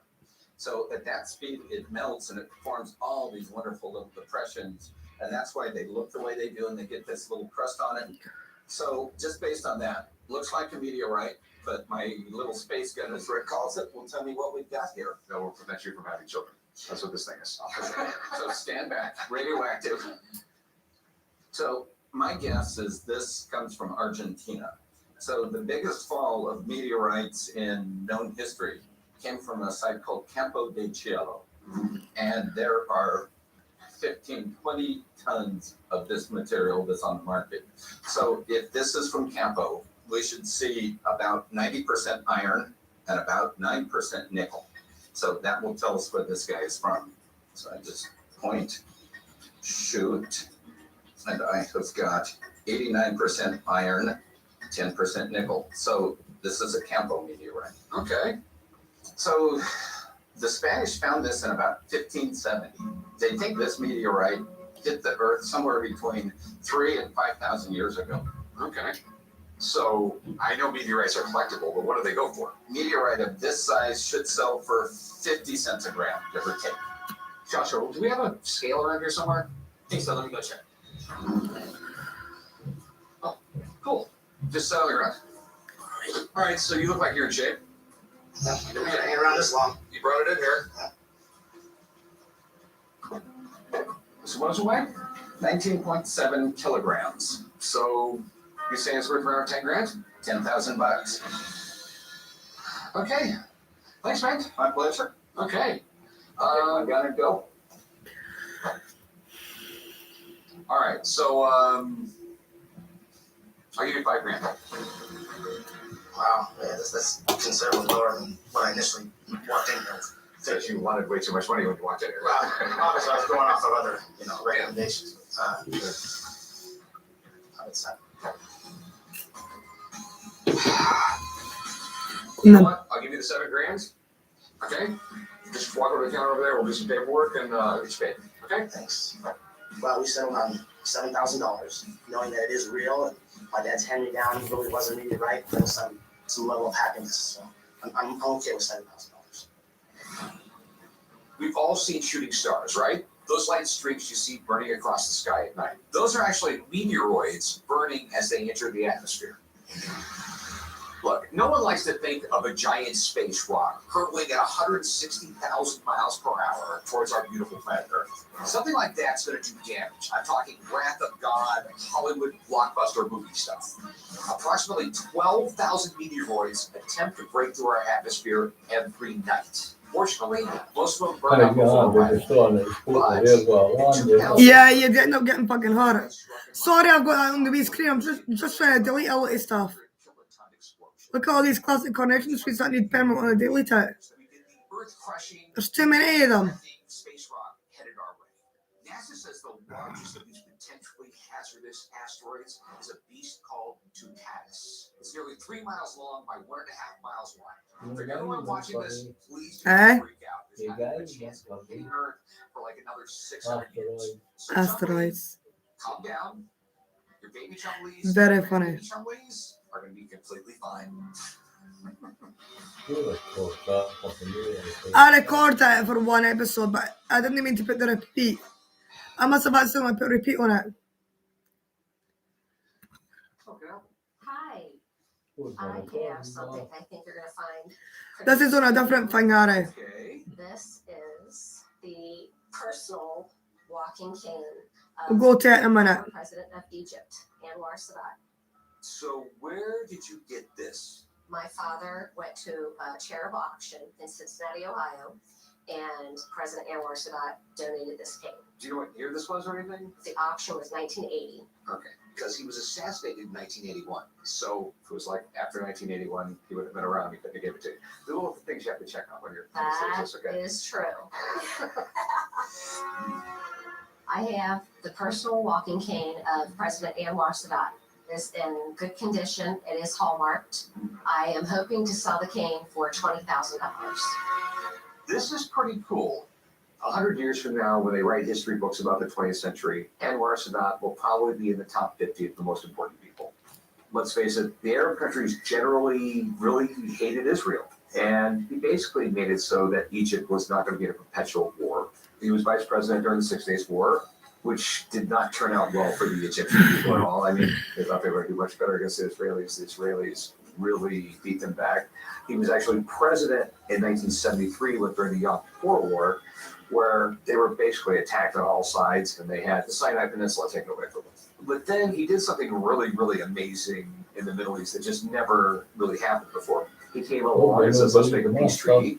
No, I'm deleting my stuff, Harry. The adults about this, and basically an Egyptian-Israeli peace Right. deal was like completely unheard of. So he ended up splitting the Nobel Prize with the Prime Minister of Israel, and unfortunately in 1981 there was a lot of people who did not like his progressive thinking, and the more radical elements in his government ended up assassinating him. And this is your paperwork? It is. This is my paperwork. Okay, we have something from the embassy. Correct. I am happy to inform you that President Anwar Sadat has sent you his personal walking cane to auction at your Muller High School band fair. And it's on the letterhead of the Embassy of the Arab Republic of Egypt. Okay, and this right here is, he's asking for a picture. That is correct. And did he ever send a picture? He did send a picture. This is a picture of Anwar Sadat and his Without a cane. family. Or without a cane? It does not have a cane, but he signed it. Have you ever seen a picture of him with a cane? I have not. I have looked, and that is unfortunate.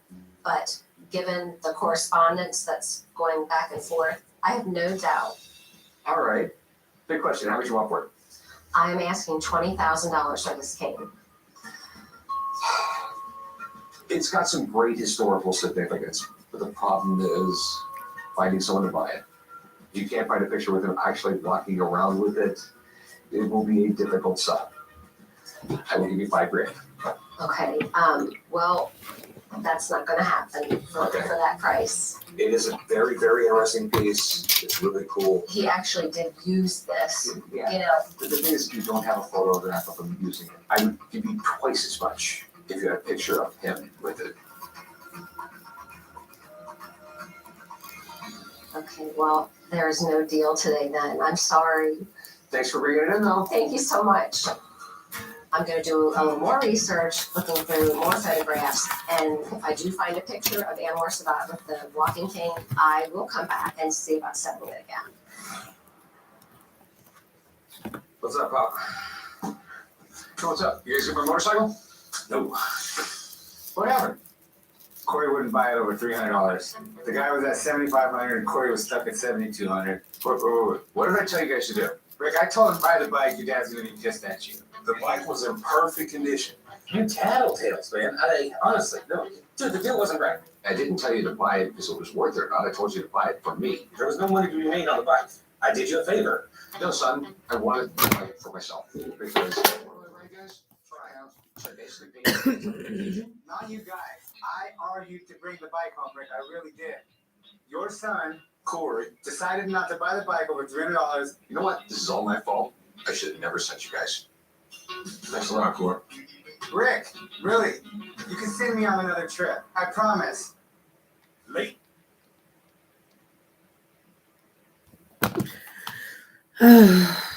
Nobody's talking to me tonight.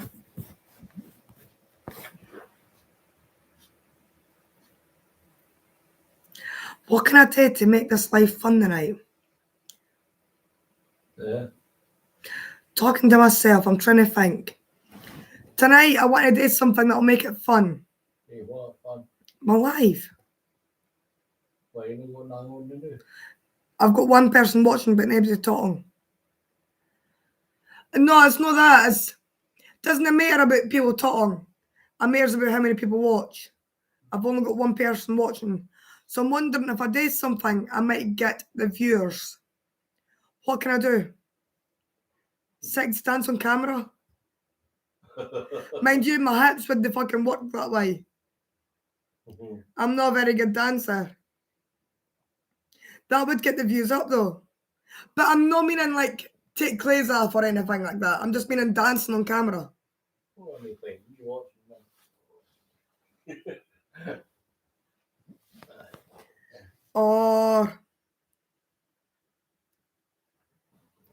read something interesting, but what would I read? Try to think. You get paid with YouTube videos, Harry. YouTube pays you. You just need to get the views up. And you can something. I am the most boring YouTuberist ever. I need to be more fun to get the views. Trust me, Harry, YouTube pays you out. They pay you money. It's just how to get that. No, Harry. You can get paid thousands.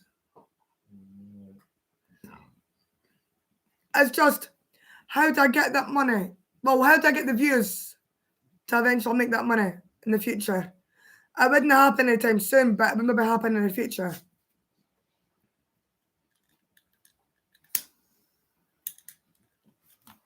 Give me an idea. What would you like to see me doing? Can somebody give me an idea? No, Harry. Did I speak? You whispered. Nothing sexual. Nothing sexual. I'm trying to think of something that would make you more interested in my life. Please comment below what you would maybe like to see me doing. And if I like something, I'll try it. Please help me out. What would you like to see me doing?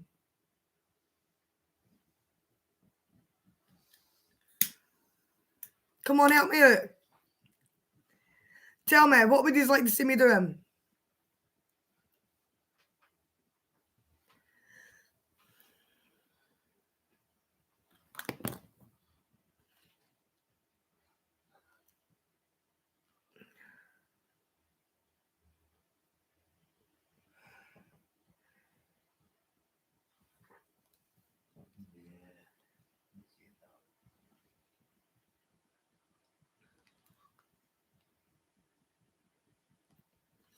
Oh, it's an advert.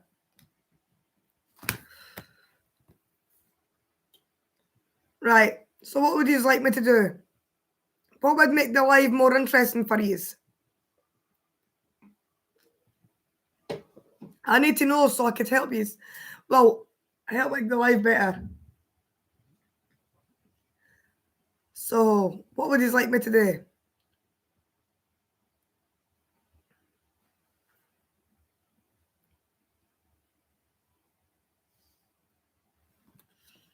Nobody's talking.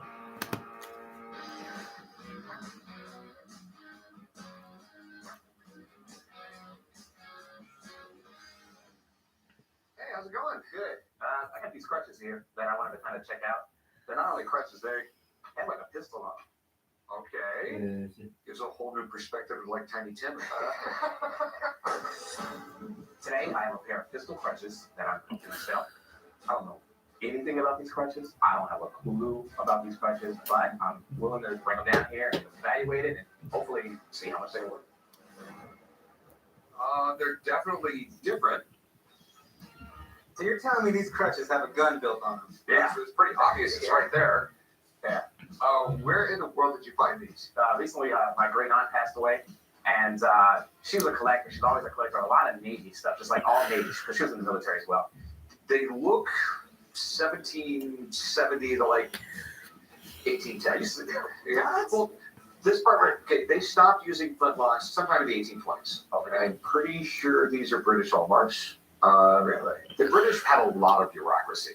You know, there was all these rules and regulations in England. So basically, if you were a gun maker, you had to put marks on who made it. They had to be proof tested. So, Captain something Morris.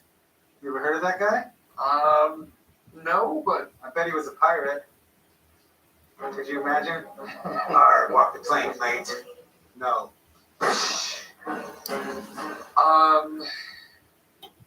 Probably not a pirate.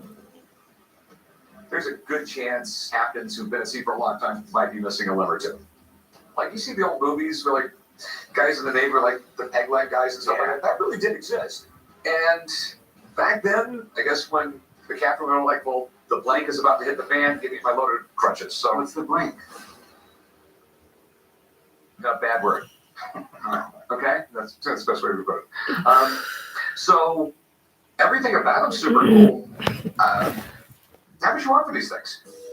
Honestly, I have no clue. You're telling me information that like is blowing my mind right now. So I have no clue they were. Okay. Quite honestly, I can figure out who the captain is, but there's a million other questions I have. I have a buddy who will know all about this stuff. Okay. And if you give me 15, 20 minutes, I'll get it down there. Cool. Okay. All right. Don't touch them, John.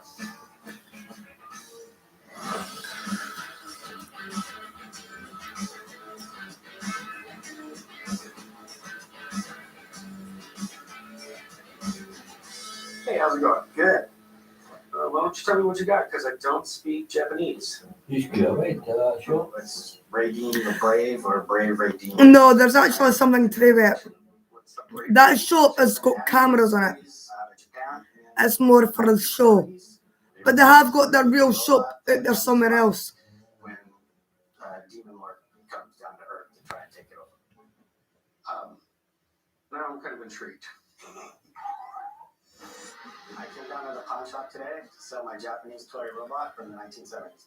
I owned it as a kid, but I apparently didn't play with it too much, and I kept the box for it as well. I'm hoping to get $1,500 for it because the only other one I saw on the internet, they were asking the starting price of $2,000. Okay, can we open up the box? Wow. So, where and how did you get it? When I was a kid, I was really into the anime and the robots, and when I saw the show, I went and picked one up at a Japanese gift shop near my house. I have no idea what show you're talking about. I've never seen or heard of Brave Raydeen. I know, 60s, 70s, once computers started coming around and, we went to space, robots became really, really big, especially in Japan. They were really into the whole robot idea. And there was countless robot cartoons that came out during that time. Transformers, GoBots, stuff like that. Yeah, this kind of predates, like, all of that. Other than that, man, that's pretty much all I know about this. It's from the 70s. It's in pretty good condition. I mean, it really doesn't look like you played with it all that much. I know some of this stuff could be worth a lot of money. What are you trying to get out of it? $1,500. Okay, this is not something I'm going to be able to give you a number on right now. Do you mind if I have a buddy of mine come down and take a look at it? I'll be glad to hear what he has to say. I'll tell you what, hang out and I'll be right back. Okay, sounds good.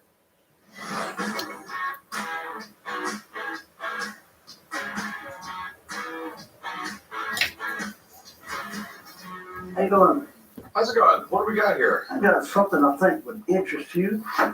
It's the original prototype of the James Battleship. Okay. My brother cheated in this game all the time. He'd be like trying to be real sly and move your battleship around. No cheating. I have the original prototype of the Game Boy Battleship. I have a little store in my hometown, and a gentleman came by, and he didn't know what it was. When I opened it, I knew it had to be the prototype. I was hoping to get 10,000. I find it interesting. Board games are cool. Battleship was a really big thing. I mean, I had a Battleship game I got in probably the early 70s. The hardest one to find was the tugboat because that was just like 2 holes. Right, 2 holes, yeah. And there was a bunch of different variations of this game. It was going all the way back to the 1930s. I think it was called Salvo or something like Salvo. that. Yeah. Salvo was sort of almost identical to that. Yeah. And you had to draw your ships on it with a pencil. Yeah. So I think it was like 1967, Milton Bradley came out with Battleship. And you're saying this was the prototype? Prototype. How do we know this one is the prototype? All the paperwork is here, and I have pictures. Okay. This is a return letter from Parker Brothers. So basically it's a rejection letter. Some rudimentary instructions, and we have like a drawing of this. Right. How much do you want for this thing? I'm asking 10,000 for it. It's interesting. There's a really big market for them. I don't really have a prototype, but it's my issue. Board games were huge in the 50s and the 60s. We were talking these game companies. I've got a question for you. For different board games. This is one of them. I think this was some guy who came up with a game really similar to Salvo, called it Sea Hunt, and he was trying to sell it to game companies and didn't succeed. Basically, what you have here is a board game that a guy made in the 50s that was never sold. I do not think it's the prototype. And we're going to get interested. Okay. All right. So thanks for coming in. Yep. I'm sorry I sunk your Battleship. Have a good one. Hey, can you speak in English, please, so I can understand what you're saying, mate?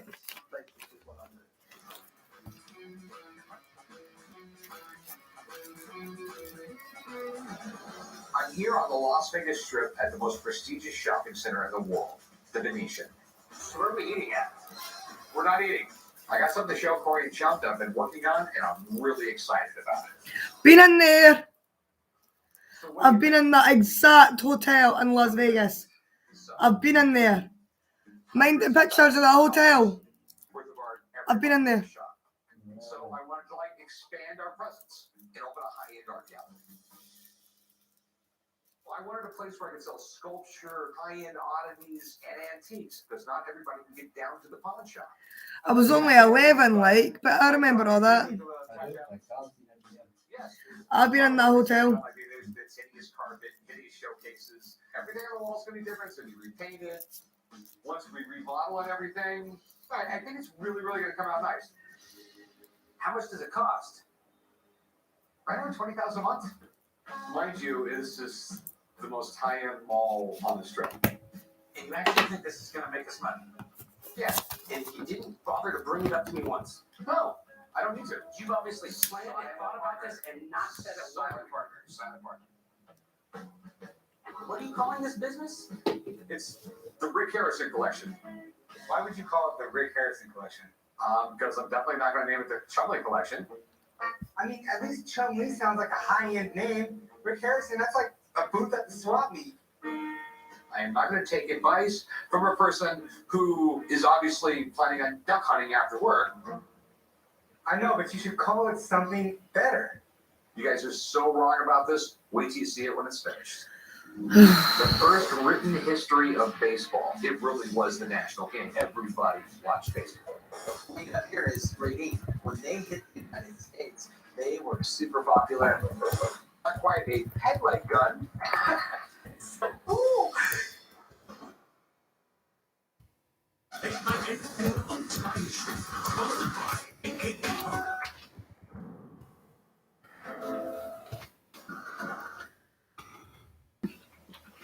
Bak Allah'ım şöyle bak. Benim bağırıyor. Oh. Böyle de ya. 3-4 days ago.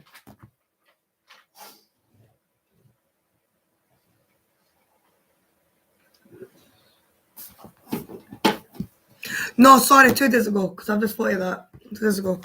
Got it at the same time as you got mine.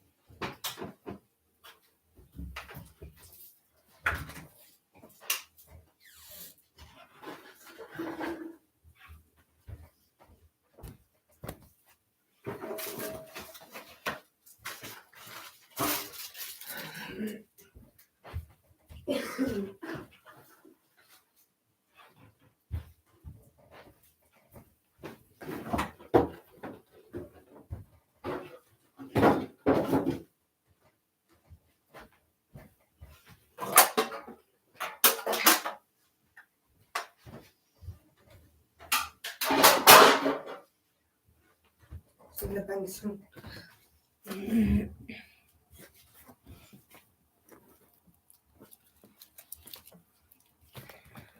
Ah.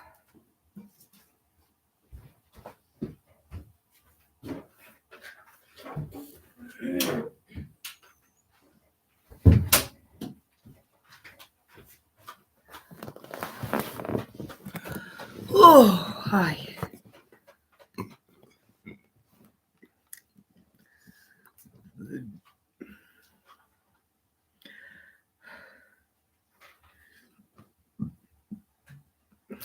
Come say hi.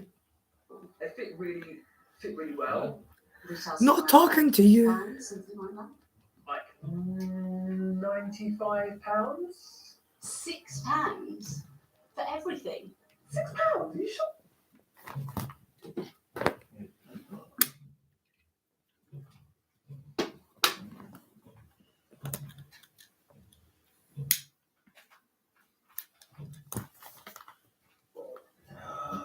When that's the value that you can get, I mean, why would you shop anywhere else?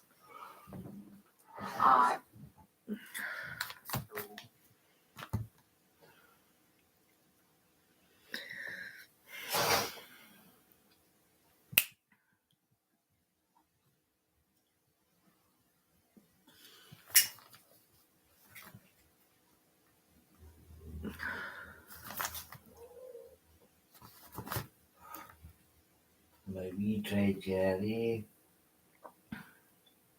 She might be needing you for a pee or something. Try her then. But the last time you let her out, she didn't go out.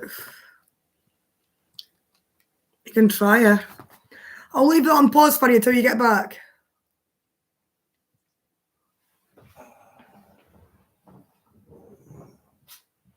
You're supposed to be there.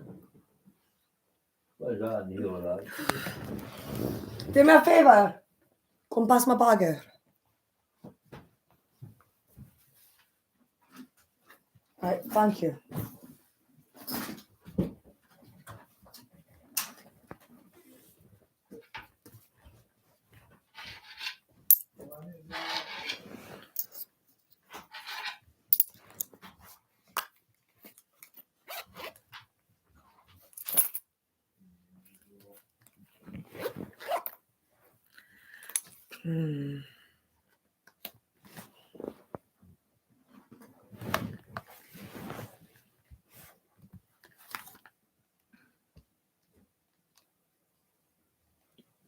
Written.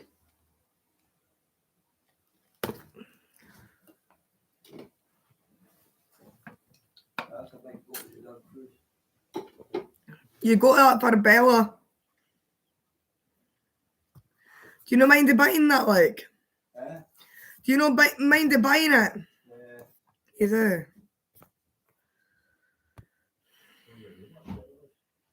Don't know. You are the one that bought it. You should know.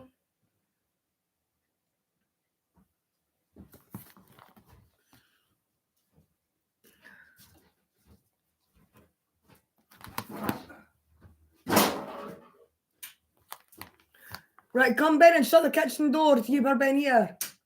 Put the heating on though. Put the heating on. And then shut the kitchen door when you come Ben. Can you hear me all right?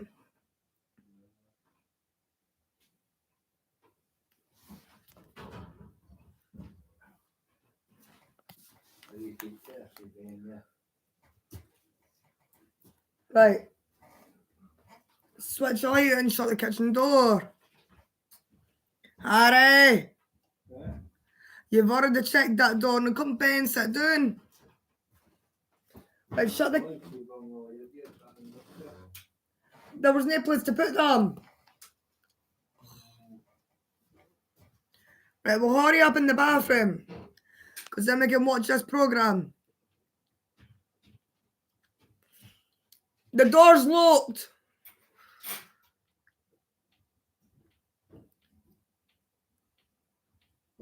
Oh, now I've got to wait on him taking a pee before he comes back. Nightmare. Right, does anybody want to chat? I don't bite, by the way. Come and have a chat. Please like and subscribe to my channel also. It helps me out.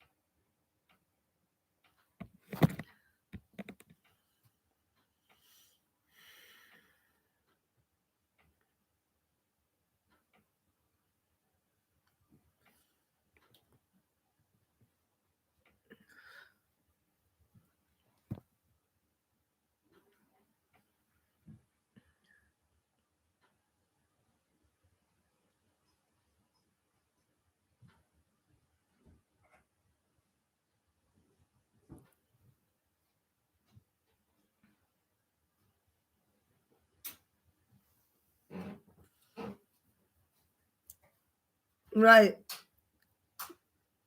Come back and sit down. The light's out. Sit down. Shut that kitchen door though. Let's sit down. Ready?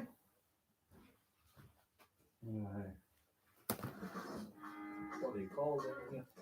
No, it isn't. It's fucking roasting in here, Harry.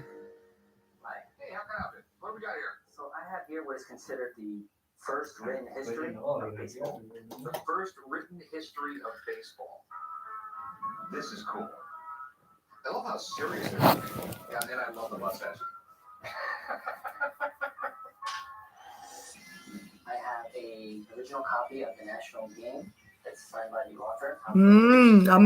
This is great for how Nice refreshing beer. I'm looking to sell it and put some money towards Big League Baseball. Super cool. And what year is this?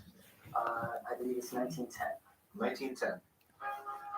At this point, it really was the national game. I mean, everybody watched baseball. In 1910 in the United States was equivalent of the gladiatorial games in Rome. Didn't work. Everybody watched it. And 2 years after this, they built the Drink it all. which was ginormous. What would you do? Standard. Put it up your ass. Yeah, there was football and everything else like that. The sport, the American sport, was baseball. Well, I'm their daughter. This is And granddaughter. really cool. I love the fact that they got stats. I did some research on the book, and I believe this is the first book that incorporated like biographies of just every major league and former major league player of that era.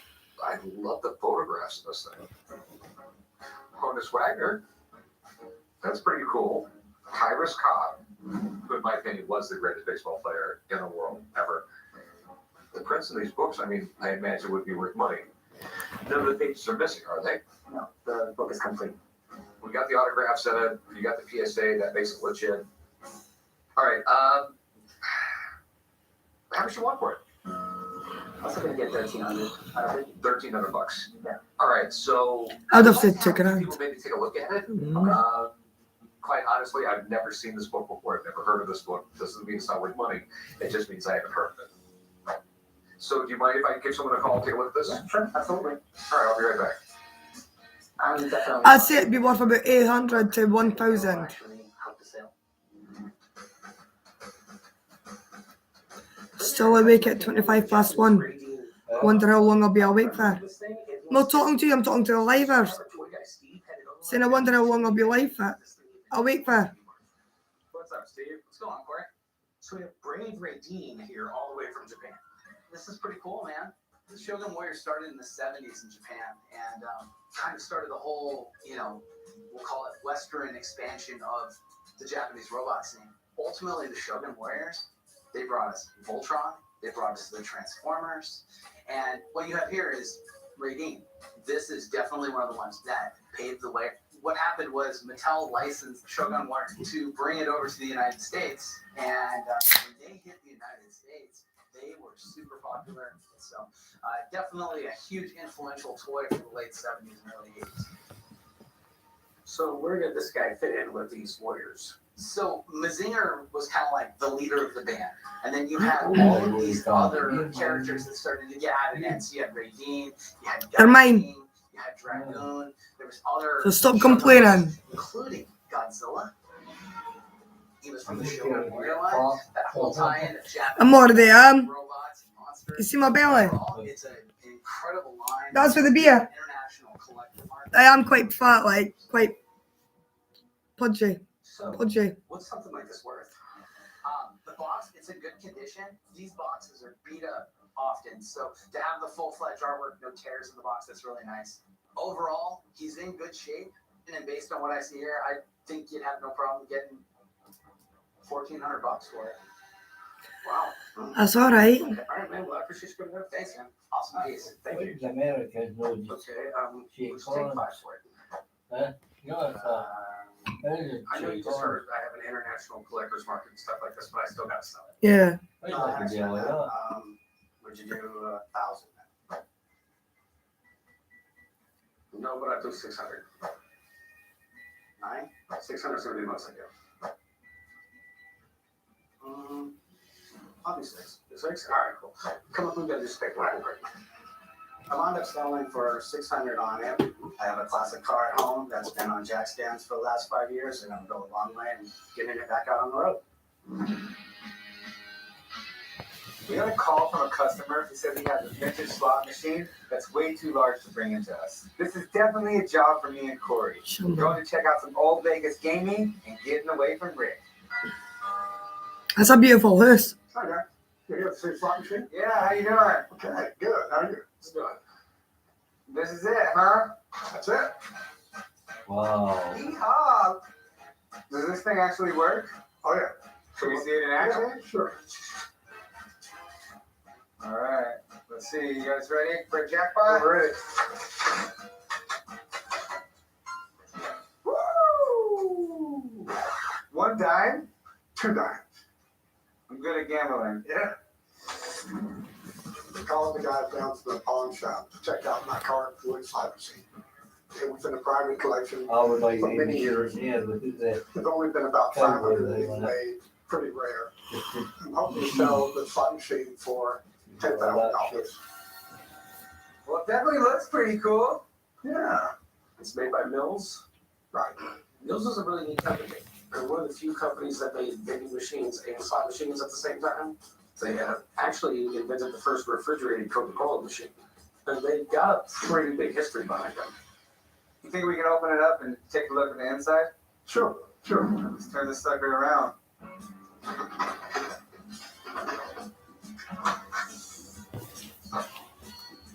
Everyone's Pretty clean. Keys, but beer. This isn't a Mills mechanism, though. What is this? Service games? Is this a Sega mechanism? Sega mechanism, yeah. Oh, that's pretty cool. Sega's known for video game console. I mean, when you think of Sega, you don't think of slot machines. I wouldn't have followed That's how they originally started with slot machines. I didn't know that. Do you want to put the backpack on, spin it around so I can take a look at it again? So how much are you looking to get for it?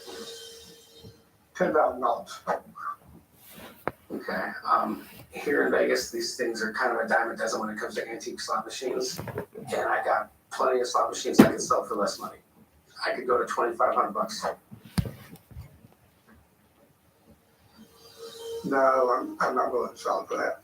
All right, well, I appreciate you letting us take I a look. appreciate you coming out. Well, I know it's worth more than $2,500, so what I think I'll do with the slot machine now is sell it to someone else. The spinning dials, the flashing lights, the changing colors, the noise. When you walk into a casino, the slot machines are designed to grab your attention and get you to play them. The slot machine is not a new phenomenon. A San Francisco mechanic named Charles Fay ushered in the era of slot machines in 1895 with his classic Liberty Bell slot machine. The early model slot machines were spring-loaded, had gears and iron cogs, and were really loud when you played them. It was the advent of the microprocessor in the 1970s that changed everything. Suddenly, they were bigger, they were brighter, and the jackpots became astronomical. In 2000, a slot player named Cynthia Jane Brennan won close to $35 million with one lucky pull on a slot machine in Vegas. Now, can you say jackpot? So earlier, a guy came to the shop with a really old set of crutches. They have brass flintlock pistols built into them, and we're thinking English Navy. But I have no idea what they're worth, and the only person I can think of that might come up with a price is Alex Kramer. So he's coming in. Hey guys. Hey, how's it doing? See you. So, not quite a peg leg gun, but it's pretty close. They're flintlocks. They look late 18th, early 19th century. So I'm figuring who's an officer with a peg leg. Basically, he doesn't know anything about him and he won't admit it, but that's why we called you down here. Okay. Do you mind if I pick it up? Yeah, please. Yeah, hook us up. So, I'll just start with the pistols. They are flintlock. Wow, that is so cool. So normally there'd be a side plate here, right, which holds the lock to the wood of a stock.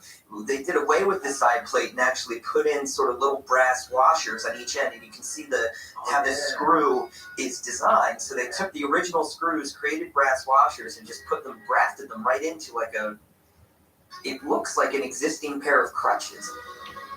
So basically, you would have it here, it would be loaded, and you kind of bring it up and fire.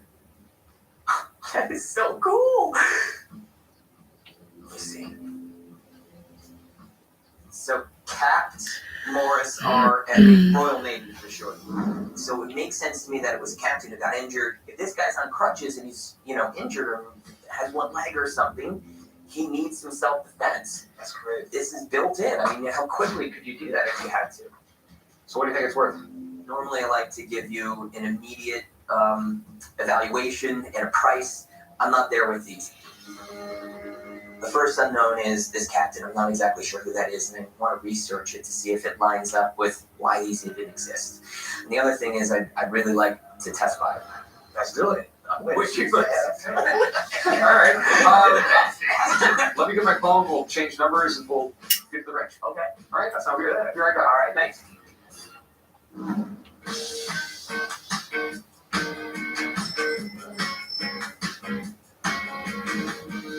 Hey, how are you doing? What can I do for you today? Well, I've got a British cordite bucket.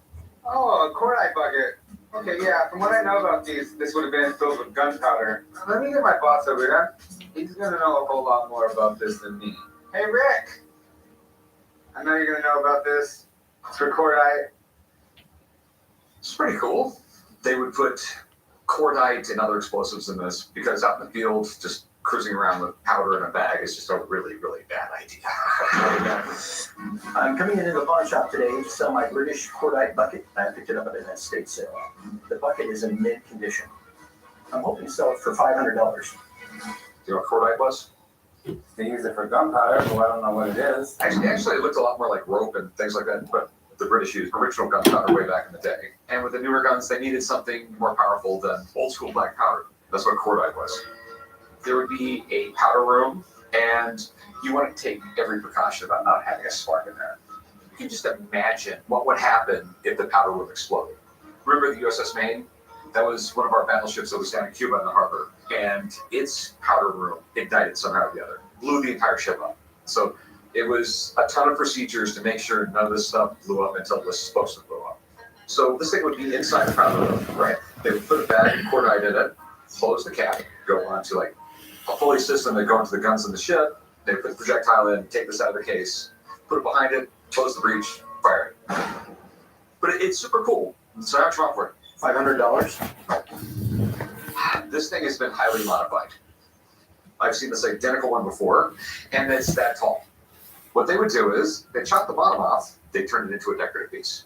Military stuff is not that fancy, ever. I would give you $100 for it. I'll probably get $200 out of it. What about 175? Nope. I'll give you $110. I can bring out like $200 for it. 150? $110. It's off my bucket list, so. Okay, all right. $110. Write them up, John. Come up here, I'll write you up. The form is right. The construction is right. This has to be worth it. All right, Rick, I told you once, I'm gonna need that raise.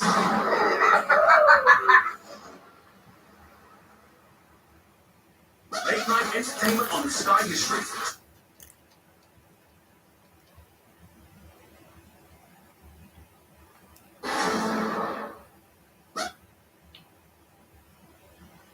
Late night entertainment on the Sky History. Sponsored by 888 Burger.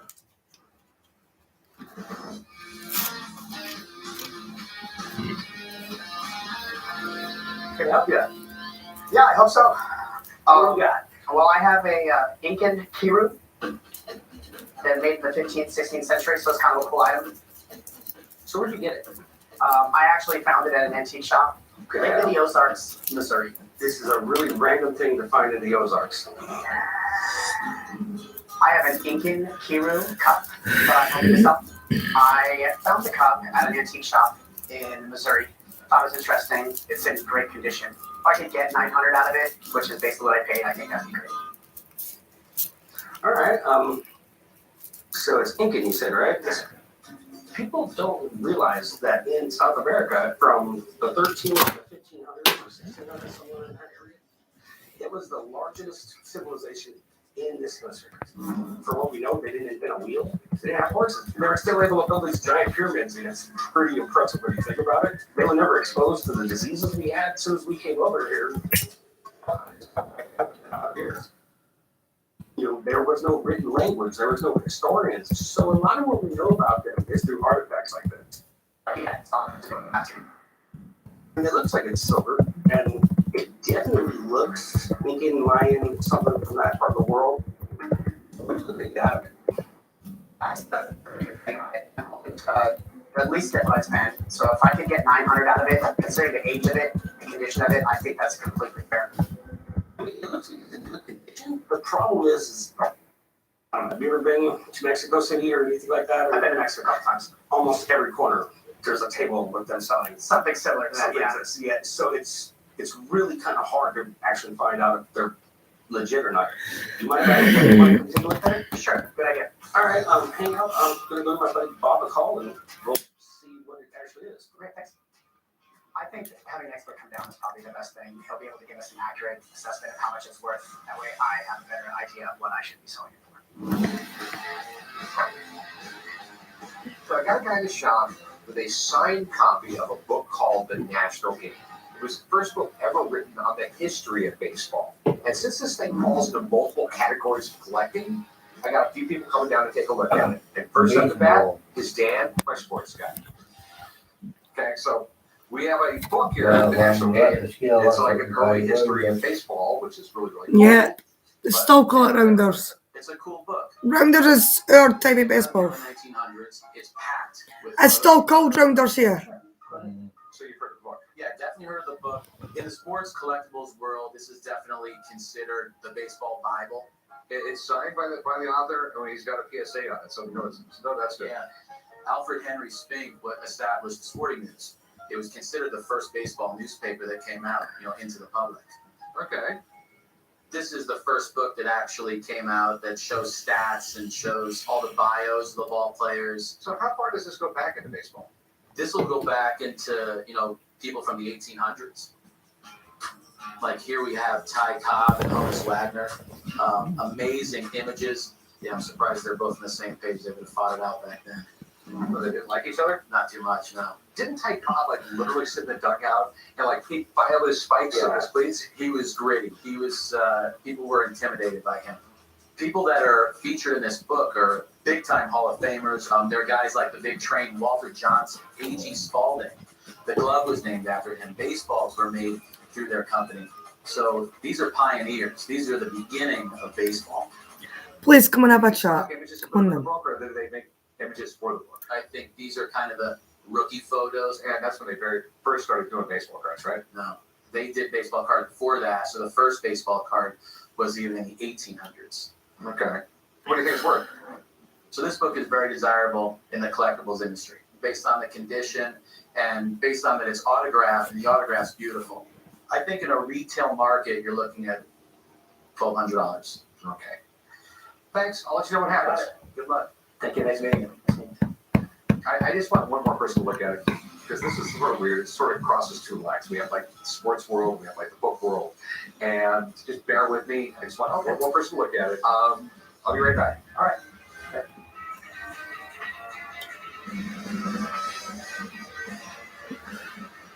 So I got a guy in the shop with a signed first edition book called The National Game. It's the first book ever written on the history of baseball. My sports expert valued it right at $1,200. But before I make an offer, I'm going to call in my MVP of books, Rebecca, and see what she thinks. Hi, Rick. How are you? She's the book nerd. I prefer book expert. Okay, yeah, all right.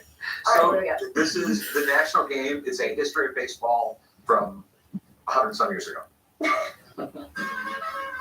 This book is definitely on its own, signed or not, very collectible. This is something that people who are interested in the history of baseball, they want. You know, over time, these people become legends, right? This is when that first really starts happening. It's a myth-making book, right? Where you're finally being able to look back upon all of these formative years instead of being like the rough and tumble of it. You're saying, oh, remember when this happened and that happened? And you start shaping the myth of what baseball was, and it becomes bigger and grander. But I do want to look at condition, though. With a book like this, condition is really important. It looks well read. It's not bad. How a book kind of presents is really important. So this actually has a really bright gilt, and that matters. When you turn it a little bit, it's less so. It's a little bit more dull here. It's got strong eye appeal. Yeah, in the book world, we'll say it shows well. Okay. And it's signed by the author. He's got the paperwork here. I, unlike a lot of memorabilia dealers, much prefer having inscriptions rather than signatures because it gives you more data to work with. So I greatly prefer inscriptions. So yeah, in terms of condition, it has a couple flaws, but for this book, it is quite nice. Okay. So I had Dan come by and look at it. He says, he told me he thinks it's worth like $1,200. But in my head, I'm sort of thinking that it's more of a bookstore thing than a sports store thing, and that's why I called you up. Right. So you're right that there are different markets. So in my experience, there are book people who also love sports and will buy books about the history of sports. Okay. So what do you think it's worth? Talking about what I know copies of this have traded at. This is a pretty nice copy, and condition is king when it comes to books. And the other thing is that it is scarce to have it signed. And so what I would expect for a copy in this condition to go for in the book market, I wouldn't feel bad pricing it at $2,500. Great. Okay, you're absolutely amazing. Glad I could help. Told you she was the book nerd. Thank you so much. Thanks. So when you walked in here, how much money did you want? I wanted $1,300. I never had a book expert look at the book, and I always thought that it was in really good condition. So I'll give you $1,300. Can you do 16? No, it will take you a while to sell. I know she said $2,500. I'm offering you $1,300, but you have to understand the market. There's a book. It's not going to sell immediately. I give you $1,300. I think we're both happy that way. All right, $1,300. Okay, sweet. I'll meet you right around the corner, and we'll just paperwork. All right, thank you. I got a really good price at $1,300. I'm going to take that $1,300 and invest it into a Babe Ruth baseball.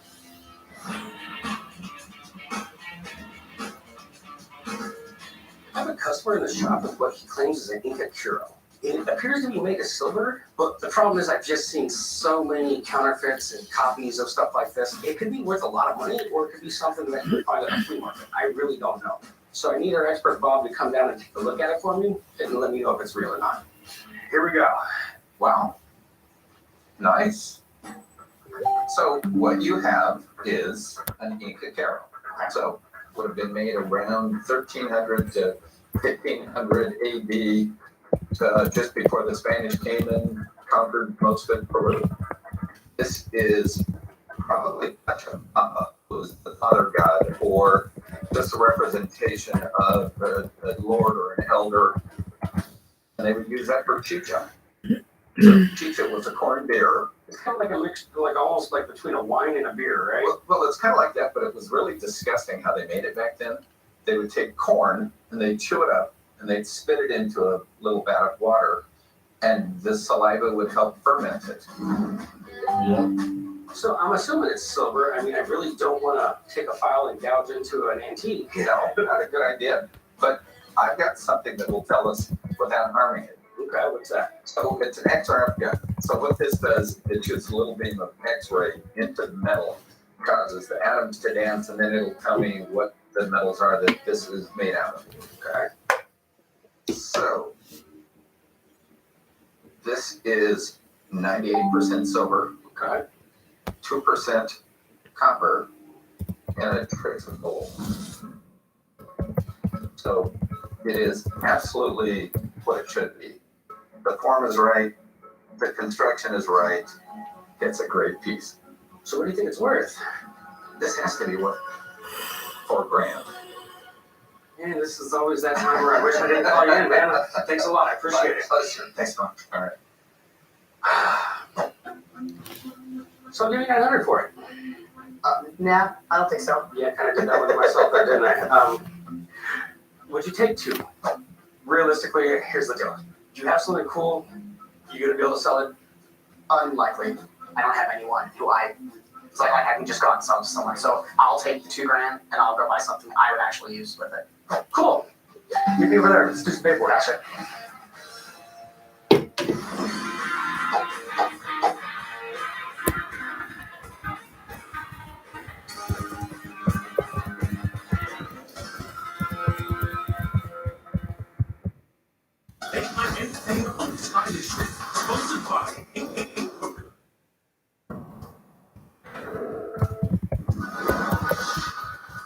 What you have to see is not everything comes to life.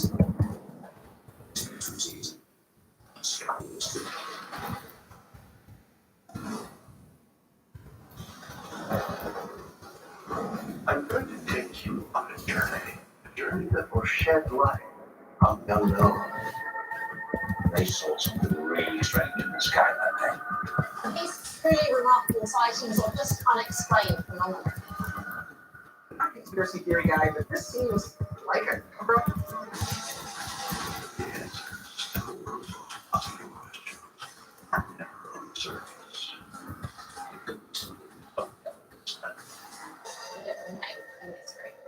The world's a strange place.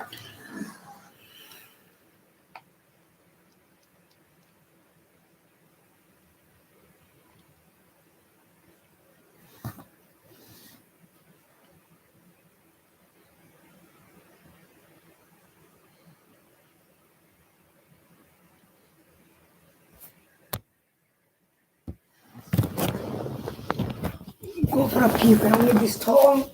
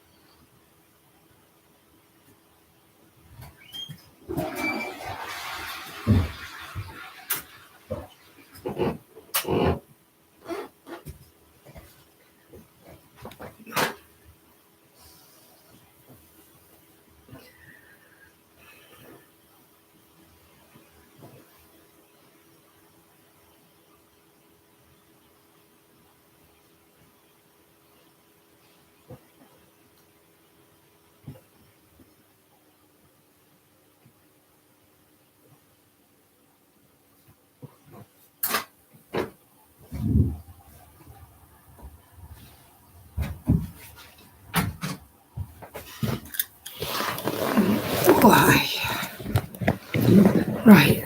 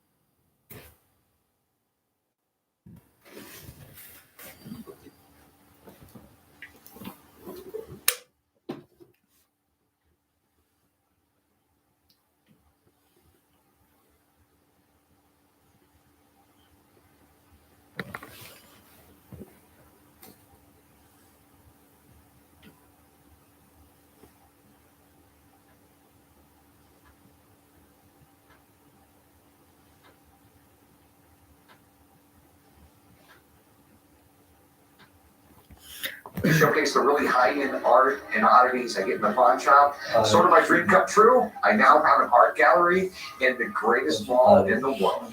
So That's his name. Rick Harrison Collection. That's his name. Whoa, Rick, look at this place. Welcome to the Rick Harrison Collection.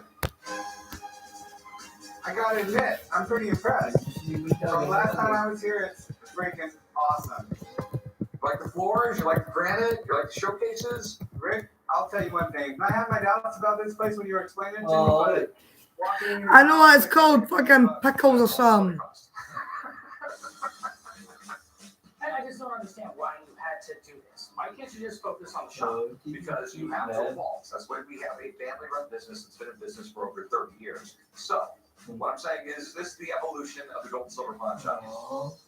What do you think, Pinky? Pinky, that is. That's all that matters. It's just more work for me. You know what, son? Don't be negative. Be positive. I think it's an amazing day, and I am happy, and there's not one thing in the world you can do to upset me. Listen, I absolutely love it, Rick. You really outdid yourself here. Well, thank you. You want to go shoot those crush runs? Hell yeah, I want to go shoot them. Yeah, I'll go. No. You have to go to the shop and pick up some more stuff that you get down here by tomorrow morning. So it needs to be here tonight. Do me a favor, too, please. Can you take Pinky back to the pawn shop with you? Because she can't go to the gun range. I'm trusting you with her. All right, see you, son. Bye, Pinky. Love you. I would have invited him if he wasn't so negative.